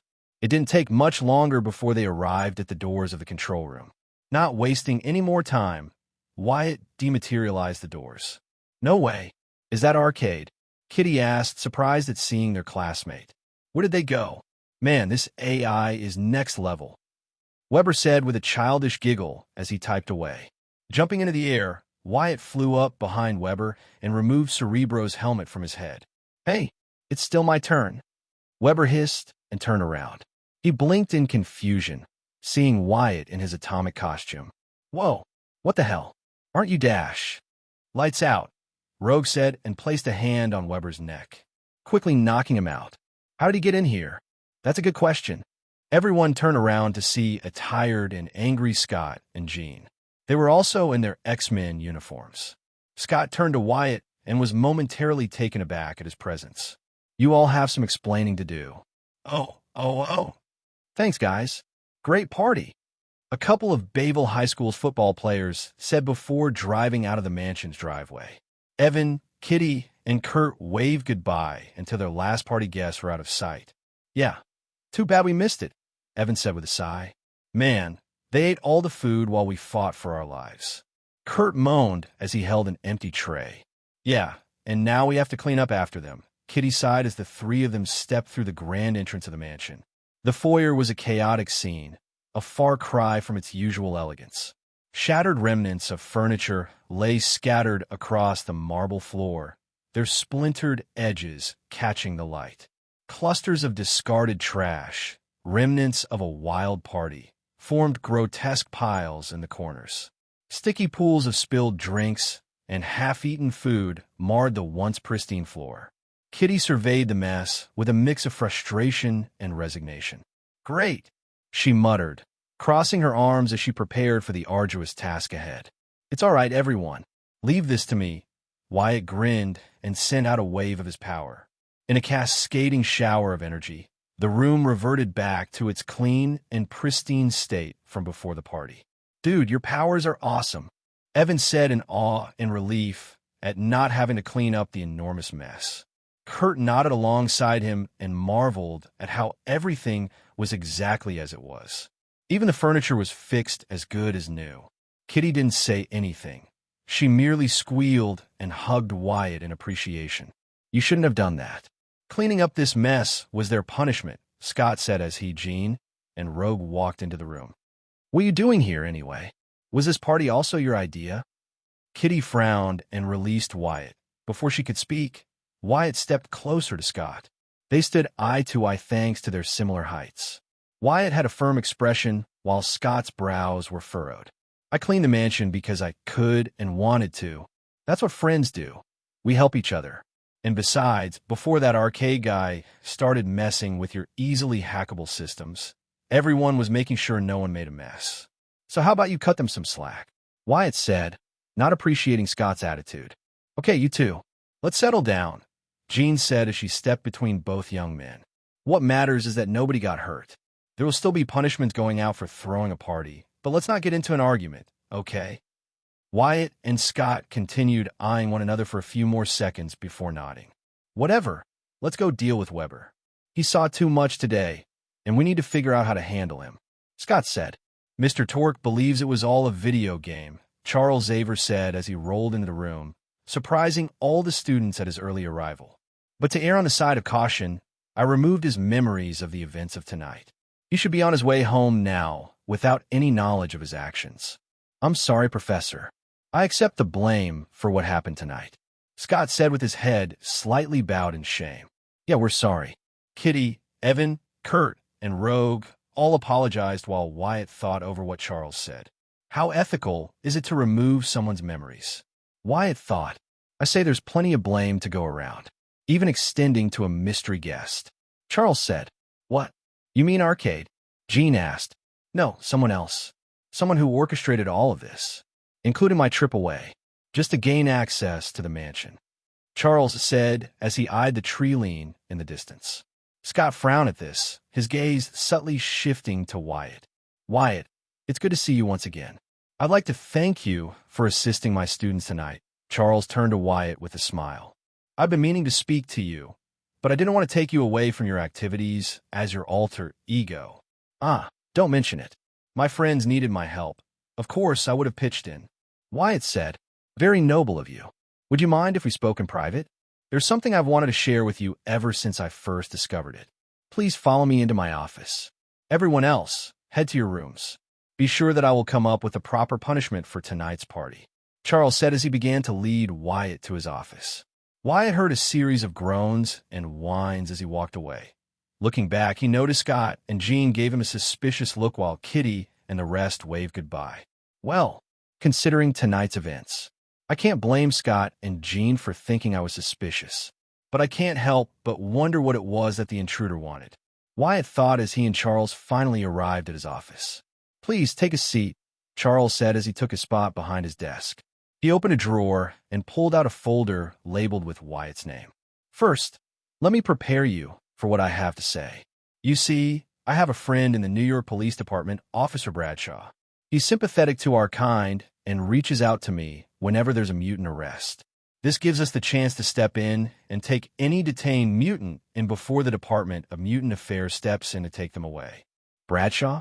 That name sounds familiar, Wyatt said as he quickly recalled one of the officers who had tried to take him in at the hospital. Oh, that officer. Yes, Officer Bradshaw was one of the officers who tried to detain you. After a quick investigation into the blood staining on your shirt, the police found that the blood on your shirt did not belong to you. At least, not completely. Another odd discovery they made was that your blood seemed to have evaporated after a certain amount of time. This led me to believe that your blood must have some defense mechanism outside your body, Charles said. While mysterious, this side effect prevented the police from conducting a full exam to determine whether you possess the X gene. But considering your actions while escaping custody, they likely have already classified you as a mutant. That's a lot to take in, Wyatt said, momentarily overwhelmed. Charles nodded and gave him a moment to absorb everything he had said. Once Wyatt had processed it all, he continued. On the day Cerebro discovered you, I had trouble determining whether or not you were truly a mutant. An odd case, but not impossible. Therefore, on the day we failed to unlock your full potential, I had taken the liberty to examine your blood, Charles added, his tone grave as he watched Wyatt's eyes widen. You see, Wyatt, you don't have the X gene. A group of 5 young children around the age of 12 could be seen pedaling their bikes through Central Park. Laughter and yells could be heard from them as they enjoyed themselves while under the bright sun. However, not all of the children were having fun. At the back of the pack, a boy wearing second-hand clothes struggled to push the pedals on his old, worn-down bike. Hurry up, Sam. Why are you so slow? The leader of the pack called out as he came to a stop, causing his followers to stop as well. I'm almost there, Sam called out, his face covered in sweat. This caused his friends to laugh at him as they watched him struggle. Why are you still driving that piece of junk? Just have your dad buy a new one. One of the boys chuckled. He's poor, remember? What a loser. Sam's eyes stung with a mix of frustration and embarrassment as he turned away from his friends, who were laughing as they pointed at him. He glanced down at his bike. The frame was not only rusted but also bent at awkward angles, giving it a lopsided appearance. The back wheel sagged, nearly flat, as if it had given up on him long ago. Its old chain had rough spots where rust had taken its toll, causing it to stick and lock up unexpectedly. The bike had been a gift that Sam's struggling father had given him on his birthday after months of begging from the young boy. Despite not having much money to spare, Sam's father had managed to scrounge up enough money to buy a bike from a pawn shop. While not an extravagant bike like his friends, Sam was still ecstatic to have received it from the man who had raised him all alone. Still, in his young, untested emotions, he couldn't handle being made fun of by his supposed friends. Sam's ears grew red, and his cheeks burned as he looked around the park to see a few people watching the scene with curiosity. The adult Sam was led to believe would act in situations like these did nothing but watch as he was laughed at. With tears swallowing his vision, Sam hung his head. He didn't want everyone to see him cry. Mysteriously, all the voices that once plagued the park hushed.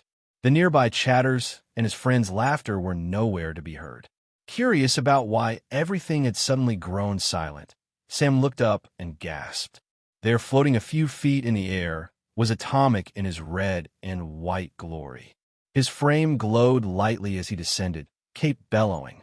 When his feet made landfall, the glow vanished. Atomic looked around at the adults in the park, and then turned to Sam's friends. His gaze lingered longer on them, causing them to shift around uncomfortably. Within them, shame and guilt grew as the hero's unspoken message was delivered to their young selves despite their young age. After he was sure his message was received, Atomic walked over to Sam and kneeled in front of him. "Hello there. I was flying in the area and sensed that I was needed," the hero said with a friendly voice. He then turned to Sam's bike. "Wow, what a cool bike. Is it yours?" "Oh, yes, sir," Sam said nervously. "That's awesome. Hey, what's your name?" "I'm Atomic," Atomic said as he placed a hand on Sam's bike. I'm Sam. Nice to meet you, Sam. Hey, what's your favorite color?" "Well, I like blue," Sam said, his left hand clutching his old blue shirt. "Oh, what's yours?" he asked, remembering his manners. "Personally, I like red," Atomic said, motioning to his primarily red suit. "But don't tell anybody, okay? That's our little secret." Sam smiled and nodded. After a brief moment, Atomic shifted and leaned on his knee. "Being laughed at can be tough, Sam. That will never change as you grow older. But you need to remember to be proud of where you came from and who you are. Those people who laugh at you don't understand what you've been through, so you can't let them get to you." "But I don't know if I can do that, Mr. Atomic," Sam mumbled, ignorant of the flash of light beside him. "I know you can do it, Sam. Just believe in yourself. And if you can't do that, just believe in the me who believes in you," Atomic said and gave Sam a pat on the shoulder. He then stood to his feet and began to hover over the ground. "It was nice meeting you, Sam. I hope you enjoy your new bike." With a wave, Atomic shot into the sky and disappeared. Sam blinked, confused by the hero's parting words, and looked over at his bike, only to gasp at what he saw. Gone was the old, beat-up bicycle with the bent, rusted frame and worn-down wheels. In its place was a sparkling new blue bike with chrome wheels and a cushioned seat. The chain was crisp and well-oiled, perfect for the various new gear shifts available on the bike. The bicycle even had an engraving of Sam's name alongside Atomic's logo. Sam's face lit up with a radiant smile as he examined his bike. His so-called friends looked on in awe and jealousy at what remained a mystery to everyone else. An expensive, expertly crafted bike. Onlookers nearby couldn't help but smile at the sight. They, too, desired something created by Atomic. "Thank you," Sam called out. From that day onward, Sam lived his life with Atomic's words in mind. They pushed him to great heights and grand achievements. Oh, Wyatt? Hey, Earth to Wyatt. Serena growled and softly struck Wyatt over the head. He blinked and looked over to see her annoyed expression a few inches away from his face. "You say something?" "Yeah, I did, you jerk. I asked what you thought of the movie," Serena asked as they exited the Apollo Theater, the two having just finished watching a, in Wyatt's opinion, bland action movie. "I mean, I like the special effects they used, but the main actor's performance was so wooden." "Yeah, that's true. Remember the scene where he was supposed to be sad when his wife died? He looked more constipated than anything," Wyatt said as they walked through the now rebuilt streets of Harlem. All thanks to the hard work of New York's construction teams and a little help from Atomic himself. So you were watching the movie. You had that blank stare for so long that I thought you checked out. Is there something on your mind?" Serena asked as she popped some of her leftover popcorn into her mouth. "You see, Wyatt, you don't have the X gene. You're not a mutant," Charles said. Wyatt frowned at the memory. He had always known, deep down, that he was not truly a mutant. His abilities were merely a carbon copy of Adam Eve's, a person from a completely different universe than his own. Yes, universe. He refused to believe that he wasn't part of a greater multiverse. How else could he explain his arrival in a different version of the MCU, a universe already connected to the multiverse? If he lived in such a world, why couldn't the universe of Invincible exist as well? On the subject of his powers, Wyatt had always understood that he was not a mutant. No, his abilities didn't stem from a mutation in his genes. They likely came from whatever powerful being he had encountered.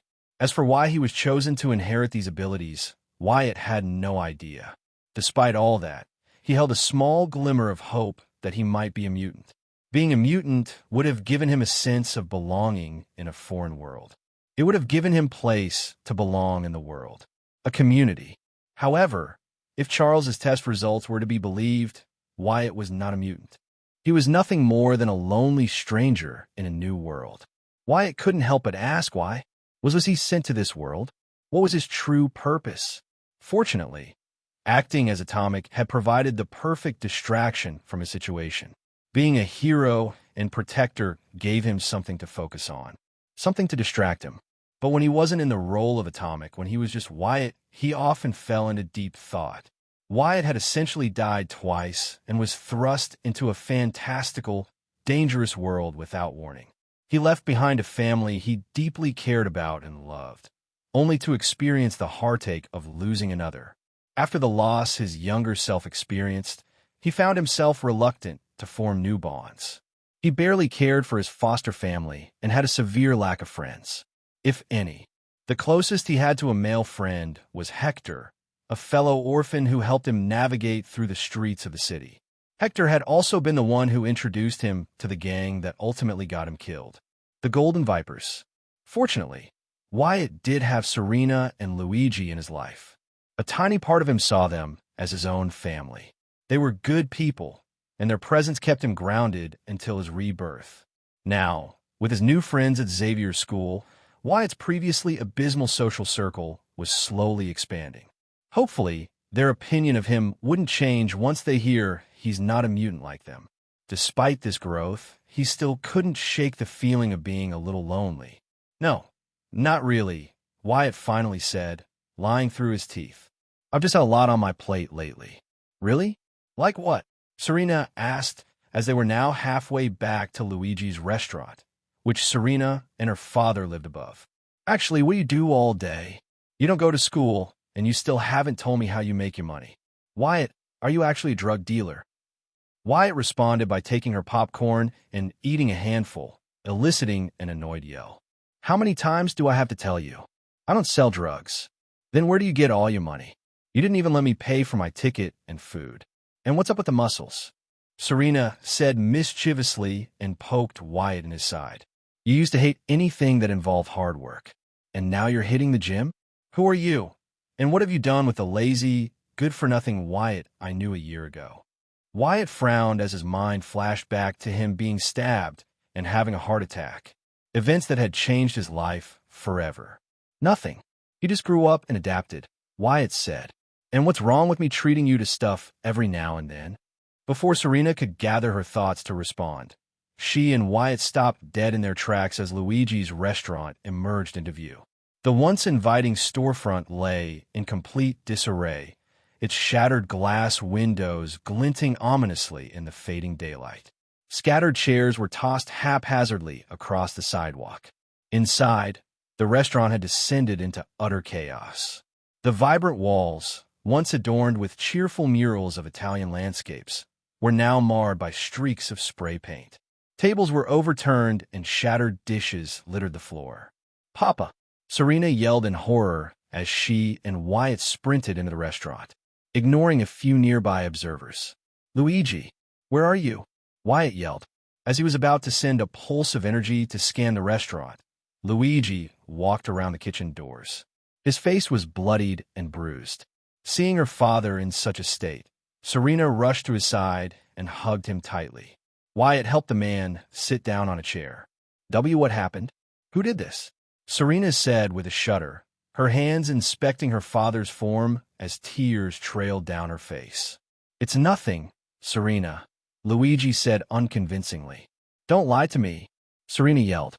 "I'll call the police," Wyatt said, but Luigi quickly grabbed his wrist. No, no police, Luigi yelled. This froze Serena and Wyatt. They had never heard the usually jubilant man yell. Papa, please, Serena begged. Luigi turned to his daughter and Wyatt. At the sight of their concerned faces, he broke. A year ago, business was slow. We were on the verge of losing the restaurant. I was desperate. I ended up taking a loan. A loan I failed to pay back in time, Luigi said shamefully, his eyes glued to the floor. This was Dash. This was a warning, Wyatt uttered, his eyes scanning the damage. An icy chill was beginning to swell within his chest. Yes, this was a warning. If I don't pay them back within a month, they'll. Luigi's eyes moved around the shop, and then to Serena before he turned away as if burned. I should never have gone to them. Serena frowned. She was no fool. She understood the unsaid implications of her father's words.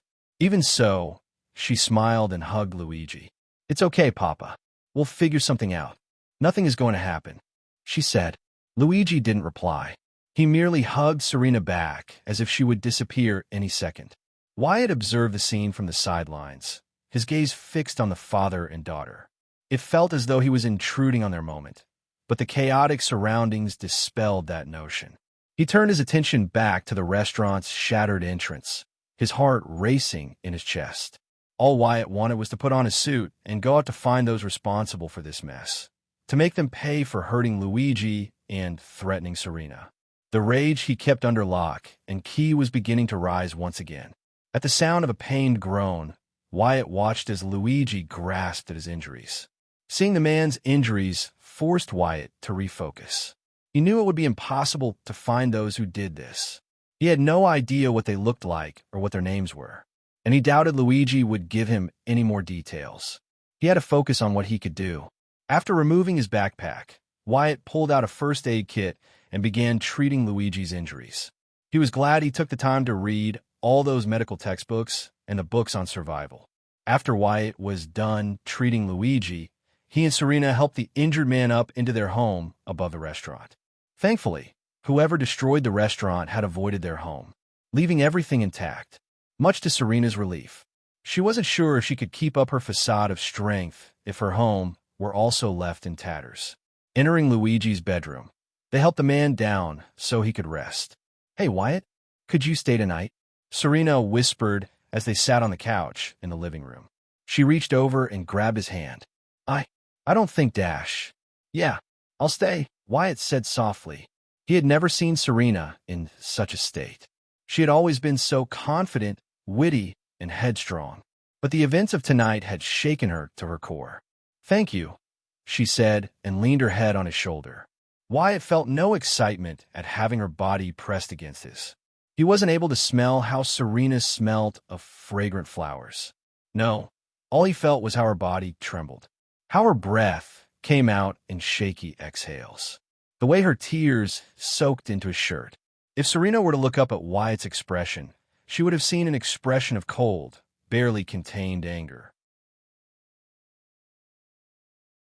It was the middle of the night, and Serena and Luigi were sound asleep in their bedrooms. Wyatt, who had taken up the couch, was the only one awake, unable to sleep. His gaze was fixed on the front door, like a sentry, waiting for any movement or a sound. But nothing came. He rubbed his eyes and stood, quietly so as not to wake up anyone. Wyatt began to reinforce the walls, floors, windows, doors, and ceiling using several different durable and fireproof materials. Thin layers of steel were constructed between the wall's insulation and drywall, a process he repeated for the floors and ceiling. For the windows, he replaced the easily breakable glass panes with thick, bulletproof glass. Wyatt had even added a secret sprinkler system as well, a feature the home previously lacked. The front door was the trickiest.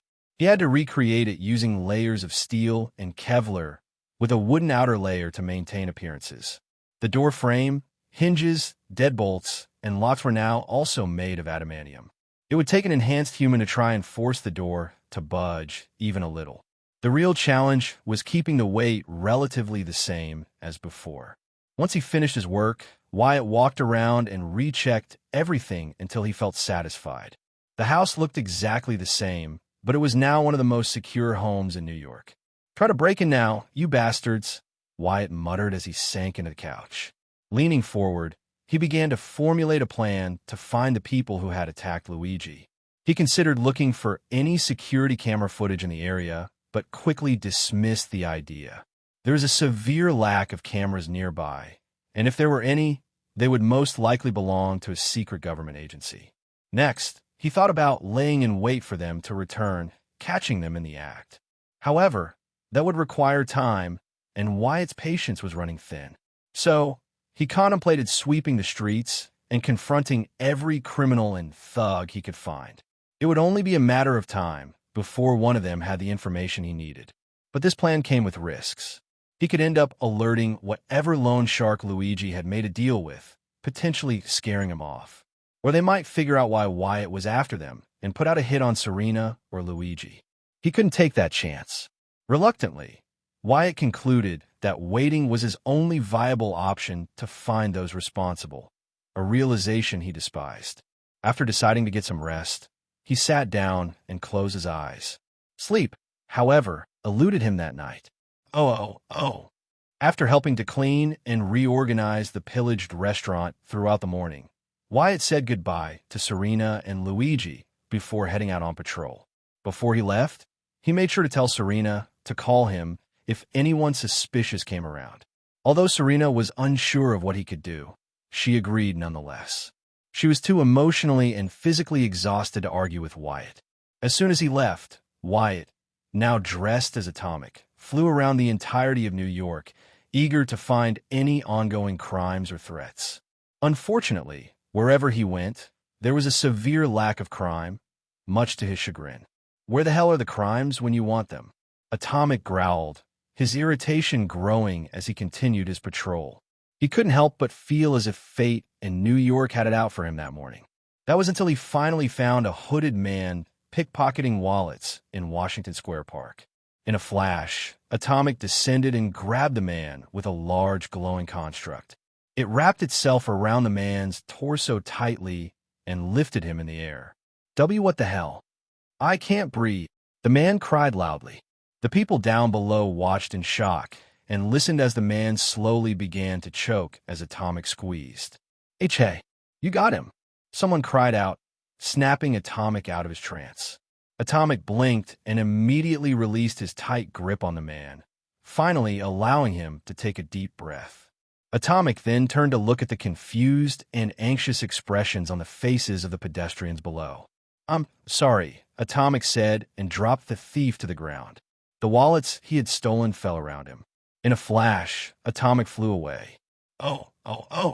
Gwen Stacy hummed to herself as she grabbed a chemistry book. After examining its contents, she smiled and placed it on top of the growing stack in her hands. After adjusting her glasses, she carried the large pile over to a free table. Gwen had always loved the library, with the New York Public Library being her favorite place to visit. There, she found an endless supply of books to read and study, which was one of her favorite pastimes. With a small smile, she opened one of her books and began reading. Time seemed to fly by as she absorbed the information on each page. She was only pulled out of her reading trance when someone dropped an even larger pile of books on the table behind her. Turning around, Gwen took in the boy's appearance. He was tall for his age, with unruly reddish-brown hair and vibrant green eyes. His outfit consisted of a red and white hoodie and jeans. What stuck out to her about his appearance were the dark bags under his eyes. Curious, Gwen looked over his choice of literature. All the books he had picked out were quite advanced, particularly for someone who looked like he was in his freshman or even sophomore year of high school. The books seemed more suited for seniors in advanced placement classes. At first, she thought he might just be trying to look smart with such advanced titles. However, when she saw him breeze through the books at unbelievable speeds, she sighed and shook her head. Instead of trying to look smart, he should try some of the introductory books, Gwen thought. As she was about to turn back to her own studies, she paused as the boy spoke in a barely audible whisper. Gwen was astounded. The boy wasn't even looking at his book, Yet he was discussing concepts she was just beginning to grasp. His adept note-taking in his notebook only reinforced her impression that he truly comprehended the material that he was speed-reading. He looks barely older than me. How can he study at such speeds? Gwen thought, her mouth unconsciously agape. In her distraction, her hand accidentally slipped, causing her stack of books to drop unceremoniously. Wyatt frowned and turned around to see Gwen panicking as she hurried to pick up her books. Without pause, he got up to help her. "Here, let me help," Wyatt said, glancing at Gwen's outfit. She wore a red, almost orange hoodie and a matching headband. A pair of glasses perched on her nose, and plain purple pants hung loosely around her legs. To Wyatt, she looked like a typical library nerd. Still, he thought she had a cute face and bright blue eyes.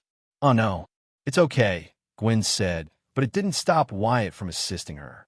Once they had piled her books back on the table, Wyatt picked up her chemistry book. This one's a good read.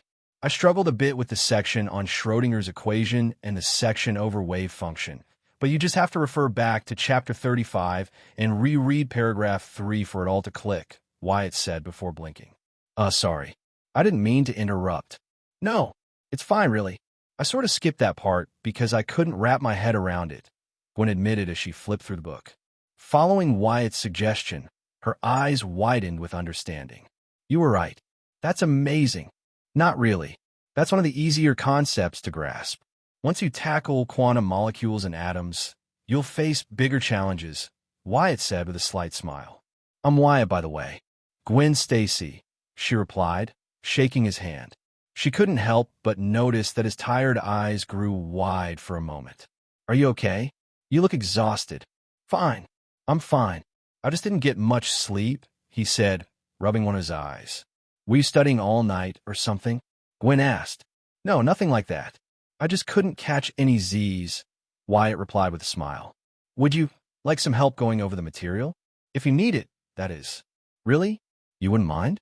I'd hate to take you away from your own work." "It's not a problem. I'd love to help you," Wyatt said with a small smile. However, the events from that afternoon were still plaguing his mind. The way he had pressed down on the petty thief's chest and the looks people had given him was frozen in his memory.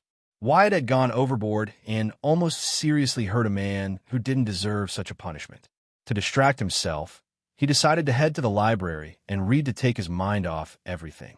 He certainly didn't expect to run into Gwen Stacy, of all people, at the library.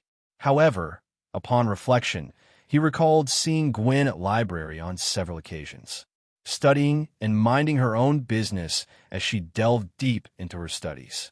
"Well, okay, as long as you're sure," Gwen smiled as Wyatt picked up his stack of books and sat beside her. The two ended up studying together throughout the afternoon until the skies began to darken. Gwen enjoyed her time with Wyatt immensely. He had a knack for explaining the topics she struggled with and often cracked jokes that made her laugh. He reminded her of Peter at times.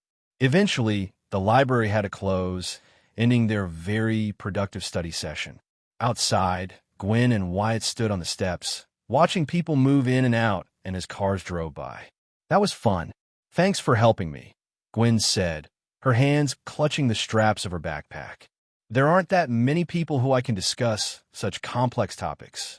Would you, I don't know, want to do this again?" "Yeah, I get what you mean. But yeah, I wouldn't mind," Wyatt said with a smile. "Friends. Yeah, friends." Gwen smiled, happy to have made a new friend that shared her interest in knowledge and books. Just then, a black Ford Explorer pulled up in front of the library. A man in a blue suit with gray hair stepped out and turned to Gwen before looking at Wyatt. His eyes widened momentarily, but he quickly composed himself. "Oh, crap. I forgot Gwen's father is a police captain. Maybe he doesn't know about me," Wyatt thought with a shaky smile. "Gwen, how did your studying go?" Captain George Stacy asked as he approached his daughter and Wyatt. His tall and professional posture made Wyatt shift back slightly. "It went great. Dad, this is Wyatt, a new friend of mine. He helped me with some of the harder subjects," Gwen said. "Is that so? Hello there, Wyatt. I'm Captain George Stacy. It's nice to meet you," George said, extending his hand. Wyatt quickly shook it. "Wyatt Wilkins. It's nice to meet you, Captain Stacy," Wyatt replied. Thank you for helping my daughter. It's always hard for her to find someone to talk to about her academics. George added with a teasing smile at his daughter. That's not true. There's Peter and, see? George chuckled. We better head home, Gwen. Your mother made tilapia Florentine. Would you care to join us, Wyatt? I actually have to go meet someone soon, so I can't. Thank you for the offer, Captain Stacy, Wyatt said carefully. George nodded, unbothered by Wyatt's refusal. Gwen, on the other hand, looked slightly disappointed. After saying their goodbyes, Gwen and her father left. As they drove off, Gwen suddenly gasped and hugged her backpack in frustration. No, I forgot to ask him for his number. George chuckled at his daughter's antics. So that's Wyatt Wilkins. He seems like a good kid. Still, I'll keep an eye on him for now, especially if he and Gwen are going to be spending more time together. George thought. Back with Wyatt, he let out a loud sigh of relief and began walking away from the library. As he turned the corner onto a darker, more isolated street, he looked down the road and froze at the sight before him.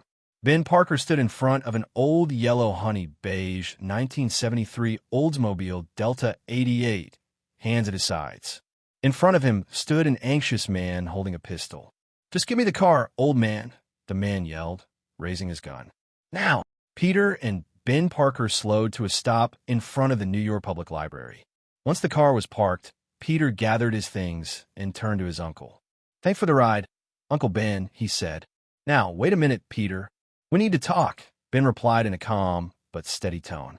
We can talk later, Peter said, gripping his backpack tightly. Inside the backpack was his new red and blue costume. Well, we can talk now, if you let me, Ben insisted as he turned off the car's radio. What do we have to talk about? Why now? Peter asked. Because we haven't talked in so long. You're Aunt May, and I don't even know who you are anymore. You're neglecting your chores. You have all those strange experiments in your room, and you're starting fights at school. I didn't start that fight. I told you that, Peter replied defensively. Well, you sure as hell finished it, Ben countered.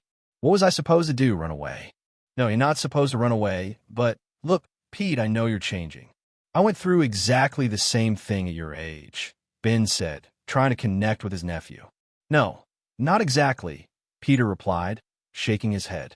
Peter, these are the years when a boy transforms into the man he's going to become for the rest of his life. Just be careful who you change into. This guy, Paul Rabin, probably deserved what happened. But just because you can beat him up doesn't give you the right to do it. Remember, with great power comes great responsibility, Ben advised sagely. Are you afraid I'm going to turn into some kind of criminal? Quit worrying about me, okay? Something's different, and I'll figure it out. Stop lecturing me, please, Peter said. I don't mean to lecture, and I don't mean to preach. I know I'm not your father. Then stop pretending to be, Peter exclaimed in exasperation. As soon as the words left his mouth, a deep sense of regret washed over him, but he stubbornly held his ground. Right, I'll pick you up here at 10, Ben said quietly. Though he understood that Peter didn't truly mean it, the words still hurt. Not wanting to linger in the tense atmosphere any longer, Peter stepped out of the car. As he watched his uncle drive away, he looked down at his bag and started walking toward the venue for his wrestling match that night. Oh. Just give me the car, old man. Dennis Carradine yelled and raised his gun. Now, listen, son. You don't have to do this, Ben Parker said calmly. Not an ounce of fear could be seen on his face. If you do, you'll regret it for the rest of your life. Shut the fuck up, old man. Just give me the car. Dennis hissed, his fingers sliding over his gun's trigger. That's all I want. Why don't you just put down the gun and go home? Ben asked slowly as he raised his hand to try and calm the frantic man. Dennis, who had never actually killed anyone, began to have second thoughts after seeing Ben's emphatic expression. What the hell are you doing? Get the car. We have to go. Coming from down the dark street, a man carrying a large bag with dollar bills sticking out from its pockets yelled, his pistol in hand. At the man's yell, Dennis's anxiety spiked, and he unconsciously pulled the trigger. Ben closed his eyes out of reflex, but when he didn't feel any pain, he opened his eyes, only to see a glowing sphere around Dennis's pistol. The bullet he had fired now sat spinning at the bottom of the sphere. In a flash of reddish-pink light, Two streams of solid light slammed into Dennis and his partner. They flew through the air and crashed against the side of a brick wall. The men groaned in pain as they held their injured bodies. The guns they had dropped were now locked away in a steel box. Ben blinked in confusion and turned up to see Atomic land in front of him. "Are you okay, sir?" "Ah, yes. I'm fine. Thank you. You're that superhero my nephew likes to watch on TV. Atom Man, right?" Ben said. "Pretty close." Atomic said. He walked over to the injured men and restrained them by placing handcuffs on their wrists and ankles. After he stood, Atomic peered down at Dennis, the man who would have killed Ben Parker in this universe. "Did I do the right thing? Saving Ben Parker?" Atomic thought and turned to a perfectly fine Ben. Around them, a small crowd of people began to gather thanks to the sound of the gunfire and at the sight of Atomic's presence. "No, I can't think like that. If I start to let people die on my watch just because that was their supposed destiny, then I can't call myself a hero. Fuck Peter's canon event. Hold on. Is the Spider Society going to come and try to kick my ass now?"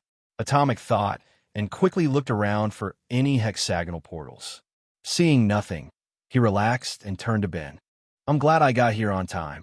Take good care of that nephew of yours, Mr. Parker," Atomic said after a moment of hesitation, and began to levitate in the air. "He's going to need you in the future." Ben blinked in utter confusion, hearing his name and advice from the hero in the air. As Atomic was about to fly off, he paused and turned to Ben. "Thanks again for that advice you gave me back then. It helps to think about the good times I had with them.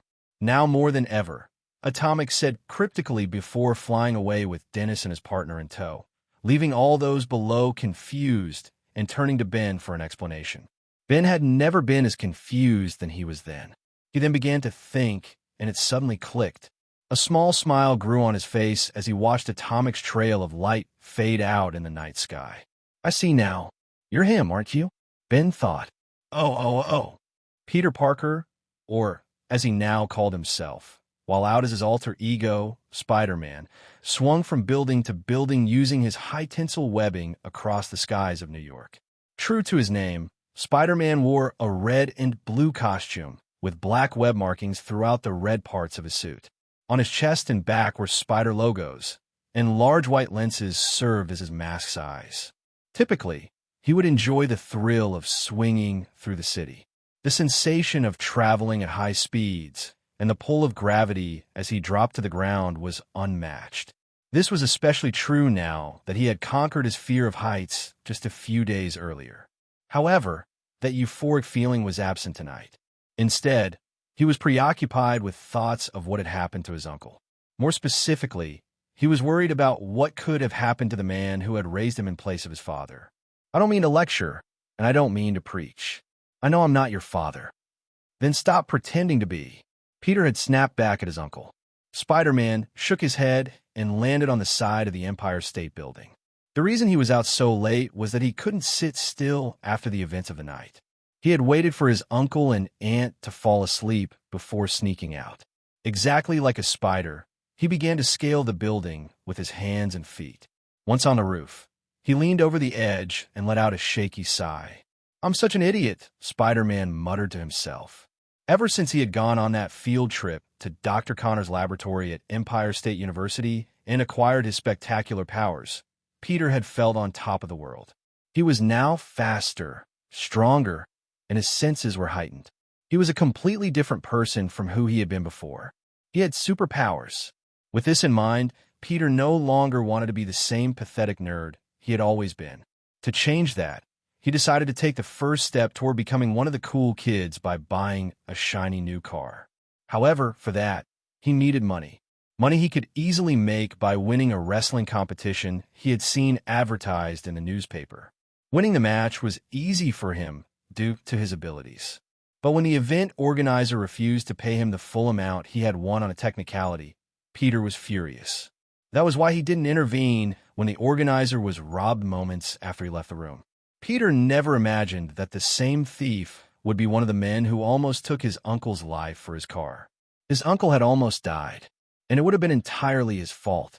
It was only thanks to Atomic's timely interference that his Uncle Ben was still alive, a fact for which Peter would forever be grateful for. With great power comes great responsibility, Spider-Man said, now fully understanding his uncle's words. If he had done the right thing from the start, none of the events from that night would have happened, and his uncle's life would never have been in danger. Those are wise words, words to live by. Spider-Man jumped to his feet at the voice in front of him. Usually, that wouldn't have been odd, but considering he was 1,400 feet in the sky, it was certainly unexpected. The spider-themed hero blinked as he saw Atomic hovering in front of him. No way. It's him, Spider-Man thought, recognizing one of New York's heroes, the man who had saved his uncle. It's you, Spider-Man said, his mind too scattered to come up with a proper response. Atomic, at your service, Atomic said as he landed on the edge of the building beside Spider-Man. You have some impressive moves. I watched you swing through the city and climb this building as if it were nothing. Are you new to the scene, Mr. P. Spider-Man? I'm Spider-Man, he said, cursing inwardly. It's nice to meet you, Spider-Man. So what's your deal? Just got your powers and decided to go out for a stroll? Something like that. Atomic hummed and sat down on the ledge, with Spider-Man joining him. They remained silent, looking out at the grand city before them. Spider-Man wanted to thank Atomic for what he had done, but he worried he might confuse him for saying something so random. Still, he had to say it. Listen, you know, Spider-Man, Atomic said abruptly, I've been flying all over the city, helping those I can. But sometimes I don't always make it in time. There are moments when I have to rush people to the hospital. Luckily, no one has died on my watch. At least, not yet. Atomic thought back to the man who had been crushed to death during a battle in Harlem. If he had acted sooner and not hesitated, would that man still be alive? Stop it. Worrying about what-ifs will only lead me to a downward spiral.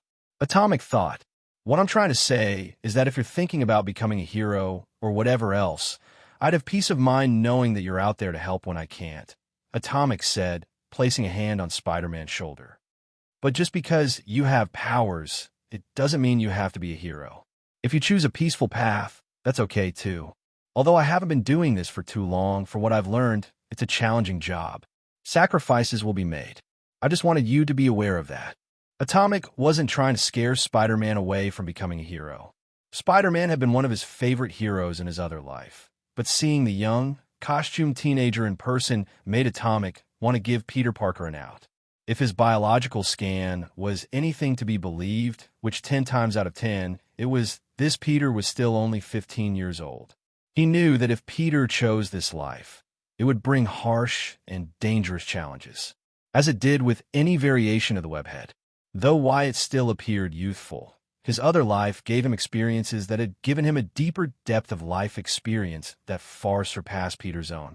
He had lived a life of peace and fun until he was in his early 20s, and his mind was better prepared and ready to tackle the formidable challenges that came with heroism. Still, he wasn't perfect. He had his own issues he had to work on, but he was aware of them. That's... Spider-Man muttered. You don't have to decide what you want to do right now. Just think about it before you swing into action, Atomic said. In the distance, sirens could be heard, drawing their attention. Atomic patted Spider-Man on the shoulder and stood up. Duty calls, Spider-Man. Stepping off the ledge, Atomic entered a free fall before shooting off at incredible speeds into the city, leaving Spider-Man behind. The arachnid hero watched Atomic disappear and then looked down at his hands. He had some serious thinking to do. Wyatt grunted and pushed himself to complete another sit-up. His shirtless body was drenched in sweat, and his abs screamed in pain, but he pushed on nonetheless. After completing a set of sit-ups, he moved on to do push-ups, squats, and pull-ups.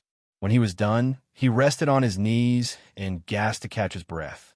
With shaky hands, he grabbed a towel and wiped himself off. Once he drank some water and recovered enough energy, Wyatt moved to the weight training area in his personal workout room and grabbed 235-pound dumbbells. For the next 2 hours, he moved through a series of weight training exercises until his body screamed at him to stop. Why couldn't these powers come with a boost to my physique? Wyatt whined as he walked through his home to head to his living room. After grabbing a bottle of water from the fridge, he turned to the large screen television. He glanced around his couch briefly, finally spotting the remote control. With a click, the TV powered on. He scrolled through the endless channels until he found a news station. Breaking news. Reports have emerged that Tony Stark was attacked in broad daylight at the Cirque de Monaco in Europe by an assailant wielding energy whips. Fortunately, Tony Stark, clad in his Iron Man armor, was able to defeat the mysterious attacker after a quick battle, a male newscaster announced. Wyatt sat down on his couch and watched the footage of the fight. It was tough and shaky, most likely recorded on a phone. The battle unfolded exactly as it did in Iron Man 2, starting with Tony suiting up in his MK5 suit and facing off against Ivan Vanko, who was armed with long-range, high-tech whips. Once the fight was over, the image switched back to the newscaster. In follow-up to the events in Monaco, we have an exclusive interview with U.S. Senator Stern. The newscaster continued, and the image changed to Senator Stern in his private office. It's just unbelievable. It proves that the genie is out of the bottle, and this man has no idea what he's doing. He thinks of the Iron Man weapon as a toy. I was at a hearing where Mr. Stark was adamant that these suits could not exist anywhere else, don't exist anywhere else, and never will exist anywhere else, at least for 5 to 10 years. And here we are in Monaco, realizing that these suits exist now, Senator Stern said. Wyatt rolled his eyes at the slimy secret Hydra member and turned off the television. Getting up from his couch, he walked over to stare out of the large window in his Manhattan corner apartment. It was a luxury space he had purchased with his ever-growing funds, thanks to his bi-weekly visits to Victor's pawn shop. Victor's pawn shop had expanded its operations significantly, thanks to the business Wyatt had brought in, making Victor a very wealthy man. Wyatt was his best customer, after all. Because of this, Victor had no problem setting Wyatt up with a secure bank account and a credit card, as well as connecting him with a realtor who didn't ask questions as to how a 16-year-old could buy a luxury apartment. For Victor, Wyatt was a walking goldmine, helping to build his growing fortune. It was in Victor's best interest to keep Wyatt happy. While Wyatt enjoyed his luxury apartment, it wasn't his only place to stay. He had established several underground hideouts throughout New York for emergencies. Still, his apartment featured a fantastic view and extravagant amenities. Oh, and it was above ground, too. Wyatt didn't have any ambitions of becoming a hermit. While he could create his own building or apartment with time, buying one brought a lot fewer questions than erecting a building from thin air. Despite the changes in this universe, everything else is still following the MCU canon. Wyatt thought as he leaned on the glass. Looking over to the now-in-construction Stark Tower, Wyatt looked up at the sky above it and remained silent. An image of a blue blast of energy shooting into the sky and the emergence of a massive portal filled Wyatt's mind. From there, hundreds of Chitauri soldiers spilled down into the city, unleashing terror and destruction like never before seen. Shouldn't be much longer. With that said, he returned to his personal gym. He had to grow stronger. Oh. Hey, if that one isn't to your liking, how about this one right here? You can't go wrong with the MP5. It fires 9mm, and the military and police love it. So, what do you think? A bald-headed man with crooked teeth smiled as he held said gun in his hands. His name was Tyrese, and he was a well-known arms dealer in New York. In his shuttle van, an extensive array of guns and weaponry lay stacked, ready for purchase. Standing before him were 4 men. They were part of the Russian mob, and they were in the market for new weaponry for an upcoming job. They've dealt with Tyrese before, and they could attest to the quality of weaponry after dealing with him for the past 3 years. Yes, very good. We'll take 7. Do you have any more Kalashnikovs? One of the Russians asked as he inspected AM-4A1. Not with me, but I do have a new shipment coming in a few days. For the meanwhile, how about I show you gentlemen some of my newest products? Tyrese grinned and grabbed an ACR. But before he could give his sales pitch, a flash of light flickered over them. Everyone in the empty parking turned up to see a red and white figure with a bellowing white cape looking down at them from behind a helmet. I suggest you all give up, Atomic said. This won't end well for you all. Shoot him, one of the Russians yelled and pulled out his handgun. Immediately, everyone was quick to follow and brought out their weapons. Atomic sighed and waved his left hand. In a flash of light, the weapons in the Russians' hands turned into toy guns, clicking uselessly in their hands. What the hell? Tyrese gawked at the flying figure as another flash of light flickered over the Russians. One by one, they all fell to the ground as their clothing morphed into weighted straitjackets, leaving them to flop around uselessly. Hearing their angry yells, Atomic created gags for all the men. With that done, his gaze landed on Tyrese, one of the reasons for New York's spike in gun-related crimes. Atomic had been searching for those responsible for the recent surge of firearms in the city. After nights spent apprehending criminals intoxicated by the false power of their weapons, he finally encountered someone who surrendered at the sight of him, revealing the name of one of the weapons dealer's merchants and his area of operation. Even though Atomic knew Tyrese was nothing but a small component of the entire operation, he was still a crucial part in tracking down the main supplier responsible for distributing firearms across the city. The longer these people were allowed to sell their weapons to the criminal element, a growing number of innocent lives were at risk of being caught in violent shootouts fueled by those weapons.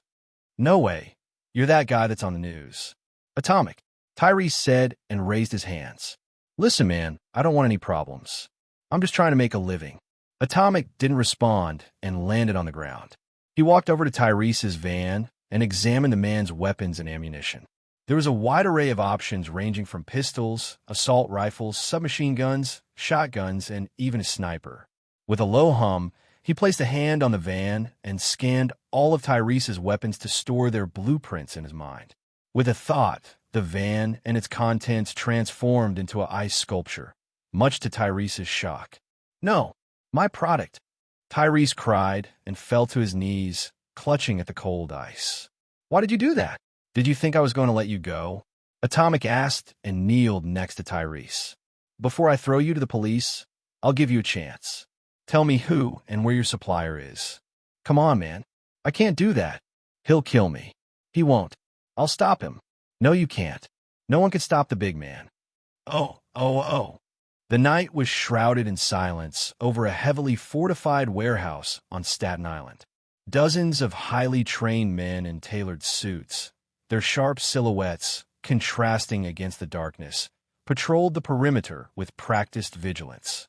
Their eyes, sharp and aware, betrayed a sense of unease beneath the surface, for they were well aware of the precious cargo housed within the warehouse they guarded, which belonged to a top-tier arms dealer infamous for its ruthless dealings among the criminal element. Yet, despite their training, moments of distraction crept in on the men, lured by the monotony of their watch. Guard duty often turned into an exercise in patience, particularly when it became clear that few would dare challenge their operation. With no real threats on the horizon, the guards couldn't help but let their minds wander or enter random chats to lessen their boredom. "Hey, you watched last night's game?" One of the guards, Alan, asked. "Nah, I had to sub in for Quentin." "Who won?" Sebastian replied. "Knicks won, 131 to 128. It was a great game." "Great. This is the last time I sub for any dash." Alan was interrupted as a glowing strand of energy abruptly pulled him back. Sebastian raised his gun, but before he could alert the rest of the warehouse, a glowing boxing glove crashed into his skull, knocking him out. Atomic, in a black and gray tactical version of his suit, glided down onto the rooftop of the warehouse. Raising his hands, Sebastian and Alan were gagged and restrained with rope. Before he left the area, Atomic made sure to transmute their rifles into useless toy models as he had with every other guard he had taken out. "My first stealth mission. This is easier than I thought," Atomic thought as he looked around the area from the roof of the building. Behind him were the last two of 7 guards who were in charge of keeping watch on the roof, leaving 11 guards on the ground. Regardless of his inexperience with stealth, Atomic had played enough games and watched several movies to have a good grasp on how to move. It did help that he replaced the materials of the soles of his boots with acoustic foam, keeping his steps extra silent. Alongside his ability to perceive molecules and atoms, he was able to see people moving in and out without having to expose himself. One by one, Atomic knocked out guard after guard using various methods, whether that be hitting the guards in the head, injecting them with an anesthetic, or restraining them completely. I need to learn how to fight. I can't keep relying on my powers for everything. Atomic thought as he knocked out the last guard on watch. Bryce? Bryce! Answer me, damn it. Why isn't anyone responding? Hello? Angry voice said from a radio. Atomic looked down at the walkie-talkie on Bryce's belt and pulled it off. After a quick search, he found their radio frequency and adjusted his helmet to join their radio communication. From within the warehouse, a tall man dressed in a black suit turned to a massive man standing in the corner of the room. Something's going on out there. Barney, take a team and check things out. No problem, boss. Barney nodded and left the room, leaving behind Luther Wilcox, the individual handpicked by the big man to handle the gun trafficking operation responsible for selling weapons across New York.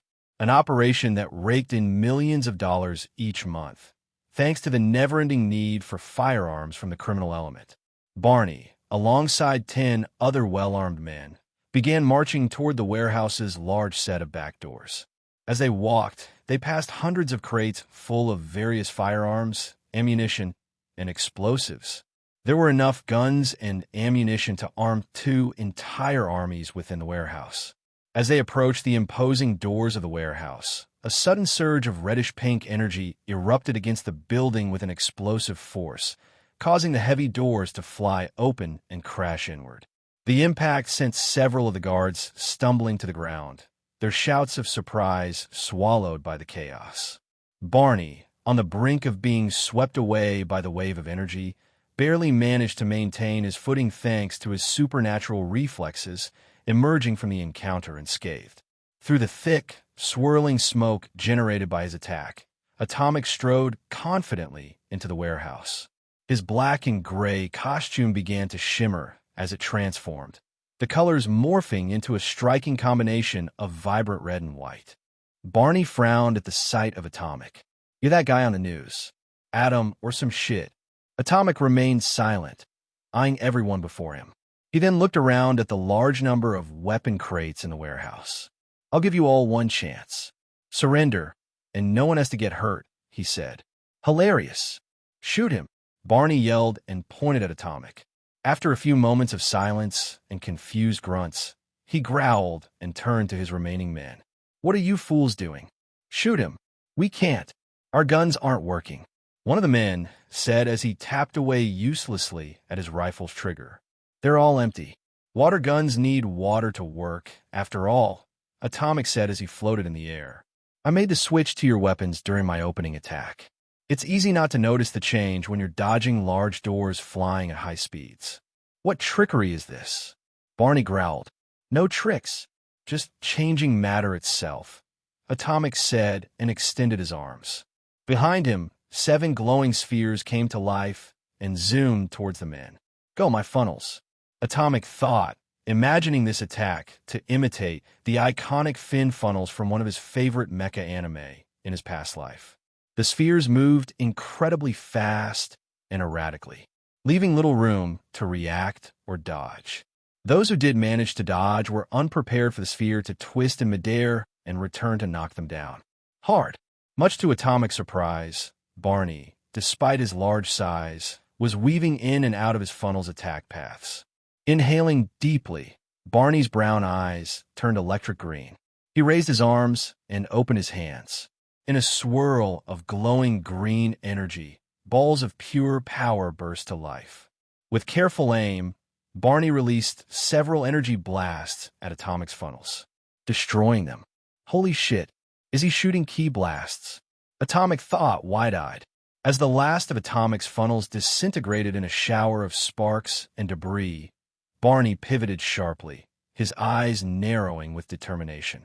With a swift motion, he unleashed a powerful, concentrated blast aimed directly at Atomic. The hero, momentarily stunned by the destruction around him, quickly regained his composure. Drawing on his training, he conjured a makeshift barrier just in time. The immense force of Barney's blast collided with the barrier, which buckled under the pressure due to its hasty construction. With a thunderous crash, the barrier shattered, sending Atomic hurtling backward through the air, his body tumbling uncontrollably as he struggled to regain his footing. "A mutant!" Atomic asked aloud. Yeah, a very well-paid one at that. Barney grinned and chased after Atomic. As he moved, his hands shot blasts of highly powerful, highly explosive energy at the hero. Stop moving. I'll make this quick. Sorry, I'll have to pass. I'm allergic to energy blasts, Atomic said as he avoided the blasts of energy by flying through the air. With a swing of his arm, Atomic created two massive stone fists to erupt from ground. Barney's eyes widened in surprise, but he quickly sent a volley of blasts to the fists. As Barney attacked his stone constructs, Atomic's eyes focused on Barney's glowing energy blasts. Time seemed to slow down as he took in the energy blast's molecular structure. His blasts aren't key. They're pure plasma. Atomic thought.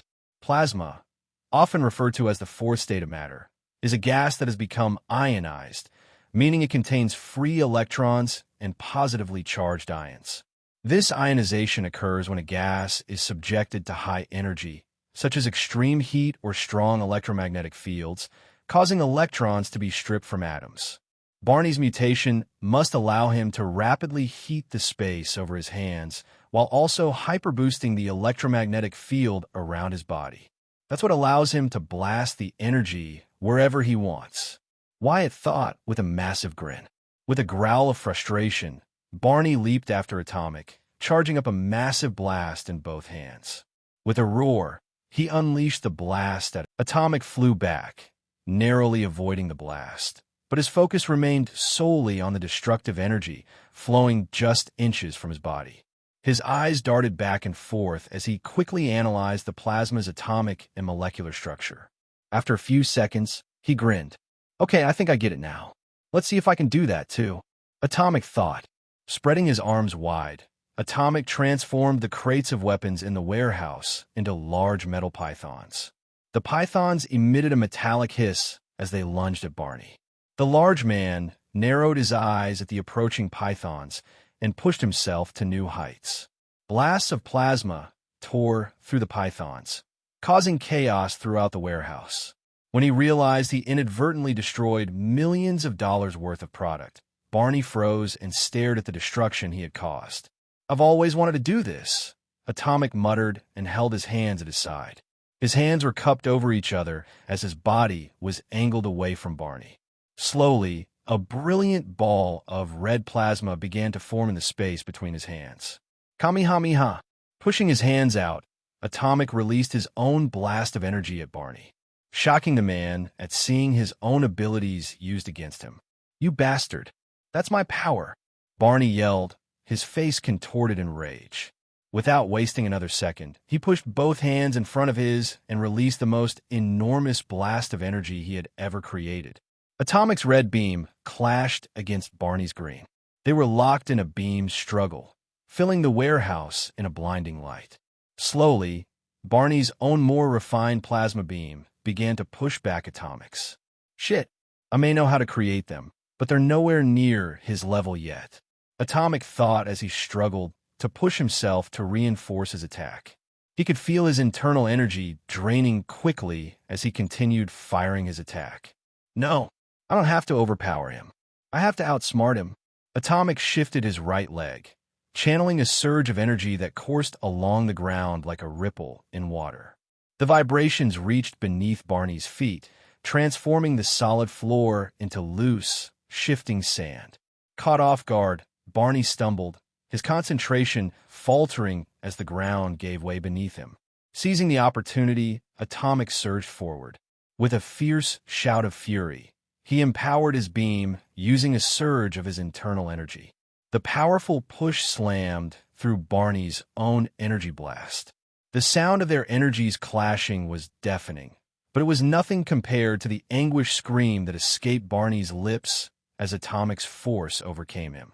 The mutant was violently hurled backward, his body crashing through a pile of crates filled with weapons, splintering wood and metal flying in all directions. Panting heavily, Atomic cautiously approached the wreckage, anxiety gnawing at him. He bent down, peering through the debris to check on Barney's condition. A wave of relief washed over him as he saw the faint rise and fall of Barney's chest. He had been worried that he hadn't adjusted the power output of his blast in time. Just as he breathed a sigh of respite, a deafening bang shattered through the battered warehouse. The sudden force of shots struck Atomic squarely in the back, sending him reeling forward. Gritting his teeth against the pain, he turned to meet the furious glare of Luther, who stood poised with a shotgun, eyes ablaze with unrestrained hatred. After cocking his weapon, Luther prepared to unleash another round. "You Cape bastard! Look at what you did. Do you know who these weapons belong to?" Luther yelled as another round struck Atomic in the chest, pushing him back slightly. "You'll pay for this. I'll feed your corpse to my fucking dogs." Another bang echoed in the warehouse, knocking Atomic down to one knee. "Damn it. Using a continuous plasma beam like that drained me more than I thought." Atomic thought as another blast of pellets hit him. The only reason he was still alive was because of the materials his suit was made of. Without his suit, he would have been killed after the second shotgun blast. Even so, no matter how tough his suit was, Atomic still felt every shot. Standing over Atomic, Luther racked his shotgun and aimed the muzzle at the hero's head. In an act of defiance and anger, Atomic forced every muscle in his exhausted body to move. With a determined yell, he shot to his feet and tackled Luther to the ground. Sitting over the man, Atomic did the only thing he could. He began to rain down punches on the arms dealer's face with his gloves' adamantium knuckles. Each new punch, although unrefined and clumsy, caused Luther's face to twist and morph. It wasn't until Atomic saw that the man had gone unconscious that he stopped. Gasping deeply and erratically, Atomic looked down at the bleeding and bruised man and his own bloodied fists. With slow, heavy movements, he got to his feet and surveyed the utter destruction around him. "Won't be long before the cops show up," he said, examining the remaining crates of weapons. While he wanted to believe that the police and politicians in the city would confiscate and dispose of these weapons properly, he knew there would ultimately be those within the system who were corrupt and would sell the firearms back to the underworld. Leaving them for the police was not an option.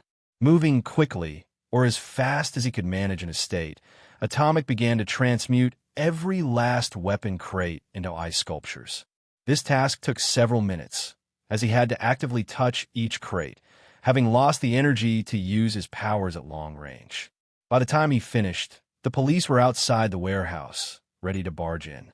Using the shadows as cover, Atomic stealthily left the warehouse and flew away, leaving behind dozens of unconscious criminals and ice sculptures for the police to handle.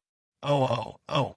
James Wesley strolled through the opulent halls of the sprawling mansion in the sky penthouse, his footsteps echoing softly against the marble floors. The air was heavy with the scent of polished wood and expensive fabrics, and the lavish decor. Ornate chandeliers, rich tapestries, and plush furniture surrounded him like a silent testament to wealth and sophistication. He held a sleek tablet in one hand, its glowing screen reflecting the glint of gold accents that adorned the room. Despite the grandeur around him, his expression remained impassive, a mask of concentration suggesting he was lost in thought, focused on the files before him rather than the luxury enveloping him. James was the right-hand man and confidant of the big man, a notorious figure overseeing the daily operations of his criminal empire in New York. Tasked with managing all interests within the empire and eliminating anyone posing a threat, he took great pleasure in his work. Reaching a set of large oak doors, James announced his presence and waited. "Come in," a deep voice called out from the other side. Once inside the well-lit office, James walked over to stand beside a huge man dressed in a luxurious white three-piece suit. This was the man whose name should not be spoken, yet who was well known throughout the city's criminal underworld, the big man. "It's all gone, sir. All our men have been taken into custody, and every piece of weaponry and ammunition has either been destroyed or transformed into ice," James reported professionally as he swiped through his tablet. The screen displayed images of the NYPD apprehending guards from the weapons warehouse alongside striking, detailed photographs of ice sculptures of firearms. "This is a setback. How long before we can resume operations?" the big man inquired. "I'm afraid it will take some time. James replied. The big man frowned as he examined the images of the ice sculptures. Do we know who is responsible for this? Yes, sir. The individual calling himself Atomic has been making quite a name for himself in the city. His skill set is formidable. New York's newest hero, the big man muttered, his sharp mind swiftly considering several potential solutions. His skills could be better utilized elsewhere. Wesley, reach out to Atomic. Arrange a meeting, no matter what it takes. Yes, sir. James nodded and left the room, ready to plan how to accomplish his new task. Minutes later, a woman dressed in an elegant gown and adorned with a $50,000 pearl necklace entered the room, carrying a bottle of red wine. Wilson, care to join me for a glass of Domaine Leroy, Corkinard's Grand Cru 2001? The woman asked affectionately. Of course, Vanessa. I wouldn't dream of refusing, Wilson Fisk replied with a warm smile as he joined Vanessa Mariana for a glass of wine. Paintbrush in hand, Wyatt swiped side to side as he painted one of the recently restored walls within Luigi's restaurant. Once his brush ran dry of paint, he went to dip it in the paint pan beside him, but winced when a shock of pain ran down his back. Wyatt, are you okay? Luigi asked as he turned away from the chairs he was repairing. You've been wincing all morning. Are you injured? Yeah, I kind of threw my shoulder out when I was, playing catch with some friends, Wyatt said. You have friends? Color me surprised. Serena grinned as she sprayed some more Windex on the restaurant's new glass windows. Here, I thought I was your only friend. Hey, I have friends. Wyatt gave Serena an annoyed look, causing her to stick her tongue out at him. Serena, stop teasing the boy, Luigi said with a smile. He placed his tools down and wiped his hands with a nearby towel. Okay, I think we've done enough for the day. You two go on. I'll clean things up. It's all right, we'll help Dash. No, young kids like you should be out having fun. Now go. I will clean up. Luigi all but pushed both Serena and Wyatt outside the restaurant. He even went as far as to lock the restaurant's front door and give them a wave.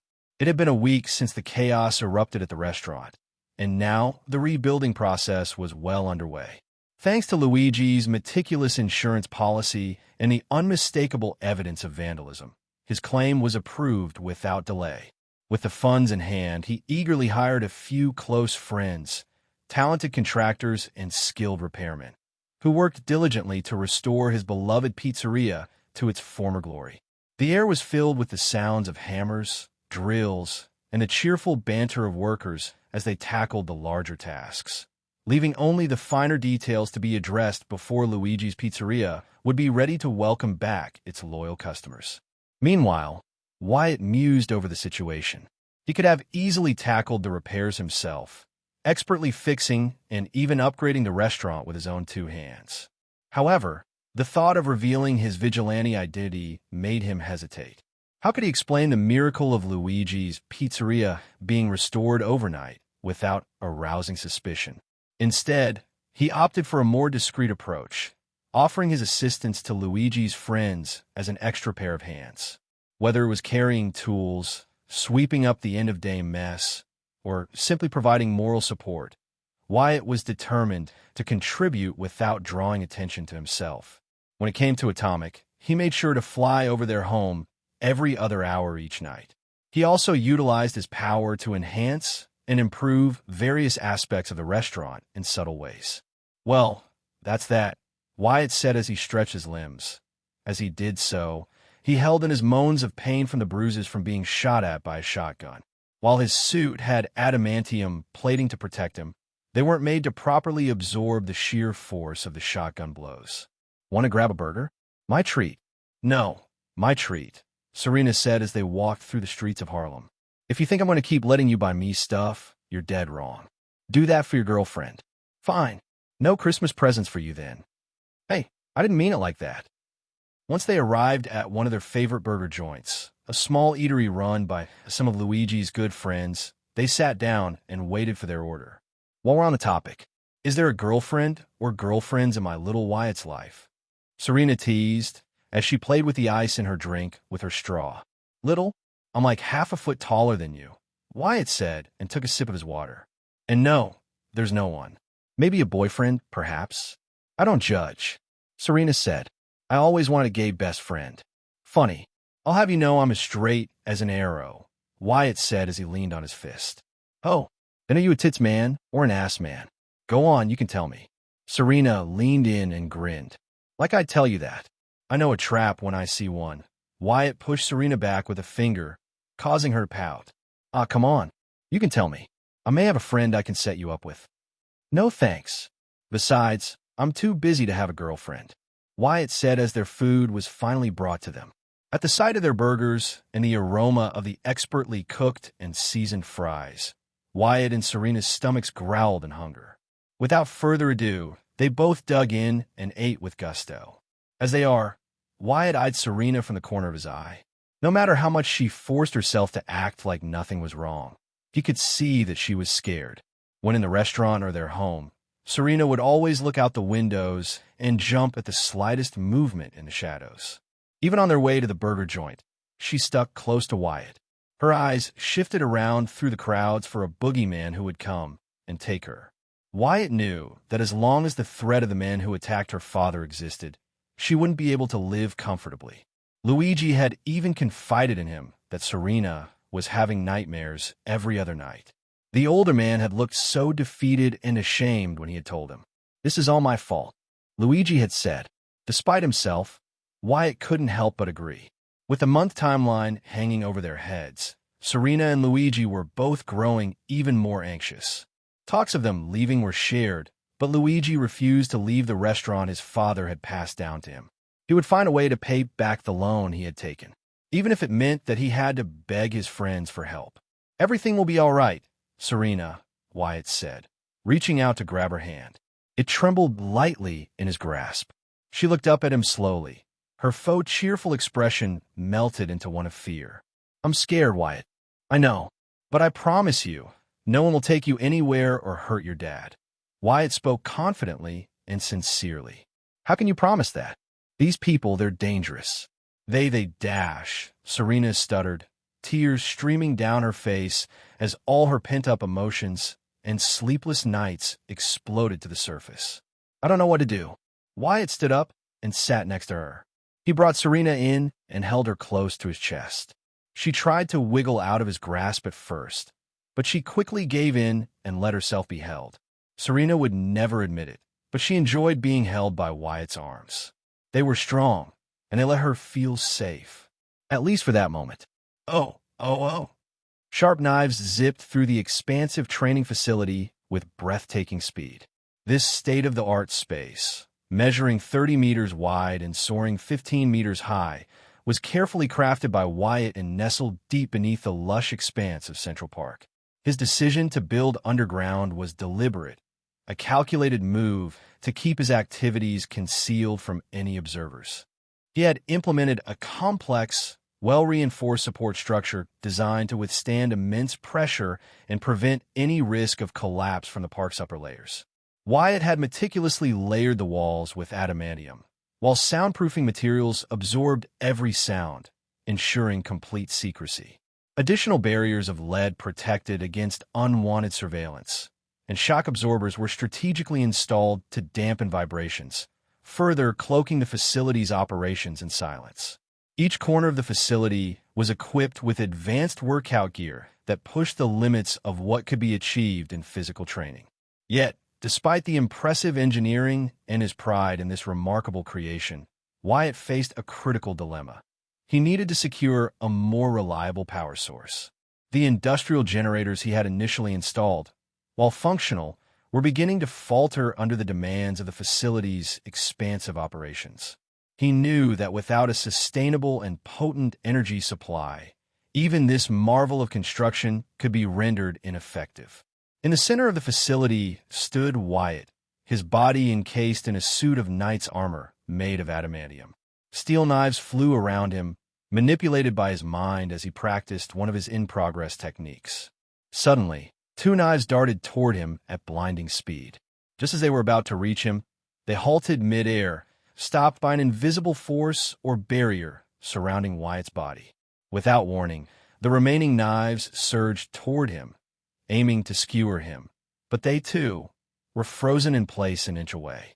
Wyatt trembled with exertion as he concentrated on expanding the highly focused mass of space around him. Okay, I think I've got this part down.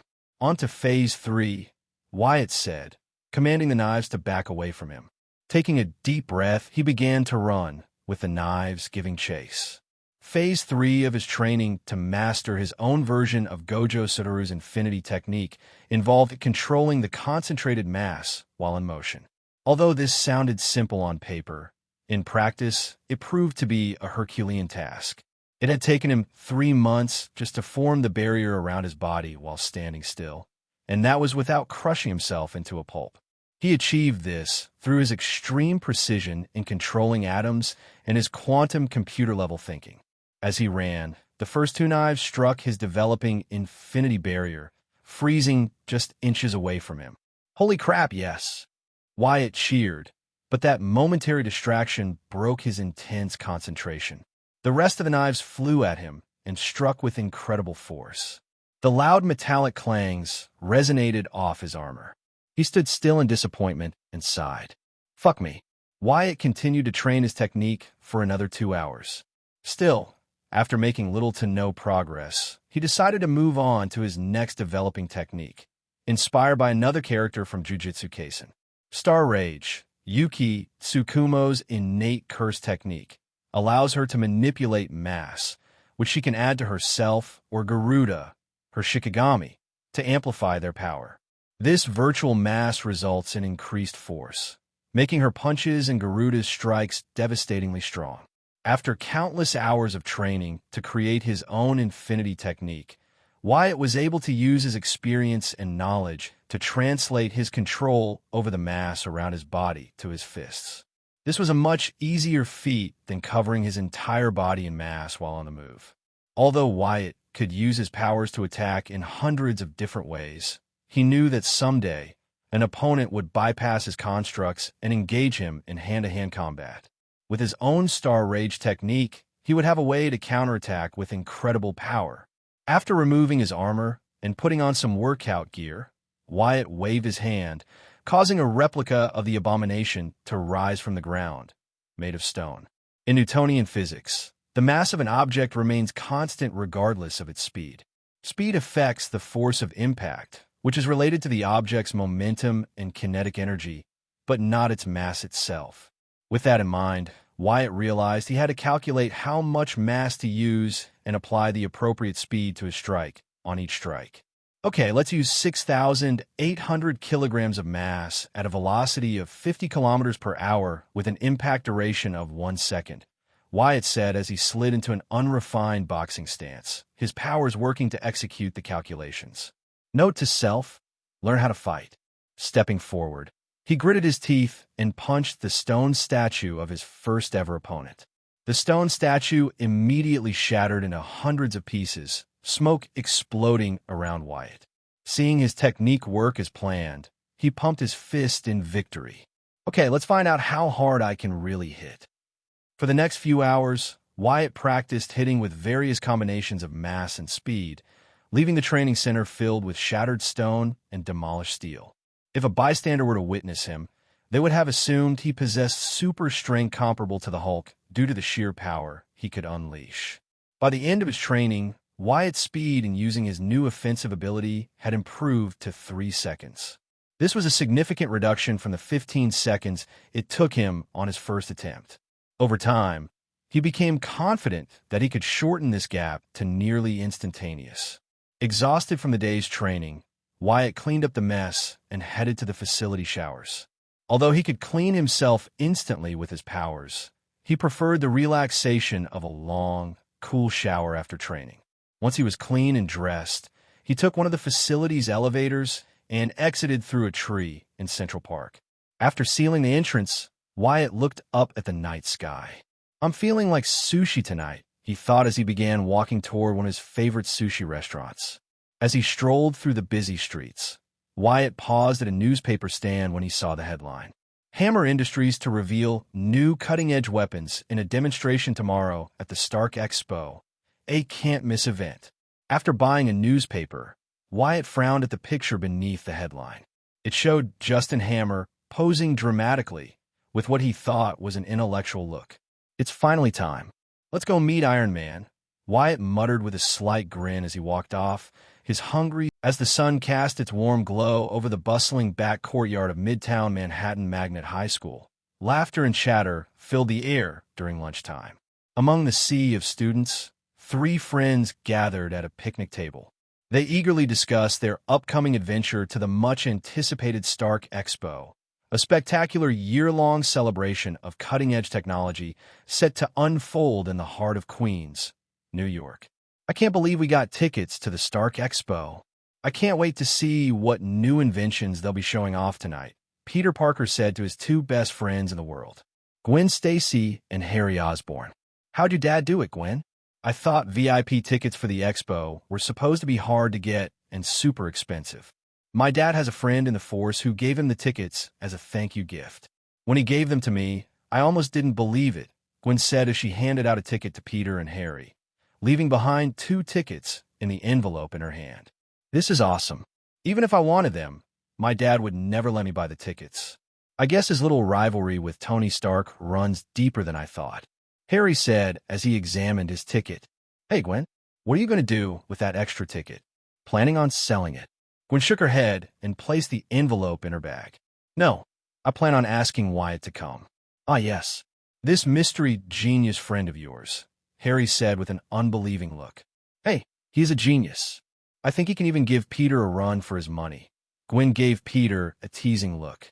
"Besides, I'm sure you 3 boys will get along well." "Hear that, Pete? You won't be the group's head genius any longer." Harry chuckled at Peter's unamused look. "I, for one, am looking forward to meeting Gwen's mystery friend. I always wanted a friend who I could bounce ideas and theories from," Peter said, raising his hands. Before he could continue speaking, a subtle ring echoed in his mind. Frowning, he ignored his spidey sense and let the incoming football hit his head. Ouch! The 3 friends turned to see Flash Thompson and Kenny Kong laughing as they walked over to pick up their ball. "Sorry, Parker. My hand slipped." "Flash!" Gwen yelled with a glare. Peter glared at Flash, his hands clenched into fists below the table. "With my powers, it would be so easy to wipe that smirk off your face. But if I did that, I wouldn't be living up to Uncle Ben's expectations."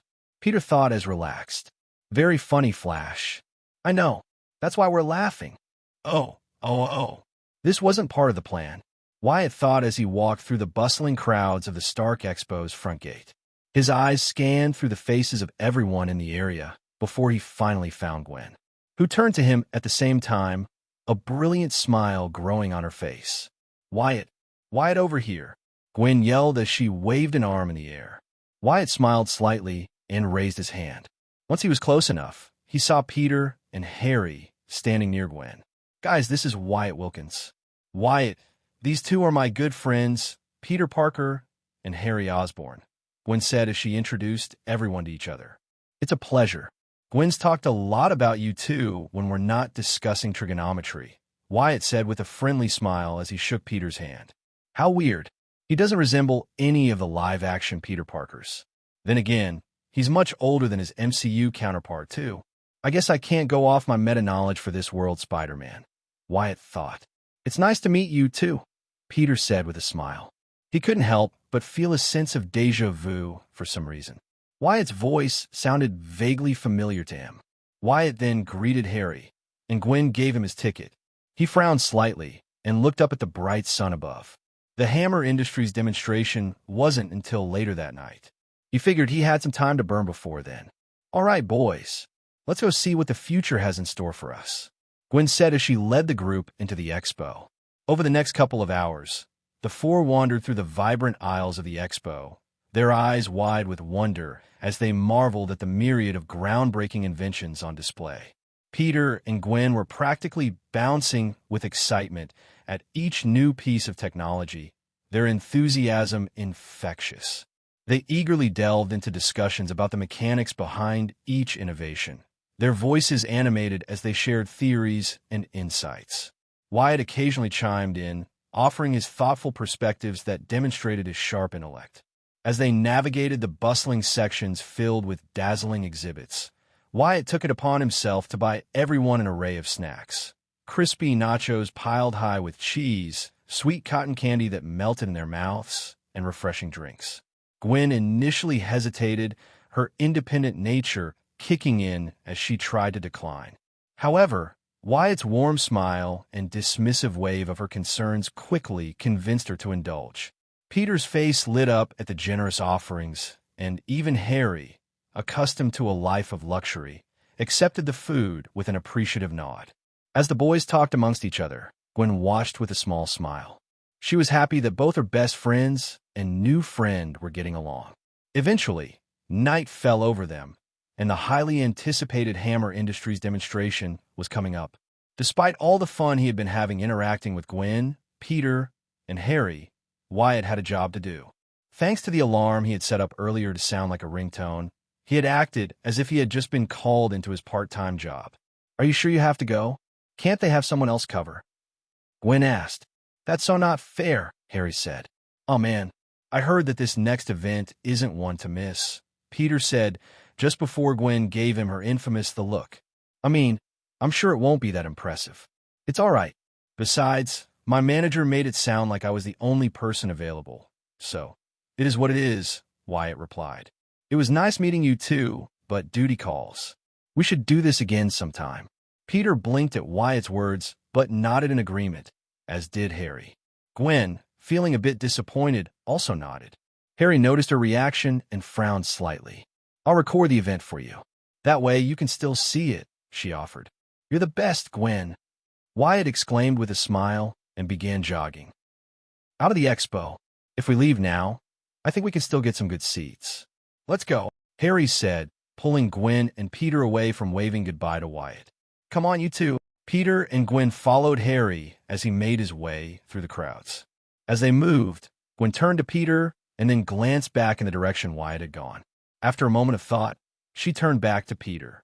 "So, what do you think of Wyatt?" she asked as they entered the expo's main pavilion, which was quickly filling up with people. "He seems like a good guy. I like him," Peter said. "Still, it feels like I've met him somewhere before." "Really?" "Well, he spent a lot of his free time at the library. Maybe you've seen or heard him there." "Maybe. Hey, you two, hurry up. I snagged us these great seats over here," Harry called out as he hovered above 3 seats near the center of the pavilion, annoying a few other visitors in the process. "Well, let's not keep him waiting," Gwen said as she and Peter took their seats. Oh.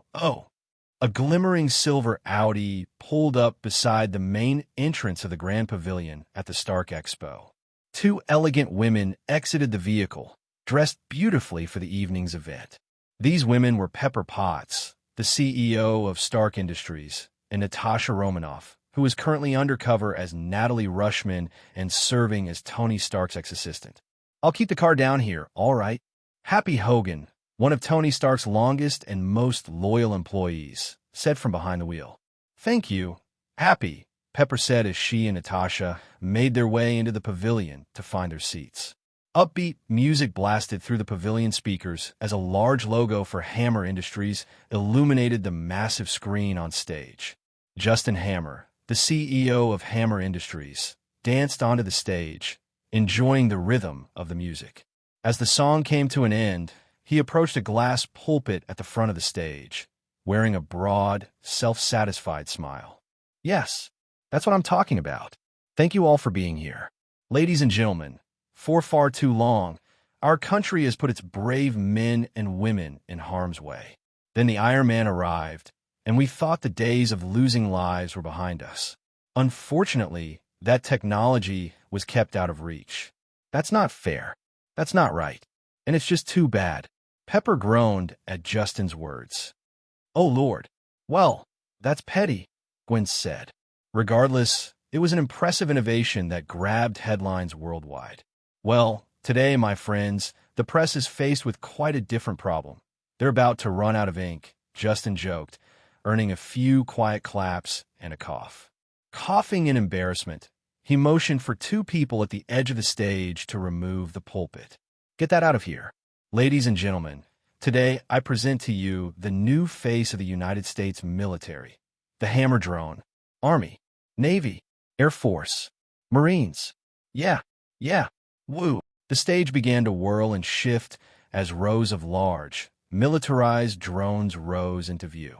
Each group of drones was designed to represent its branch of the military, equipped with specific equipment and weapons. The audience clapped and cheered, impressed by the sight of the rows of drones. Their enthusiasm further boosted Justin's ego. That's a hell of a lot better than some cheerleaders, let me tell you. But as revolutionary as this technology is, there will always be a need for humans to be present in the theater of war. Ladies and gentlemen, today I am proud to present to you the very first prototype of the Variable Threat Response Battlesuit and its pilot, Air Force Lieutenant Colonel James Rhodes. Justin said, pointing to a lone figure rising from the center of the stage. Unlike the rest of the drones, this militarized suit of armor was actually Tony Stark's Mk-2 Iron Man armor. Inside the suit was Colonel James Rhodes. However, unlike its original design, the Mk-2 had been retrofitted with a large arsenal of weapons and repainted in black and gray. The armor made for an impressive and intimidating sight, an actual war machine. Once entirely on stage, James gave the crowd a sharp salute, instantly followed by all the drones. What? Pepper asked, turning to a seemingly equally confused Natasha, unable to believe what she was seeing. Dude, that's so cool, Harry exclaimed as Peter nodded in agreement. Justin was practically on cloud nine. Everything was going amazingly well. For all the headaches Ivan Vanko caused, he was worth all the trouble Justin went through. The sheer number of military contracts he would secure from his demonstration tonight would bolster his already considerable wealth. For America and its allies, Hammer Industries is reporting for a loud rumble filled the skies above the pavilion, causing everyone to turn back to see a bright light flying in their direction. Like a glorious red and gold comet, Iron Man swooped into the pavilion and landed with a loud clang. As he stood up, the crowd's cheers and whoops shook the stage. No way. Iron Man is here too, Peter said, grinning widely. Remind me to get your dad a Christmas gift, Gwen. You better not take that back, Gwen chuckled. We got trouble. Give them a wave, Tony said as he walked over to stand beside James and waved to the cheering crowd. Tony, there are civilians present. I'm here on orders. Let's not do this right now, James replied. All these people are in danger. We need to get them out of here. You have to trust me for the next 5 minutes, Tony said, his voice serious. Yeah, I tried that. I got tossed around your house, remember? James retorted. Listen, I think he's working with Vanko. Vanko's alive? James asked, surprised. Tony nodded and moved to stand directly in front of Justin, his armor adding height and causing Justin to look up at him with increasing dread. Where is he? Tony demanded. What? Justin replied quickly, his face revealing no guilt. Where's Vanko? Ooh, tell me, Tony said, beginning to lose his patience. What are you doing here, man? Justin asked, stepping back slightly as Tony advanced. Whoa, whoa, whoa, James shouted, panic rising in his voice. His suit's inner interface lit up with code as it was being compromised. Without warning, the minigun over his shoulder aimed itself at Tony. Behind James, all the drones raised their arms, weapons engaged. Is that you? Tony asked in alarm, bending his knees and preparing to take off. Peter felt his spider senses tingle and quickly realized that this was not part of the demonstration. Oh no, no, I'm not doing that. That's not me. I can't move. I'm locked up. I'm locked up. Get out of here. Go. This whole system's been compromised. James yelled, his face contorted in fear as he struggled against the controls. Tony flew back and hovered in the air. Sensing the incoming danger, everyone in the pavilion began to run toward the exits. Let's take it outside, Tony said, flying straight up to draw their gunfire away from the crowds. As he ascended into the night sky, James and the legion of drones opened fire. A hail of bullets turned the pavilion into a cacophony of gunfire as the rounds shattered the glass ceiling above. Shards of thick glass began to rain down on the escaping crowds, intensifying their screams as several people were injured. Realizing their target was getting away, The Air Force drones and James's suit activated their thrusters to give chase. Inside the suit, James could do nothing but scream as he blasted through the glass and into the sky. Following him, the Air Force drones soared into the night. "Come on, we have to get out of here," Peter shouted, grabbing Gwen and Harry. Despite his urgency, Peter had to wait for the stream of evacuees to clear the pavilion before he and his friends could escape. His free hand reached beneath his shirt, where his Spider-Man suit lay hidden. "Peter!" Gwen cried out in alarm, pointing at the drones on the stage. They were no longer immobile. They were now leaping off the stage. In their mechanical rampage, the drones showed no regard for anyone in their path. "What do I do? I have to act," Peter thought, gritting his teeth as he watched a man get knocked aside by one of the drone's heavy arms.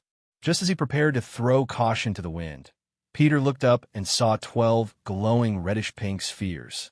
The spheres shifted and transformed into long, jagged blades. In a burst of energy, the blades flew through the air, slicing 12 of the drones into ribbons. "Wait, is that?" Gwen exclaimed while everyone in the pavilion watched as Atomic landed on the stage in a crouch. "He's here," Peter whispered.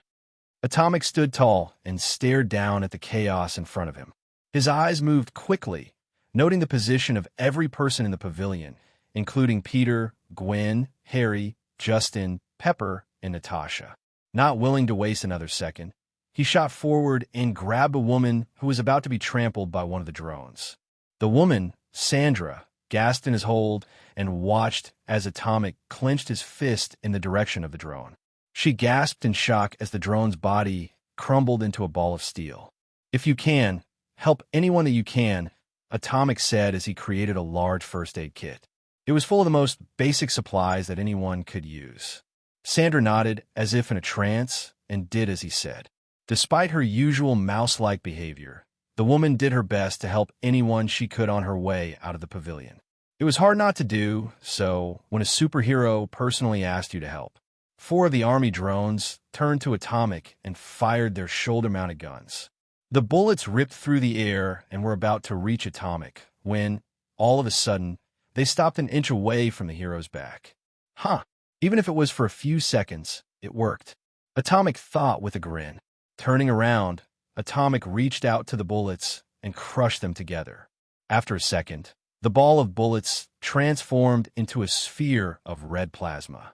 With a yell, Atomic sent the ball of plasma through 2 of the drone's chests. The remaining 2 were crushed from the ground beneath, clamping over them. As he was about to reach the Navy drones, Atomic saw a man trying to crawl away due to a large piece of glass embedded in his thigh. "I need to separate the people from the drones," Atomic thought and landed on the ground. Entering a horse stance, he forced his powers through the ground and raised his arms. The ground trembled violently beneath everyone, sending ripples across the surface that caught the attention of those still gathered in the pavilion.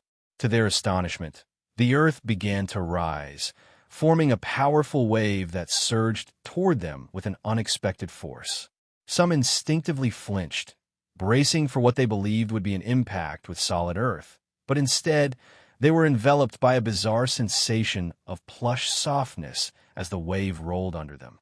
This miraculous swell transported the bewildered crowd away from the looming drones, gently depositing them at the exits of the pavilion.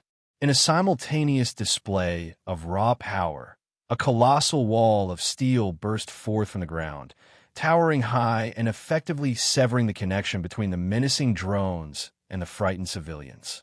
Atomic directed the crawling man toward Peter, Gwen, and Harry in the distance, trusting in Peter's capability to assist the man.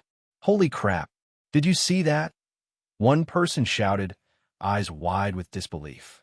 "He saved us," another exclaimed, their voice trembling with fear and relief.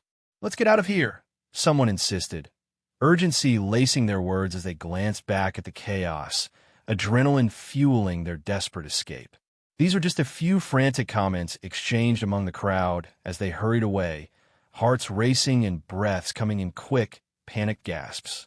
At the sight of the injured crawling man being slid right in front of him, Peter moved without hesitation. Harry, help me get him out of here. All right. Harry moved in and helped Peter carry the bleeding man away from the chaos behind them, followed quickly by Gwen. As they ran, she turned back and watched as bright lights and explosions rocked the now-empty pavilion. Back with Atomic, he pushed himself up and turned down to see his right arm smoking slightly. During the process of helping everyone escape and creating the steel wall, one of the Navy drones shot a volley of rockets at him. He had been quick enough to have created a large adamantium shield over his right arm to block the attack. The resulting explosion had knocked him back. Okay, enough games, Atomic growled and stood, his arms glowing with energy. What ensued could only be described as total devastation. Atomic soared through the air with remarkable speed, wielding every tool at his disposal to annihilate the relentless swarm of drones that filled the pavilion. The stakes were high. He couldn't allow even one to escape and potentially wreak havoc on the expo. As he darted from one drone to the next, a surge of curiosity compelled him to scan each unique model before delivering the final blow. The intricate designs and advanced technology of the drones fascinated him. He knew that their blueprints would prove handy in the future. Rack! Atomic yelled as he smashed the last remaining drone into countless pieces with Star Rage using 1,000 pounds of force. Atomic gasped tiredly as he stood among a sea of destroyed drones. As he recovered, he walked over to a lone glowing disc. It was one of Ivan Vanko's imitation arc reactors. After scanning it, he crushed it and transformed the drone's remains into water. There, no end of movie explosion for you. Atomic thought and turned to see Pepper, Justin, and several security crew staring at him in awe and disbelief. To them, he had destroyed a small army of highly sophisticated and well-armed drones with seeming ease. Make an announcement for everyone in the expo to get underground. Call on the NYPD and every available ambulance. The drones chasing after Iron Man won't think twice about shooting at anyone on the ground.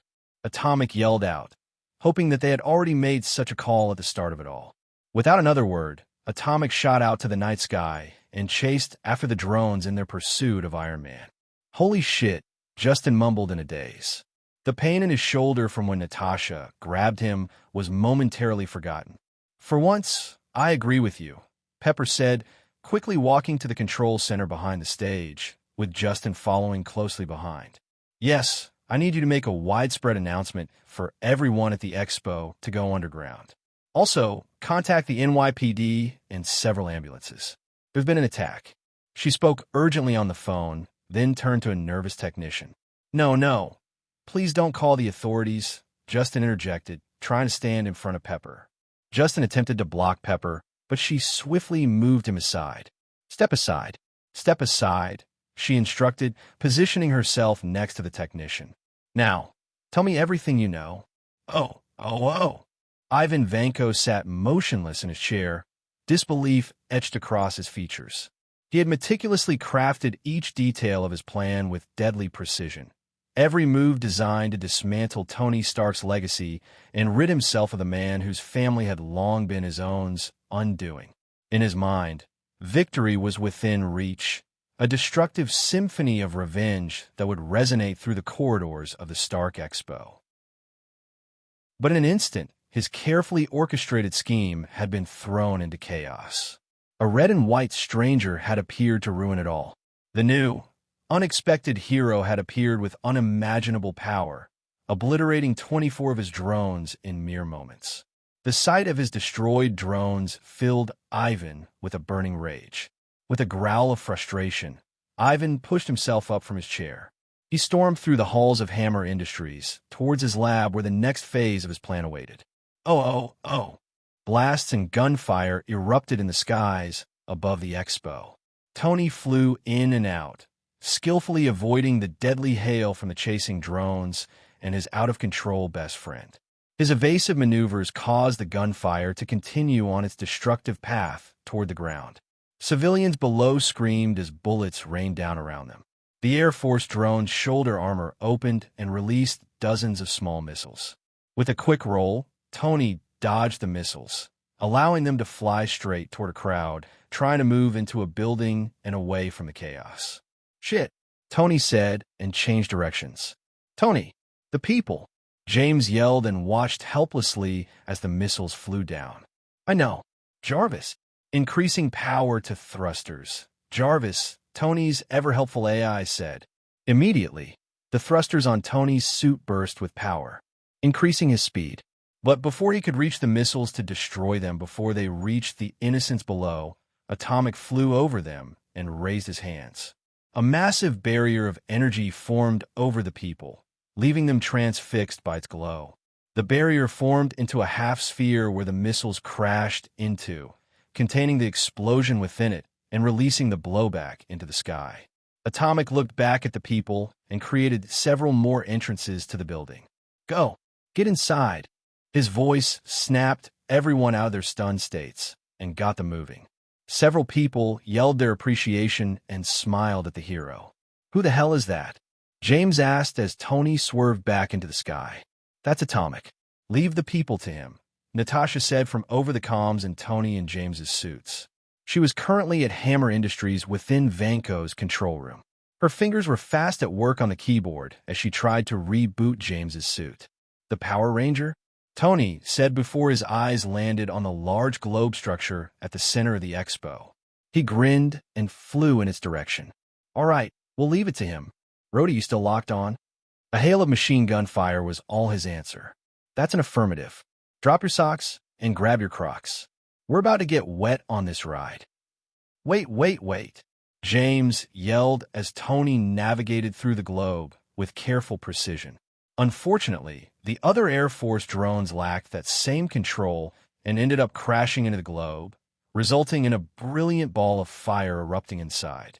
I'm sorry, buddy. Had to thin out the herd. What's your 20? Tony asked as he looked around the skies, but he grunted as James's suit struck him on his back. The two descended in the sky and crashed into the Oracle Biodome, making impact and rolling along a small stream of water as they came to a stop in a large Japanese-inspired garden. Atomic ignored them and flew right at the collapsing form of the flaming globe sphere. He released a wave of his power and extinguished the roaring flames. Reaching out, he constructed glowing, long, arm-like appendages and pulled the globe back into its original position. The glowing arms released a wave of energy, rebuilding and reforging the globe back to its original state. The people below watched the light show in awe. Some even recorded the scene before them. Amongst them stood Peter, Gwen, and Harry. The man they had helped earlier sat beside them, with Sandra applying gauze over his injured thigh. Once he was done, everyone cheered loudly, causing Atomic to turn to them. He examined the crowd and found that there wasn't anyone heavily injured from the explosion. His eyes landed on Gwen and his two new friends. His eyes then moved to the injured man from before. Flying down, everyone in the area gave him room as he crouched beside the wounded man. Good work, Atomic said to Sandra, who felt a deep, powerful feeling rise within her. Thank you, she said. Atomic held a hand out and created a wheelchair from thin air. He picked up the man and helped him sit. As he did so, he quickly scanned the man's injury. That's good. The glass didn't reach your artery. Ambulances are on the way. They'll take care of you, Atomic said. You saved my life earlier. Thank you, the man said, grateful. Wasn't just me, Atomic said, turning to Peter, Harry, and Sandra. These people did as much as me. Can I trust you to get him to an ambulance? He asked them. Yeah, you can count on us, Peter said. Harry and Sandra nodded their agreement. In the distance, sounds of explosions and gunfire rocked the biosphere. Atomic began to float and turned to everyone around him. You all need to evacuate. This isn't over yet. In a burst of speed, Atomic flew away toward the biosphere, leaving everyone to watch as he became a stream of light in the night sky. Peter couldn't help but watch Atomic disappear with a growing sense of resolve. He now knew what he had to do, what he had to be. It was time for him to be Spider-Man and use his powers to help like Atomic. Oh. An intense battle erupted within the vibrant greenery of the biosphere, where Tony and James now stood resolute against Ivan. who was clad in a formidable heavy-duty suit bristling with newly upgraded electric whips. The air crackled with tension as the fight unfolded, each combatant fiercely vying for supremacy. In a different reality, Tony and James might have found themselves overwhelmed, exhausting their arsenal against the relentless legion of hammer drones. But at this moment, they were fully equipped and determined to outlast Ivan and his advanced weaponry. Even so, the Russian adversary was not to be underestimated. His combat skills were as polished as the sleek armor encasing him, and the whips he wielded crackled with lethal energy, ready to strike at a moment's notice. With fierce determination, Tony unleashed a brilliant crimson laser, its beam cutting through the air like a lightning bolt, obliterating everything in its merciless path. The sheer intensity of the energy made the surroundings tremble. Ivan, quick to react, dove to the side, narrowly escaping the onslaught. He swung his whips with precision, their tips glinting ominously as they slashed across the garden, expertly targeting Tony's forearm and severing his control over the deadly laser. With a powerful flick, Ivan sent Tony hurtling through the thick trunk of a tree, the impact causing the wood to splinter and debris to scatter. Instinctively, Ivan raised an arm to shield himself from the relentless barrage of bullets rained down by James, the crack of gunfire echoing against the lush backdrop. Using his whips again, Ivan wrapped James's neck and pulled the war machine right to him. Pulling his arm back, Ivan punched James across the garden. Tony flew over Ivan and slammed a fist into the Russian's back, staggering him briefly. Growing, Ivan spun and unleashed a combo of punches before swinging a whip around Tony's neck. The whip's strength and electric power made it hard for Tony to break free, leaving him to struggle. Seeing his friend in trouble, James began firing off his bullets from his position on the ground. Ivan ignored the bullets and marched over to James. Ivan stomped a foot over James with a metal clang, causing the colonel to grunt. Ivan slid back his helmet and grinned down at James. Tony glared at Ivan and stepped back, the whip around his neck pulling Ivan away from James. James quickly tried to stand, but a whip wrapped around his neck as he got on his knee. Both Iron Men tried to pull away from the whips, but found it impossible. Arcs of lightning streamed off the weapons and jumped into their suits, causing their systems to begin to glitch. A loud crash echoed above them as Atomic flew through one of the biosphere's glass panels. Ivan looked up just in time to see Atomic fly down to land before him in a split second. Atomic placed his hands on Ivan's arms, and after a brief moment, the armor and whips around them shattered into pieces, leaving Ivan utterly stunned. Pulling an arm back, Atomic punched Ivan's chest with enough force to send the man flying back into a boulder. "You saw that, right?" Tony asked James. "Yeah." "Did Vanko's armor fall apart?" James said. "I weakened the molecular structure of the materials in his armor," Atomic said without turning to both Iron Men as he walked up to Ivan, who was gasping in pain. His chest armor was bent and cracked.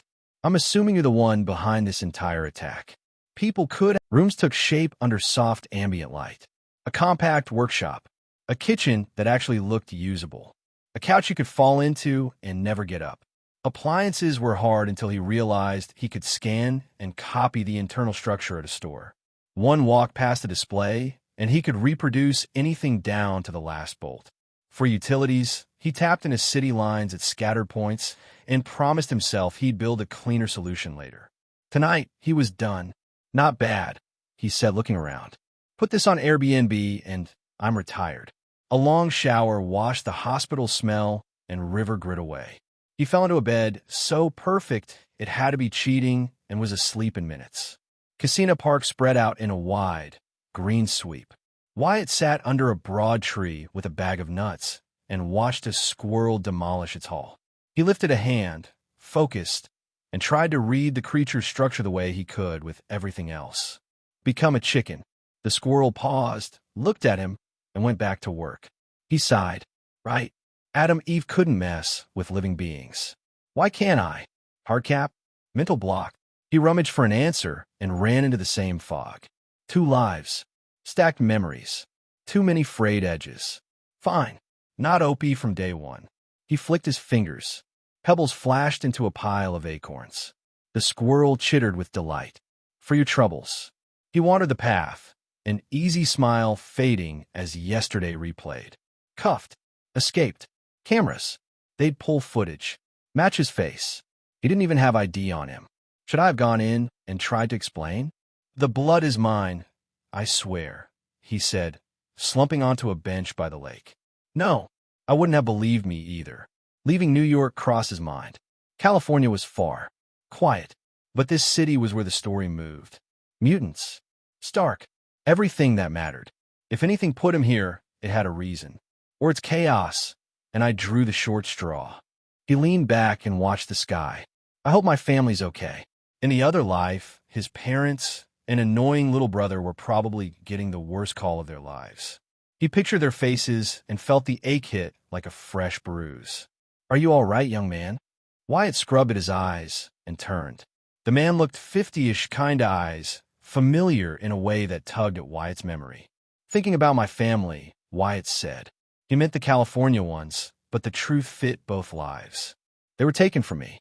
A long time ago. I'm sorry to hear that. The man gestured to the bench. Mind if I sit? I'm Ben. Ben Parker. Wyatt's breath caught. He eased his face into something calm and took the offered hand. Wyatt Wilkins. Nice to meet you, sir. Ben watched a line of ducklings stitch the water. Losing family never stops hurting. But good memories help. My wife says, when you help someone, you help everyone. I think about that a lot. Wyatt nodded. He thought of the younger Wyatt's parents. A brave father with iron morals. A mother who helped strangers like it was a reflex. Killed for nothing. Rage stirred. Hot and reckless. The same heat that had flared in the cruiser when the cuffs went on. So that's what that was. He did what Ben suggested. He found a bright memory. Coney Island. Sticky fingers, cheap prizes, the roar of rides, and his mother's laugh mixing with his father's grin. The sharp ache eased. That helped. Thank you, Mr. Parker. Happy to listen, Ben said. Sometimes that's all it takes. They sat a while longer. When Wyatt stood, he felt steadier. Thanks for the company, he said. Anytime, Ben said, eyes still on the lake. Wyatt walked away, then glanced back. Ben sat quietly, peaceful as if the world had slowed down around him. I just talked to Ben Parker, he thought. But it didn't feel like meeting a legend. It felt like talking to a person. This isn't a movie. It's real. It's mine now. I need to figure out where I fit. He looked down at his Nikes, breathed in the cool park air, and kept moving. Ever since the dramatic events at the Stark Expo, where Atomic's valiant intervention turned a potential disaster into a celebrated triumph, public discourse surrounding his extraordinary abilities and his role in society has surged significantly. While the vast majority of conversations cast him in a positive light, as is often the case with media narratives, the shadows of skepticism managed to capture the most attention. The world has transformed since the emergence of mutants in the early 1900s, a radio host remarked, his voice imbued with a mix of apprehension and curiosity.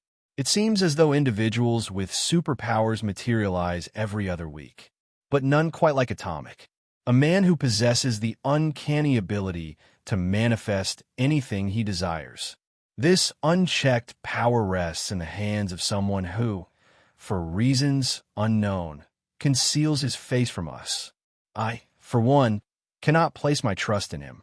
What if his acts of heroism are merely an elaborate charade designed to win our confidence? Why does Atomic hide his identity? A politician pressed, his brow furrowed in concern. What secrets lie beneath that helmet? How can we place our faith in a man who is unwilling to reveal who he truly is? Some researchers speculate that he has dominion over matter and atoms. Another voice chimed in, laced with alarm. If that's accurate, then what's stopping him from erasing humanity if he ever chooses to withdraw his protection? Isn't it evident that Atomic is a mutant? A newscaster argued, her tone heated and impassioned. Why hasn't the government detained him already? He's a catastrophe waiting to unfold. Unchecked power has been shown to lead to chaos time and time again. A U.S. government official declared, his voice resolute and unyielding. Atomic's abilities are excessively formidable and must be regulated. He cannot be permitted to continue as a vigilante without oversight. What are we debating here? A passionate New Yorker interjected, her voice rising above the honks and horns of traffic. Atomic is out there daily, saving lives. Just the other day, my mother's car had a flat tire while she was dropping my kid brother off at school. Not a single person stopped to help her. And you know what happened next? Atomic swooped down from the sky, fixed the tire, and even upgraded my mother's car. I don't care what those clowns in the Senate or the news outlets say. He's a bona fide hero. After all the good Atomic has done, why are people still criticizing him? Another echoed in disbelief. Is it so hard to believe that he's simply a guy trying to do what's right? Hold on. Tony Stark and his friend get medals for what happened at the Stark Expo, but Atomic doesn't. What kind of sense does that make? A popular YouTuber said incredulously. Shouldn't he have gotten one, too? Something smells fishy. These sentiments and countless others filled the airwaves and newspaper columns, capturing the attention of influential government officials, ambitious politicians, seasoned journalists, leaders of influential organizations, and even criminal masterminds, all intrigued by the implications of Atomic's presence. Yet, when it came to the individual at the center of this swirling maelstrom, Atomic/Wyatt remained unfazed. The cacophony of public opinion was a distant murmur compared to his current mission. His focus was entirely directed towards a far more pressing matter: the kidnapping of Serena and the murder of Luigi. Oh. Red and blue lights flickered ominously over Luigi's pizzeria, casting a surreal glow on the scene as police officers cordoned off the restaurant with bright yellow tape. A growing crowd of onlookers, drawn by curiosity and concern, gathered outside, but were held back by several officers, their expressions a mix of confusion and dread as they stood at the perimeter of the crime scene. Among the throng were several of Luigi's longtime friends and fellow restaurateurs, their faces etched with anguish and hopelessness. They stood, powerless witnesses, as two paramedics solemnly carried Luigi's lifeless body into the waiting ambulance on a stretcher. The blanket over him was saturated with blood, dark and chilling, staining the fabric a dark red. "I can't believe it. Who could do such a terrible thing?" one bystander lamented, shaking his head in disbelief. "Oh no, not Luigi," another whispered, tears welling in her eyes as she struggled to comprehend the tragedy unfolding before her. "Did I hear that right? You're saying little Serena is missing?" A voice exclaimed, panic creeping into the crowd's murmurings. In the midst of the crowd stood Wyatt, frozen in shock. An empty stare replaced his once easygoing expression as his mind grappled with the surreal reality before him. In his right hand, he clutched a bag containing a celebration cake adorned with colorful frosting meant to mark the occasion of Luigi's restaurant's grand reopening. Wyatt's world dulled around him. The sounds of sirens and frantic voices faded into a distant hum, eclipsed by a piercing ring that echoed in his ears. His body felt strangely heavy, rooted to the ground as he battled against the storm of emotions swirling inside him. He wanted to breach the barriers set by the police, but his limbs refused to cooperate. What? Wait, I thought, but it hasn't even been a month. The thought echoed futilely in his mind as he stared numbly, helplessly, watching the ambulance drive away with Luigi's body. Suddenly, a fragment of a conversation caught his attention, cutting through the fog that enveloped him. "We're searching for a girl named Serena Lombardi. Witness reports indicate that she was forcibly taken into a gray 1998 Chevrolet Express. We have issued an APB for the vehicle." "Yeah, this may be connected to the recent wave of kidnappings," said NYPD Detective Jackson Peralta, his brow furrowing as he adjusted his earpiece, clearly distressed by the severity of the situation. "I hope this isn't linked to the Russian human trafficking ring we have been monitoring. If it is, we only have around 3 hours to find her before she disappears forever." A jolt of urgency surged through Wyatt as if a bolt of lightning had struck him. Ignoring the cake he had dropped on the sidewalk, he pushed through the crowd. Once he found an alleyway away from prying eyes, he paused for a moment to take a deep, steady breath to calm his mind. With a swift motion, he summoned his suit, and in an instant he took to the sky. Atomic tapped the side of his helmet and initiated a call. "Wyatt, I'm surprised to hear from you." "What can I dash?" came Phil Coulson's voice. "Coulson, I need your help." Atomic's voice was urgent, a mixture of desperation and determination as he scanned the streets below. "What do you need?" Coulson responded, his voice steady and focused. Oh. Time's up, fat man. Where's the money?" "What? You said I had a month." "I still have time." "So, you don't have the money then?" "Whatever. Reznov, take the girl." "You're not taking my daughter. You hear me? Get away." Serena slowly blinked as the echoes of gunfire replayed in her mind. Her thoughts were clouded by the events that had transpired not even half an hour ago. The memories looped endlessly. She recalled the moment when the group of armed men entered her father's restaurant. Each of their faces was vivid in her memory, their thick Russian accents cutting through her mind as they made their demands. The men advanced toward her father, their postures intimidating as they wielded bats and firearms. But her father remained steadfast and fearless. He insisted he still had more time to collect the money he owed, arguing that they were 10 days too early. Yet the Russians didn't care. They wanted what they came for: money. And when that became impossible, they came for her. Serena was petrified. She couldn't move, talk, or run. All she could do was watch as her father attempted to protect her. How she wished he hadn't. If he hadn't stood up to them, perhaps he would still be alive. She would have to live with the haunting memory of watching her father being beaten and gunned down right in front of her. She hadn't even been allowed to hug him one last time before the men grabbed her and bound her hands. With little concern for her well-being, they tossed her into a van and drove off to who knew where, leaving behind the lifeless body of the man who had raised and loved her. Serena didn't move. She didn't talk. All she could do was stare blankly as the men took her somewhere that wasn't home. Feeling the van come to a stop, Serena watched as the doors opened to reveal two of the men from earlier, speaking to a well-dressed old man. The old man looked her up and down, nodding as if satisfied. "Good. She's got good hips and well-developed breasts. Pretty face, too. She'll fetch a good price. Reznov, put her with the rest, and then meet me in my car. We have another stop to make tonight," an old man dressed in an expensive suit said before walking away. "Come here." "I said come here," Reznov yelled, grabbing her by the ankle and dragged her out of the van. Serena cried out as he grasped a handful of her hair, forcing her to look at him. In that moment, she doubted she would ever forget the face of the man who shot her father like an animal. "Behave, girl. We don't like to harm the product." "But we will," Reznov said, beginning to drag her through a dark loading dock. Serena followed behind him without any resistance. Any fight she had in her died alongside her father. Even so, she allowed herself one last thought. "Somebody save me." Oh. Ted let out a loud yawn as he turned the corner. It had been a long day of work, and he was ready to call a night. "I need to find a new job. My back feels like it's going to snap," he muttered as the tools in the back of his old Chevrolet Express rattled during another turn.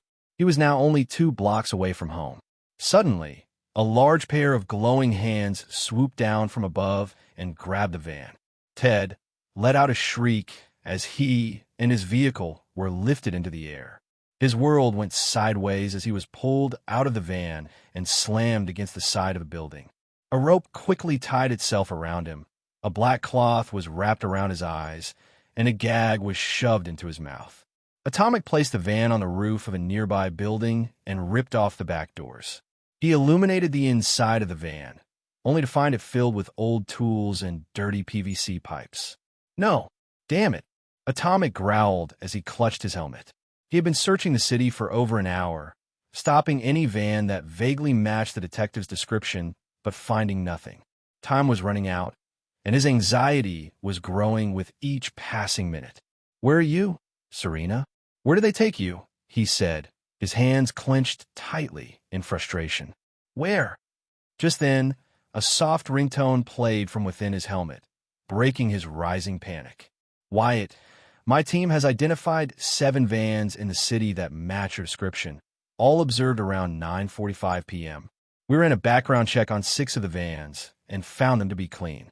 The seventh was unregistered and is now located in a docking bay in Bayonne, New Jersey.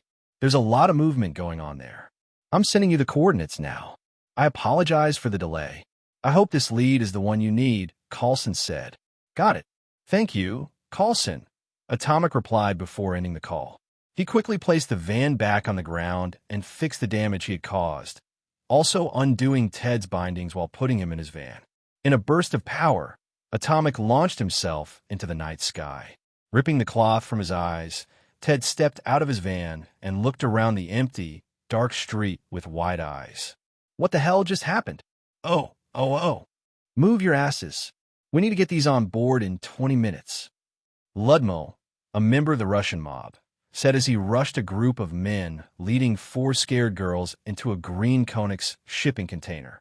Move it, please. Please, just let me go, the young college girl begged, her voice trembling with fear as her brown hair fell around her anxious face.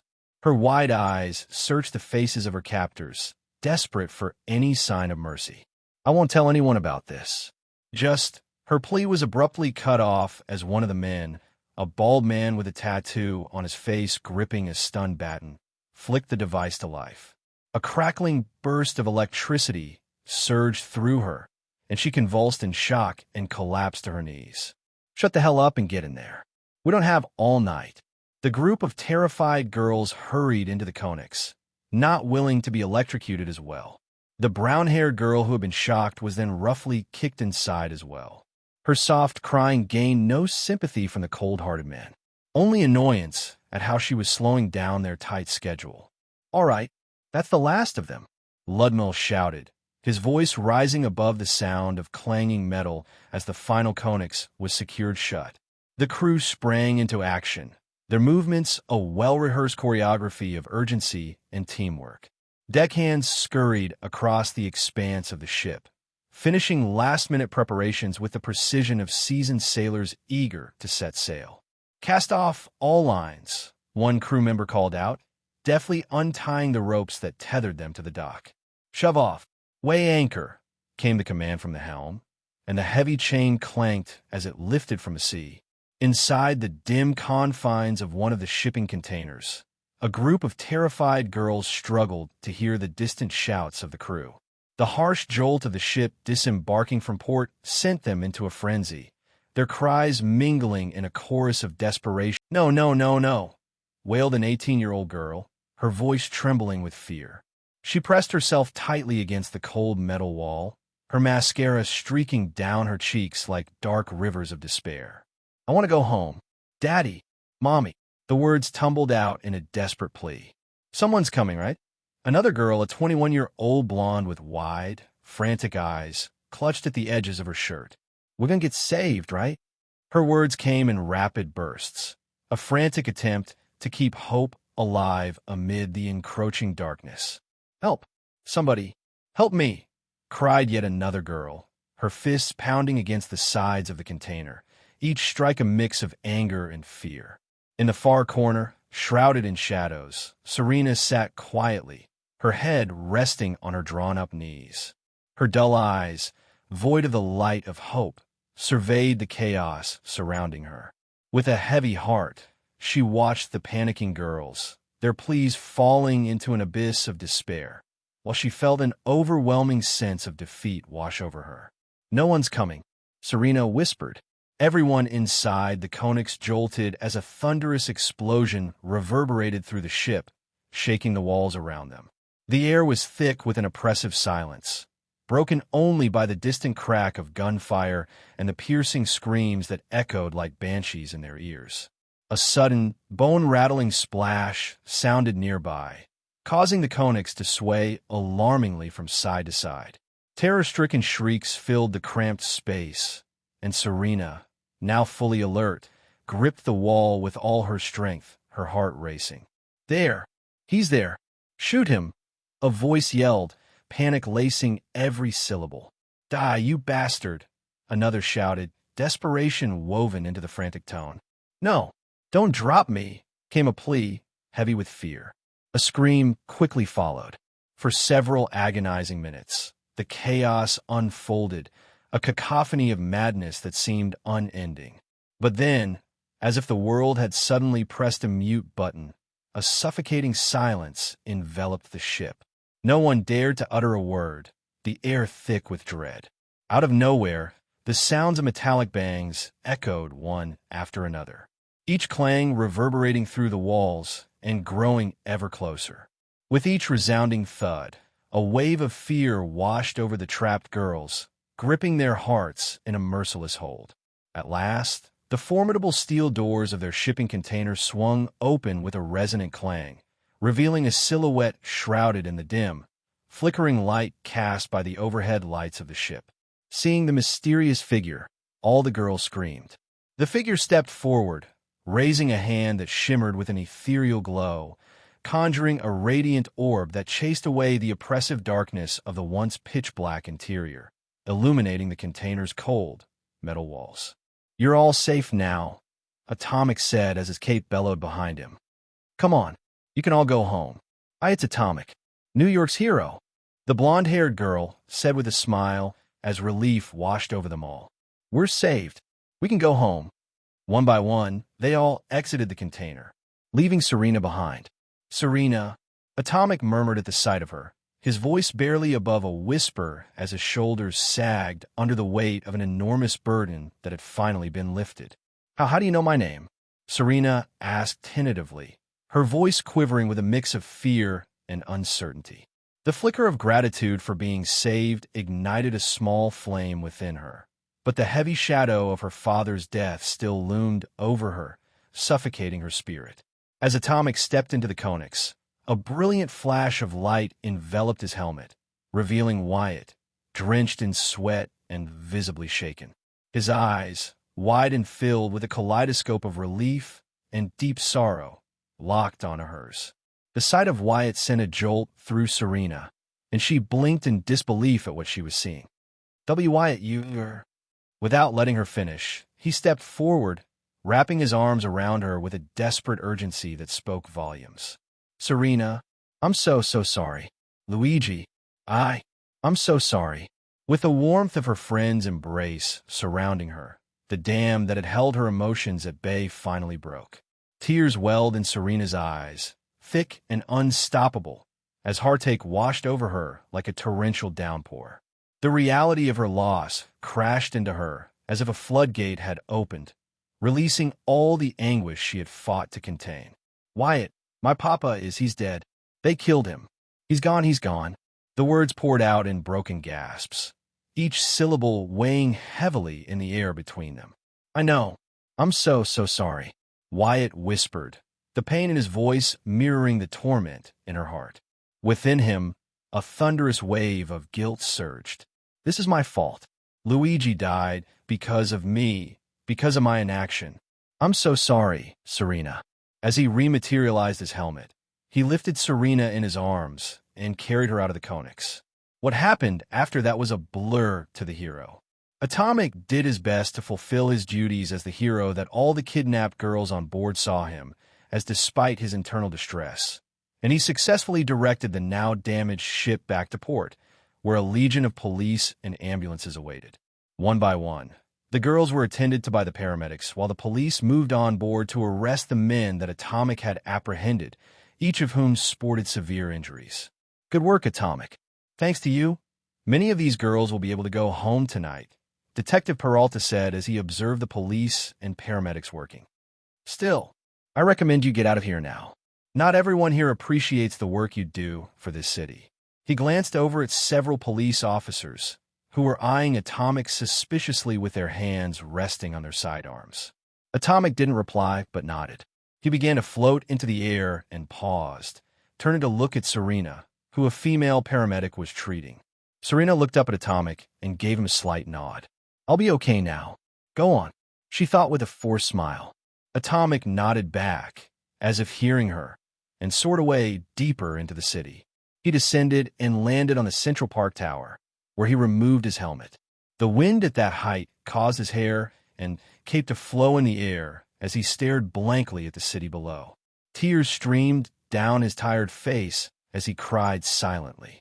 Even with his extraordinary powers, He had failed to save Luigi and prevent Serena from being kidnapped. He had failed them. Nothing had changed since his parents were killed when he was young and powerless. Wyatt couldn't protect those who mattered most despite all he had accomplished. All this power, and I couldn't even save him. He thought with clenched fists. New York's hero, what a fucking joke. Wyatt hissed. In the days following Luigi's tragic death, Serena and Wyatt moved through life on autopilot, their minds clouded by a heavy fog of sorrow. Wyatt, who was better able to cope with the grief of losing someone he now, albeit very late, considered family, took it upon himself to plan the funeral and memorial service.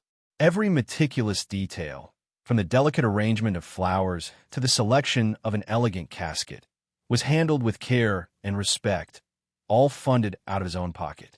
He poured his heart into this process, determined to honor Luigi's memory.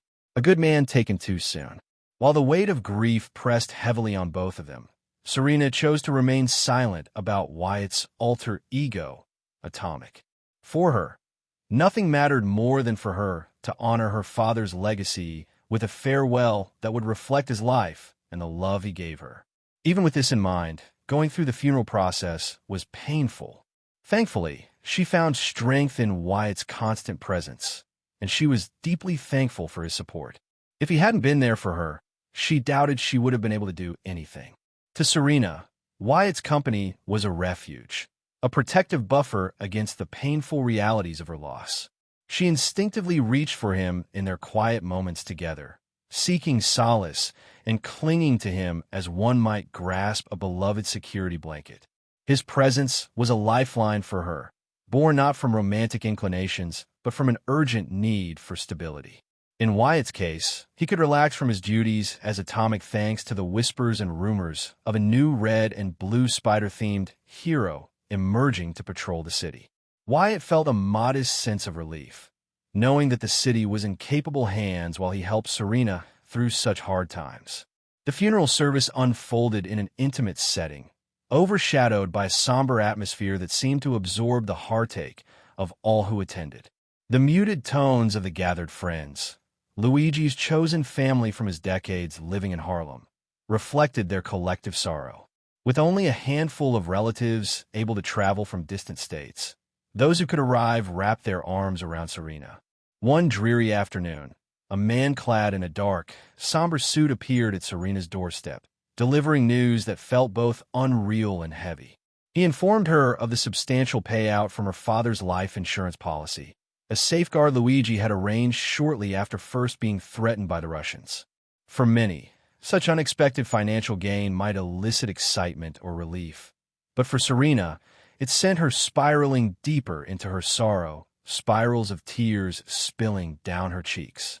Serena's aunt, Lucille LaRusso, one of the few family members who made the trip from California, offered to step in and help Serena to navigate through the complex legal landscape, ensuring that the funds would be securely transferred to Serena's bank account. Once the funeral ceremonies drew to a close, an overwhelming desire to sever any remaining ties to her past consumed Serena. As the now legal owner of her father's beloved restaurant and their family home, she found herself desperate to sell the building that had become an incessant reminder of that fateful night. The very thought of stepping inside filled her with dread. Instead, she decided to stay in a nearby hotel, the costs graciously covered by Wyatt, who remained her unwavering confidant through the storm of emotions. With a heavy heart, Serena made the decision to sell her father's restaurant and the space above it. Two of Luigi's longtime friends expressed interest in purchasing the property.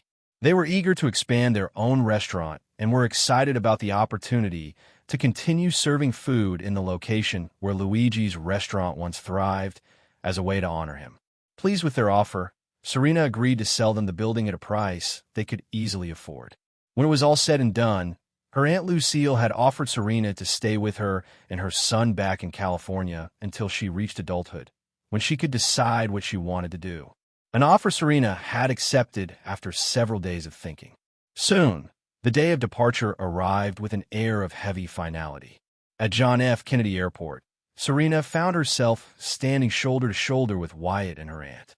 Clutching a single carry-on bag, She carried nothing but a few clothes and cherished family photographs, faded memories of her life with her father and late mother.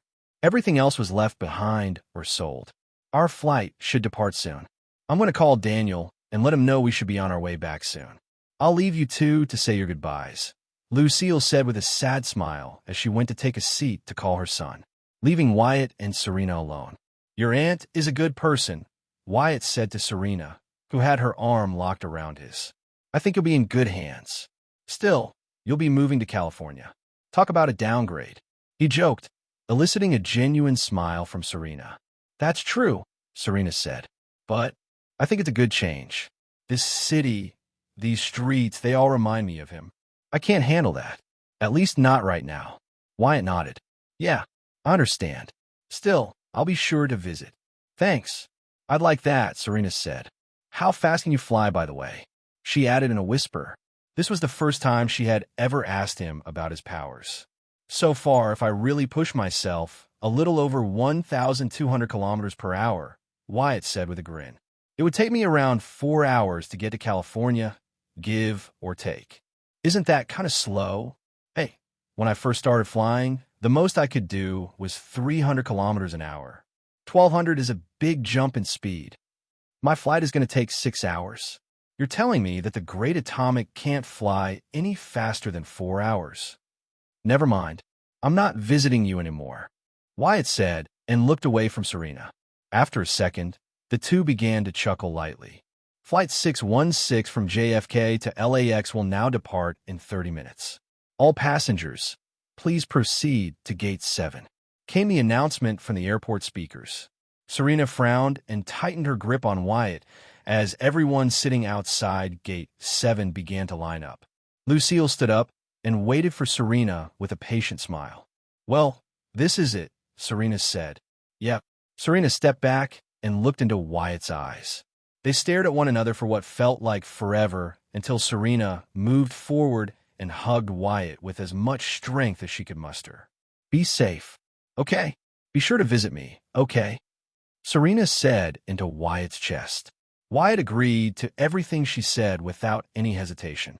With a shaky breath, Serena let him go and walked over to stand with her aunt. Before she entered the jetway, Serena stopped and looked back to give Wyatt another look, as if to burn this moment into her memory. He smiled and gave her a small wave. It's time to go, sweetie, Lucille said with a warm, motherly smile. You'll see him again. I'm sure of it. Serena nodded, fresh tears in her eyes. Turning to Wyatt, she gave him a large, warm smile, which he returned. Sensing the passages behind them beginning to grow annoyed, Serena rushed into the plane and took her first-class seat. A parting gift from Wyatt. Wyatt moved to the large glass windows and watched as Serena's plane rolled onto the runway and departed. A small part of him wanted to fly beside it, but if he did, he felt as if he would just travel to California with Serena. He settled for watching the plane disappear from behind the glass of the airport. Now all alone, Wyatt turned around and left the airport. The ticket he had bought to enter the departure lounge went forgotten in his jacket pocket. Once outside of the airport, Wyatt's somber expression tightened into one of determination. Donning his suit, he flew through the skies and began his new mission, to find the men responsible for Luigi's death and bring them to justice. Oh. After sneezing, 14-year-old Jubilation Lee quickly covered her nose with a tissue and groaned. For the past month, she had been suffering from the worst cold of her life. It had become so concerning that her worried mother took her to the hospital for a checkup. The doctors were puzzled by her cold's prolonged nature and performed routine tests to determine the cause, including a blood test. That had been a week ago, and Jubilation hadn't received any updates.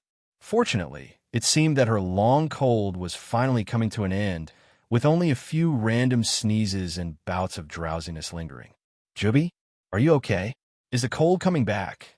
Hannah Lee, Jubilation's mother, asked quickly as she stepped out of the kitchen. I'll make some tea. Mom, I'm fine. That was just a sneeze dash. The front door of their modest townhouse cracked open with a deafening crash, splintering wood and scattering shards of plaster into the air like confetti. A flashbang stunned grenade tumbled in, rolling across the floor with a metallic clatter. Jubilation's eyes widened in shock, adrenaline surging through her veins as she instinctively leaped to her feet. She opened her mouth to shout a warning to her mother, but the blinding detonation of the grenade cut her off, an explosion of white light that left her and Hannah momentarily dazzled. Amid the chaos, the living room erupted with commotion as a squad of men in combat uniforms burst through the entrance, their faces obscured by sleek black masks. Clad in tactical gear with weapons drawn, they moved as a cohesive unit, swift and efficient. On their shoulders, a patch emblazoned with the acronym MRD stood out starkly in white against the darkness of their attire. These were no ordinary officers. They were former soldiers repurposed as federal agents within the U.S. government's Mutant Response Division, an elite unit dedicated to tracking and apprehending mutants deemed a potential threat to public safety. Target confirmed, one of the agents stated, holding up a picture next to Jubilation to compare. She was clutching her ears and squeezing her eyes shut. Take her. 3 men holstered their weapons and forced Jubilation to the ground. What's going on? Let me go. Mom, she cried. The agents ignored her pleas as they secured her hands behind her back. Heavy, reinforced steel cuffs were placed around her wrists and ankles. As her vision cleared, a black bag was pulled over her head, muffling her screams. What are you doing? That's my daughter, Hannah shouted, trying to intervene against the men who had broken into their home. One of the agents swung the stock of their assault rifle into Hannah's face, causing her to scream and crash to the floor. As she fell, her head smacked against the coffee table, rendering her unconscious. At the sound of her mother's pained cry, Jubilation's panic shifted to rage. That anger awakened a dormant power deep within her, and like a firework igniting, it erupted. Sparks of colorful embers danced from her hands, capturing the agent's attention. Shit, she's using her powers. One of the agents raised their rifle and prepared to fire at Jubilation's head, only to be stopped by his squad leader. Goddammit, Spencer, calm the fuck down. Agent Hamilton yelled and pushed Spencer's weapon away. Outside. Now. But, sir, I dash. Did I stutter? Get the fuck out and calm your ass. Hirsch, why the hell haven't you injected the target with the sedative? Injecting sedative, Hirsch said as he pulled out an injection needle from a black case. With swift precision, he injected the drug cocktail into Jubilation's neck. No, and no. Jubilation managed to mutter before falling unconscious. The agents that had been holding her down relaxed and hoisted her up. With their objective secured, the agents emerged out onto the quiet suburban street, where a fleet of sleek armored vehicles idled, their engines humming softly. Surrounding them, a contingent of heavily armed agents stood alert, firearms poised and ready, eyes scanning the surroundings for any sign of trouble. Curious onlookers peered out from their patios and doorways, their expressions a mix of intrigue and concern as the MRD agents carefully maneuvered Jubilation into the interior of a robust armored truck. I can hardly fathom it. The Lee family actually had a mutant among their ranks. Good. It's about time they rid my neighborhood of that damned mutant scum. Finally, my tax dollars are put to good use, came a voice dripping with disdain. Always thought they were such nice people. To think one of them lived so close. It's utterly terrifying, murmured another, eyes wide with a mix of shock and fear. As the MRD agents prepared their equipment, the atmosphere shifted dramatically. The once friendly neighbors of the Lee family began to cheer enthusiastically, clapping and cheering for the agents as if they were heroes returning from battle.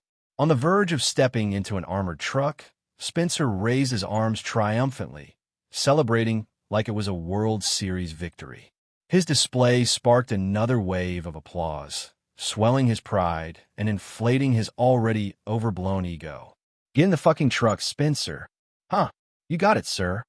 As the sun dipped below the horizon, casting a warm golden glow over the small town in Virginia, the agents of the MRD maneuvered their armored vehicles down the quiet streets.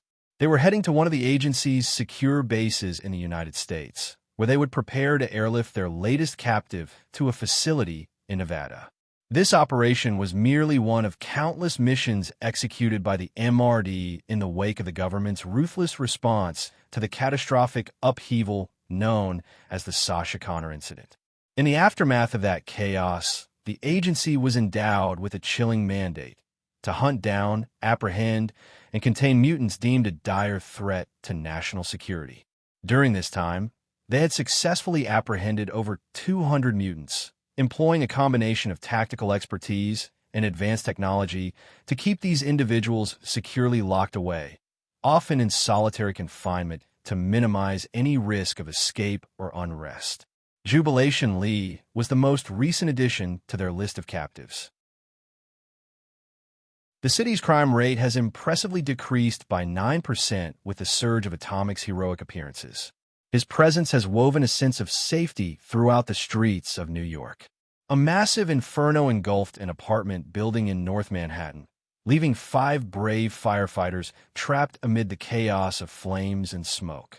Fortunately, Atomic appeared in a flash, utilizing his powers to quickly subdue the fire and orchestrate a daring rescue, ensuring the firefighters and any trapped residents made it out safely. Atomic's persistent refusals to comply with court summons have state officials raising eyebrows and questioning his true motives. New York's newest masked vigilante, Spider-Man, was spotted enjoying lunch with the heroic figure of Atomic on a rooftop overlooking the vibrant neighborhood of Queens.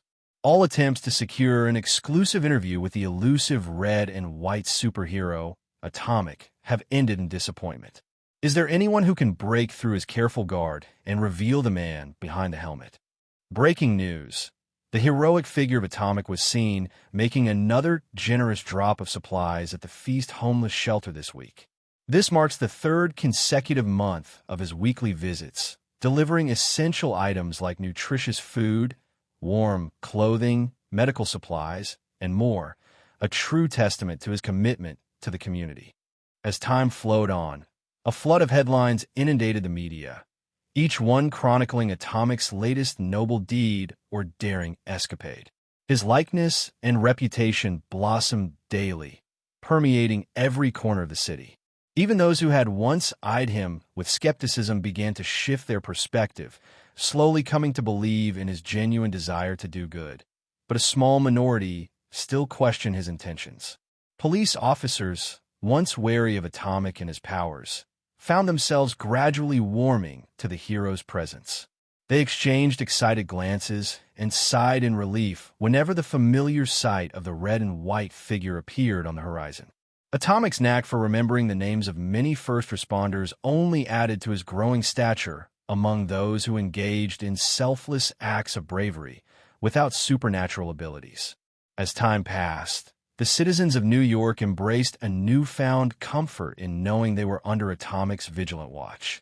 The atmosphere was charged with a tangible sense of safety, as though the mere sight of a blur of red and white streaking across the sky promised that everything would be all right. Oh. 4 months later, tell me there's something better. Yeah. Spider-Man hooped as he swung through the skies of New York. His red and blue costume was a fast-moving blur over the pedestrians below. Go ahead. Try. Spider-Man thought as he flipped and leaped off building after building.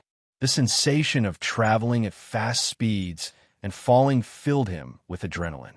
How I Spent My Summer Vacation by Peter Benjamin Parker. I could sum it up in one glorious, hyphenated word. Spider-Man. I'm a spectacular Spider-Man.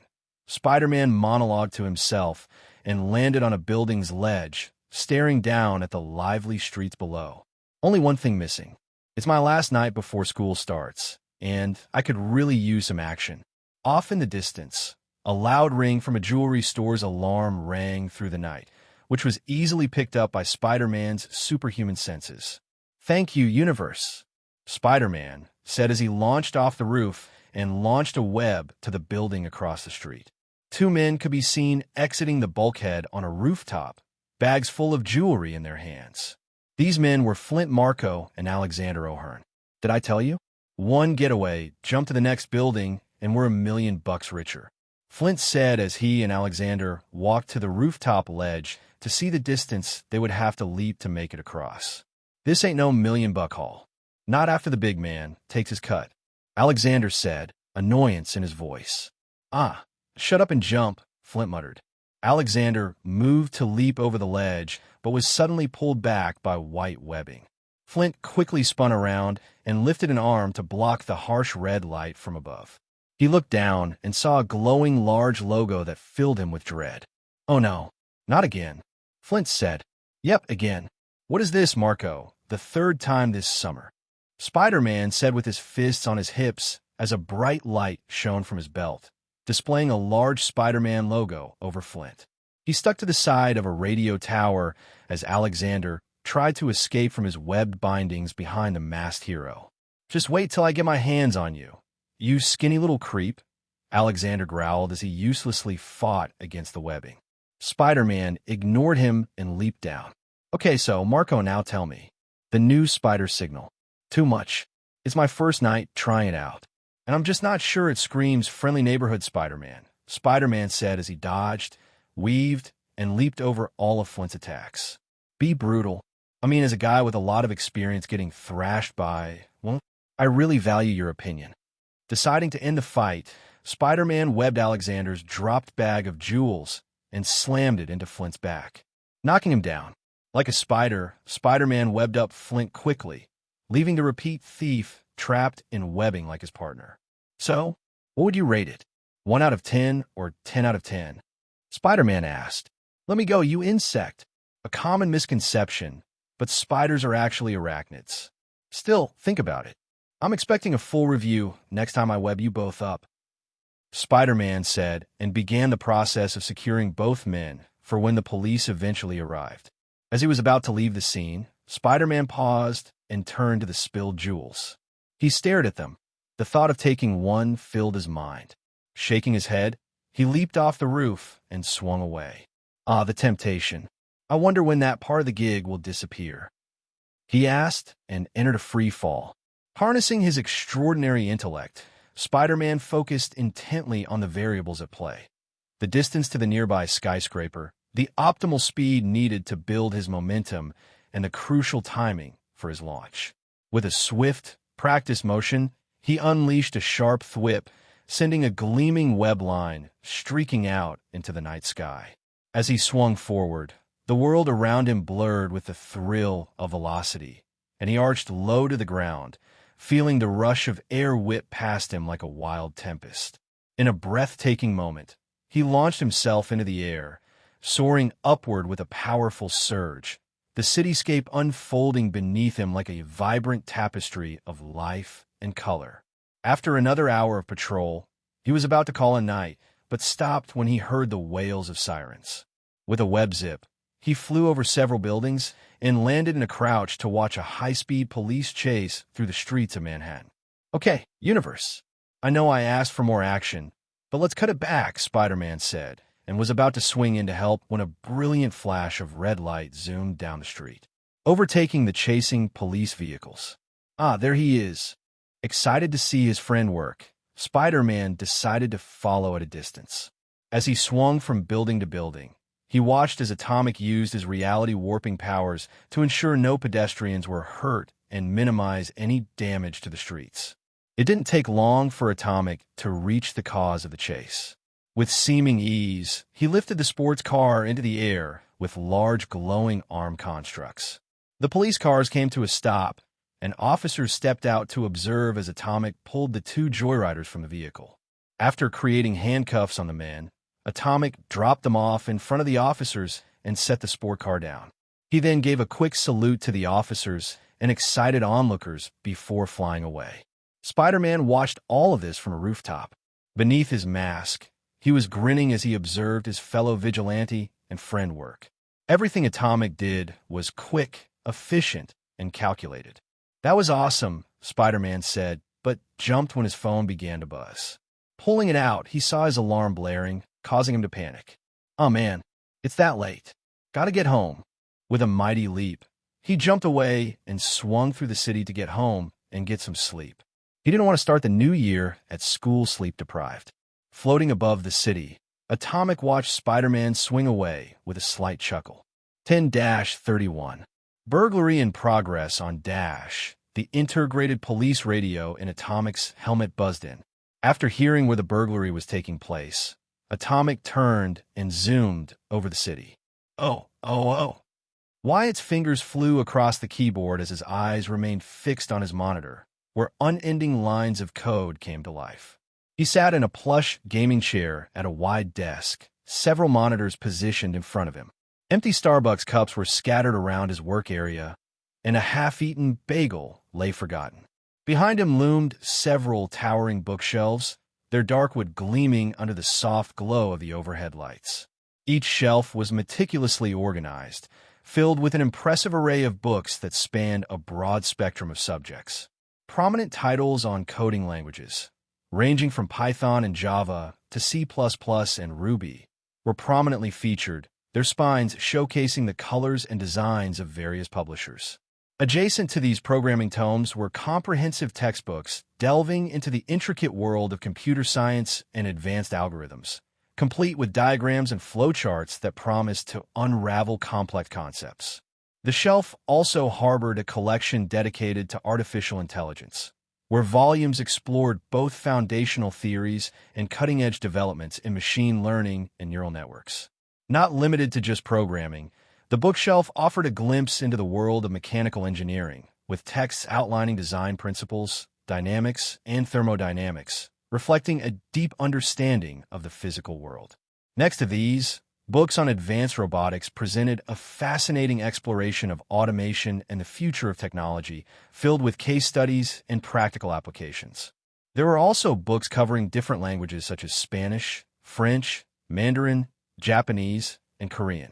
Wyatt had immersed himself in these subjects over the past few months, absorbing all the information until it was firmly instilled in his memory, ready for application. Thanks to his high-processing quantum computer brain, Wyatt had effectively become one of the world's greatest programmers and designers. For him, writing code and understanding the intricate workings of various machines had become as effortless as breathing. With his exceptional coding skills, Wyatt could hack into any highly classified and secure system globally to obtain secrets and sensitive information. However, he wasn't interested in pursuing such activities that would ultimately attract unwanted attention. Instead, Wyatt focused on using his programming knowledge to prepare for the future. Almost there, Wyatt said as he completed, debugged, and tested his newest software. And done. Once he completed and compiled his work, Wyatt transferred the intricate code through his advanced servers and thick fiber optic cables that snaked into another room. Standing up, he navigated through his expansive, high-tech laboratory, filled with an array of cutting-edge tools and equipment. All of these pieces of technology were powered by the powerful clean energy provided by Ivan Vanko's own arc reactor. While it wasn't on the same level as Tony Stark's arc reactor, Ivan's design would still offer Wyatt an unlimited source of clean energy for his future inventions and bases. Still, once Wyatt had the opportunity, he also planned to scan Stark's reactor. This second room was a stunning sight, brightly lit and remarkably spacious, with high ceilings that conveyed a sense of boundless potential. Before him stood a formidable assembly of dozens of hammer drones, organized with military precision, resembling a small army poised for action.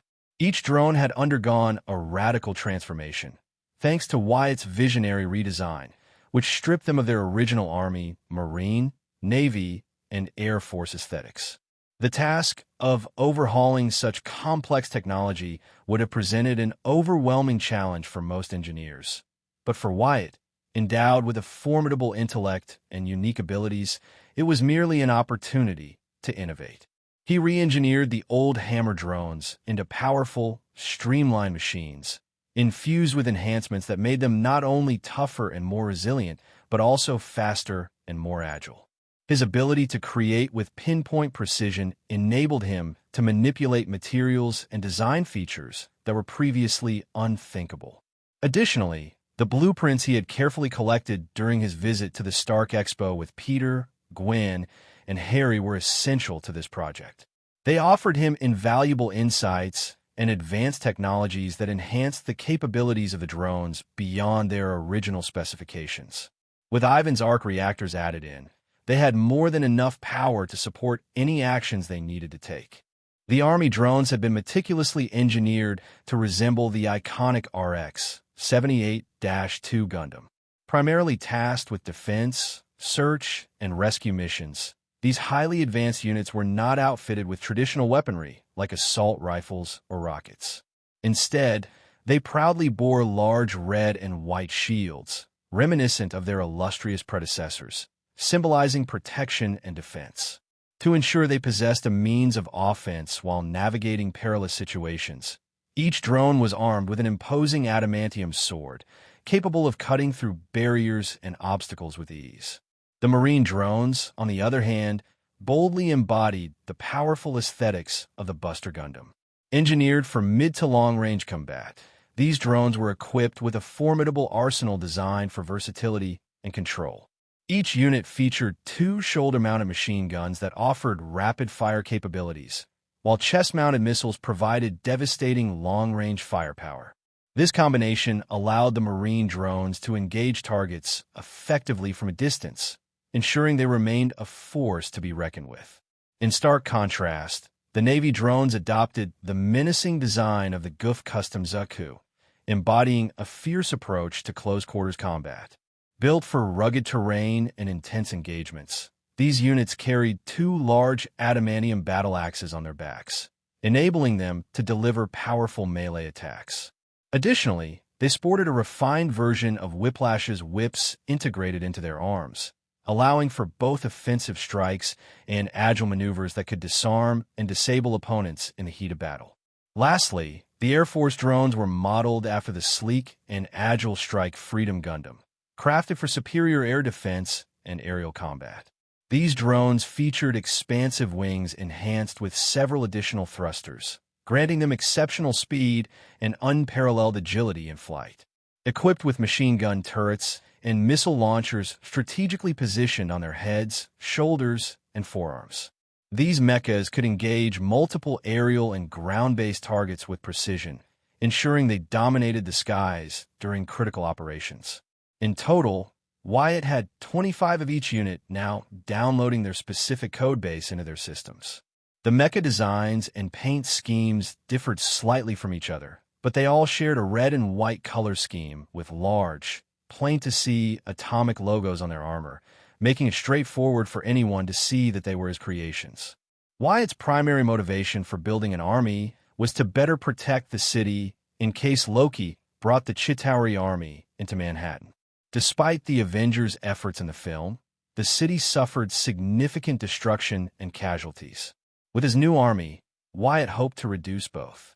However, his preparations extended beyond simply building an army. He dedicated himself to reinforcing all the buildings at the epicenter of the anticipated invasion, making each structure tougher and more resistant to destruction and collapse. When he wasn't actively fighting crime every night, Wyatt moved from building to strengthen their materials while carefully considering structural integrity. Currently, he has completed about 35% of the reinforcement for all of Manhattan and expects to finish by late 2011, just in time for the potential invasion in 2012. This timeline assumes that everything proceeds as planned and that his future contributions do not affect the outcome of events. Wyatt turned to a monitor on his right and checked the progress of his code download. It was currently 6% complete. By tomorrow, each mecha should be fully functional and operational. From there, he planned to position each drone throughout the epicenter of the incoming attack in strategic locations. Thanks to his abilities, no one would be able to find the 15-foot-tall mechas hidden in plain sight. Wyatt exited the room with a proud smile, his mind still lingering on his recent achievements. He strode purposefully through the brightly lit corridors of a secret underground bunker, the walls lined with reinforced steel and the faint hum of machinery echoing around him. He took a deep breath as he approached the door at the end of the hall. Swinging the door open, Wyatt's expression shifted instantly from pride to seriousness. Before him lay a vast board meticulously covered with a mosaic of maps, photographs, and meticulously gathered data. Each piece of paper told a story, a chilling narrative of the human trafficking and money laundering operations being perpetrated by various Russian factions in the bustling streets of New York City. Red lines crisscrossed the maps, marking routes of illicit transport, while photographs captured the faces of known traffickers and their victims. Detailed notes jotted in the margins outlined connections and patterns, revealing a complex web of criminal activity that Wyatt was determined to unravel. Over the past 4 months, Wyatt had steadily chipped away at the vast network of the Russian Empire. His efforts were marked by substantial achievements. He had successfully incarcerated 75% of their operatives and dismantled operations worth millions of dollars thanks to the help from the NYPD and another of his newest allies, a certain. The rate of kidnappings in the city had seen a remarkable decline, plummeting by an astonishing 65%. This drastic drop could largely be attributed to Atomic's unwavering and relentless raids throughout the city on various fronts, no matter who was running the operation. Russian, Chinese, Mexican, and any other groups who thought they could sell someone's life away. Yet, despite these significant victories, Wyatt's ultimate goal remained elusive. His focus had been to track down 2 key figures, Reznov and the Russians' elusive head boss, who lay at the heart of the Empire's operations. However, after months of searching, fighting, and strategizing, all he had managed to glean were their full names. Reznov Antonov, known as the ruthless enforcer who never hesitated to pull the trigger in Luigi's killer. Maximilian Zhukov, the cunning mastermind orchestrating the Empire's nefarious activities from behind the scenes. Though he now possessed these identities, Wyatt was acutely aware that understanding their whereabouts was the next critical step in his mission. Not even with his incredible hacking abilities, Wyatt was unable to find anything on the 2 men, whether that be due to them working offline and using only paper, or if there was some other force hiding their identities from the online world. The clock was ticking, and every moment spent chasing their shadows felt like a step further from achieving justice for Luigi and everyone else they had hurt. During his raids on their warehouses, hideouts, and gang meetings, Wyatt had grown close to apprehending both men several times. But each time, they slithered out of his grasp. Wyatt was sure that both men knew that he, Atomic, was looking for them at this point, resulting in them acting with extra caution to avoid him at all costs. Wyatt had debated asking Coulson for another favor, but he quickly dismissed that idea. He had to do this on his own. With slow steps, he walked up to the board and glared at the blurry picture of Maximilian and Reznov entering a black Mercedes. Keep running. Eventually, you'll make a mistake, and I'll be there to catch you, Wyatt said. He checked the time and left the room at the sound of his phone's alarm and headed to the base's exit. In a brilliant flash of crimson, no longer the soft reddish pink of his earlier days, Wyatt was now donned in his atomic suit, a testament to his newfound mastery, enhanced abilities, and skills. With a powerful thrust, he launched through the opening panel of the base. Once he departed, the panel closed swiftly, leaving no sign of the secret underground facility that lay beneath. Below him, the Mayanis Reservoir shimmered like a mirror under the sun, its expansive surface reflecting the vibrant colors of the sky. As he soared higher into the clear, blue expanse above, the familiar landscape gradually faded from view. Checking the time on his helmet's newly integrated advanced heads-up display, Atomic upped his speed. His suit flashed red before 2 large glowing thrusters and sharp wings attached to his back, replacing his cape. Drawing inspiration from Iron Man, thick armored gauntlets and knee-high boots appeared over Atomic's arms and legs, further enhancing his speed. In an instant, he shot through the sky with incredible velocity, reaching up to 3,600 kilometers per hour, or a little over Mach 2.83. Normally, the human body wouldn't have been able to handle such speeds, but Atomic was protected by his suit and an aerodynamic glowing construct he had formed around himself, which allowed air resistance to wash over him. Additionally, he implemented a neck and spinal brace to prevent any potential whiplash. Why was Atomic in such a hurry that he decided to fly at speeds comparable to a MiG-31 fighter jet? He didn't want to be late for today's training session with Logan. Again, The rate of kidnappings in the city had seen a remarkable decline, plummeting by an astonishing 65%. This drastic drop could largely be attributed to Atomic's unwavering and relentless raids throughout the city on various fronts, no matter who was running the operation. Russian, Chinese, Mexican, and any other groups who thought they could sell someone's life away. Yet, despite these significant victories, Wyatt's ultimate goal remained elusive. His focus had been to track down two key figures, Reznov and the Russians' elusive head boss, who lay at the heart of the Empire's operations. However, after months of searching, fighting, and strategizing, all he had managed to glean were their full names. Reznov Antonov, known as the ruthless enforcer who never hesitated to pull the trigger in Luigi's killer. Maximilian Zhukov, the cunning mastermind orchestrating the Empire's nefarious activities from behind the scenes.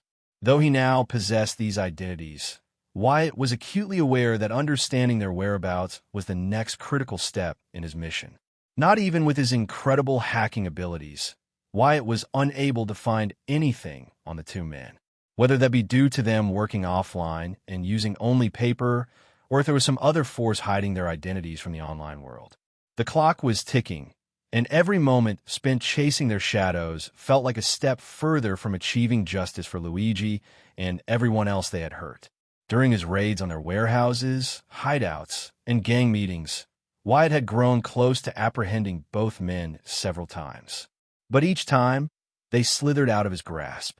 Wyatt was sure that both men knew that he, Atomic, was looking for them at this point, resulting in them acting with extra caution to avoid him at all costs. Wyatt had debated asking Coulson for another favor, but he quickly dismissed that idea. He had to do this on his own. With slow steps, he walked up to the board and glared at the blurry picture of Maximilian and Reznov entering a black Mercedes. "Keep running. Eventually, you'll make a mistake, and I'll be there to catch you," Wyatt said. He checked the time and left the room at the sound of his phone's alarm and headed to the base's exit. In a brilliant flash of crimson, no longer the soft reddish pink of his earlier days, Wyatt was now donned in his atomic suit, a testament to his newfound mastery, enhanced abilities, and skills. With a powerful thrust, he launched through the opening panel of the base. Once he departed, the panel closed swiftly, leaving no sign of the secret underground facility that lay beneath. Below him, the Mayanis Reservoir shimmered like a mirror under the sun, its expansive surface reflecting the vibrant colors of the sky. As he soared higher into the clear, blue expanse above, the familiar landscape gradually faded from view. Checking the time on his helmet's newly integrated advanced heads-up display, Atomic upped his speed. His suit flashed red before two large glowing thrusters and sharp wings attached to his back, replacing his cape. Drawing inspiration from Iron Man, thick armored gauntlets and knee-high boots appeared over Atomic's arms and legs, further enhancing his speed. In an instant, he shot through the sky with incredible velocity, reaching up to 3,600 kilometers per hour, or a little over Mach 2.83. Normally, the human body wouldn't have been able to handle such speeds, but Atomic was protected by his suit and an aerodynamic glowing construct he had formed around himself, which allowed air resistance to wash over him. Additionally, he implemented a neck and spinal brace to prevent any potential whiplash. Why was Atomic in such a hurry that he decided to fly at speeds comparable to a MiG-31 fighter jet? He didn't want to be late for today's training session with Logan. Again. Hello, everyone. As we wrap up this video, I want to share a quick note. I have a Patreon account. If you'd like to support me and enjoy on-demand audiobooks, you can become a Patreon member. Alternatively, you can check out my Google Drive link, which has 500-plus novel audiobooks available through my Ko-fi or Patreon shop. I appreciate your support.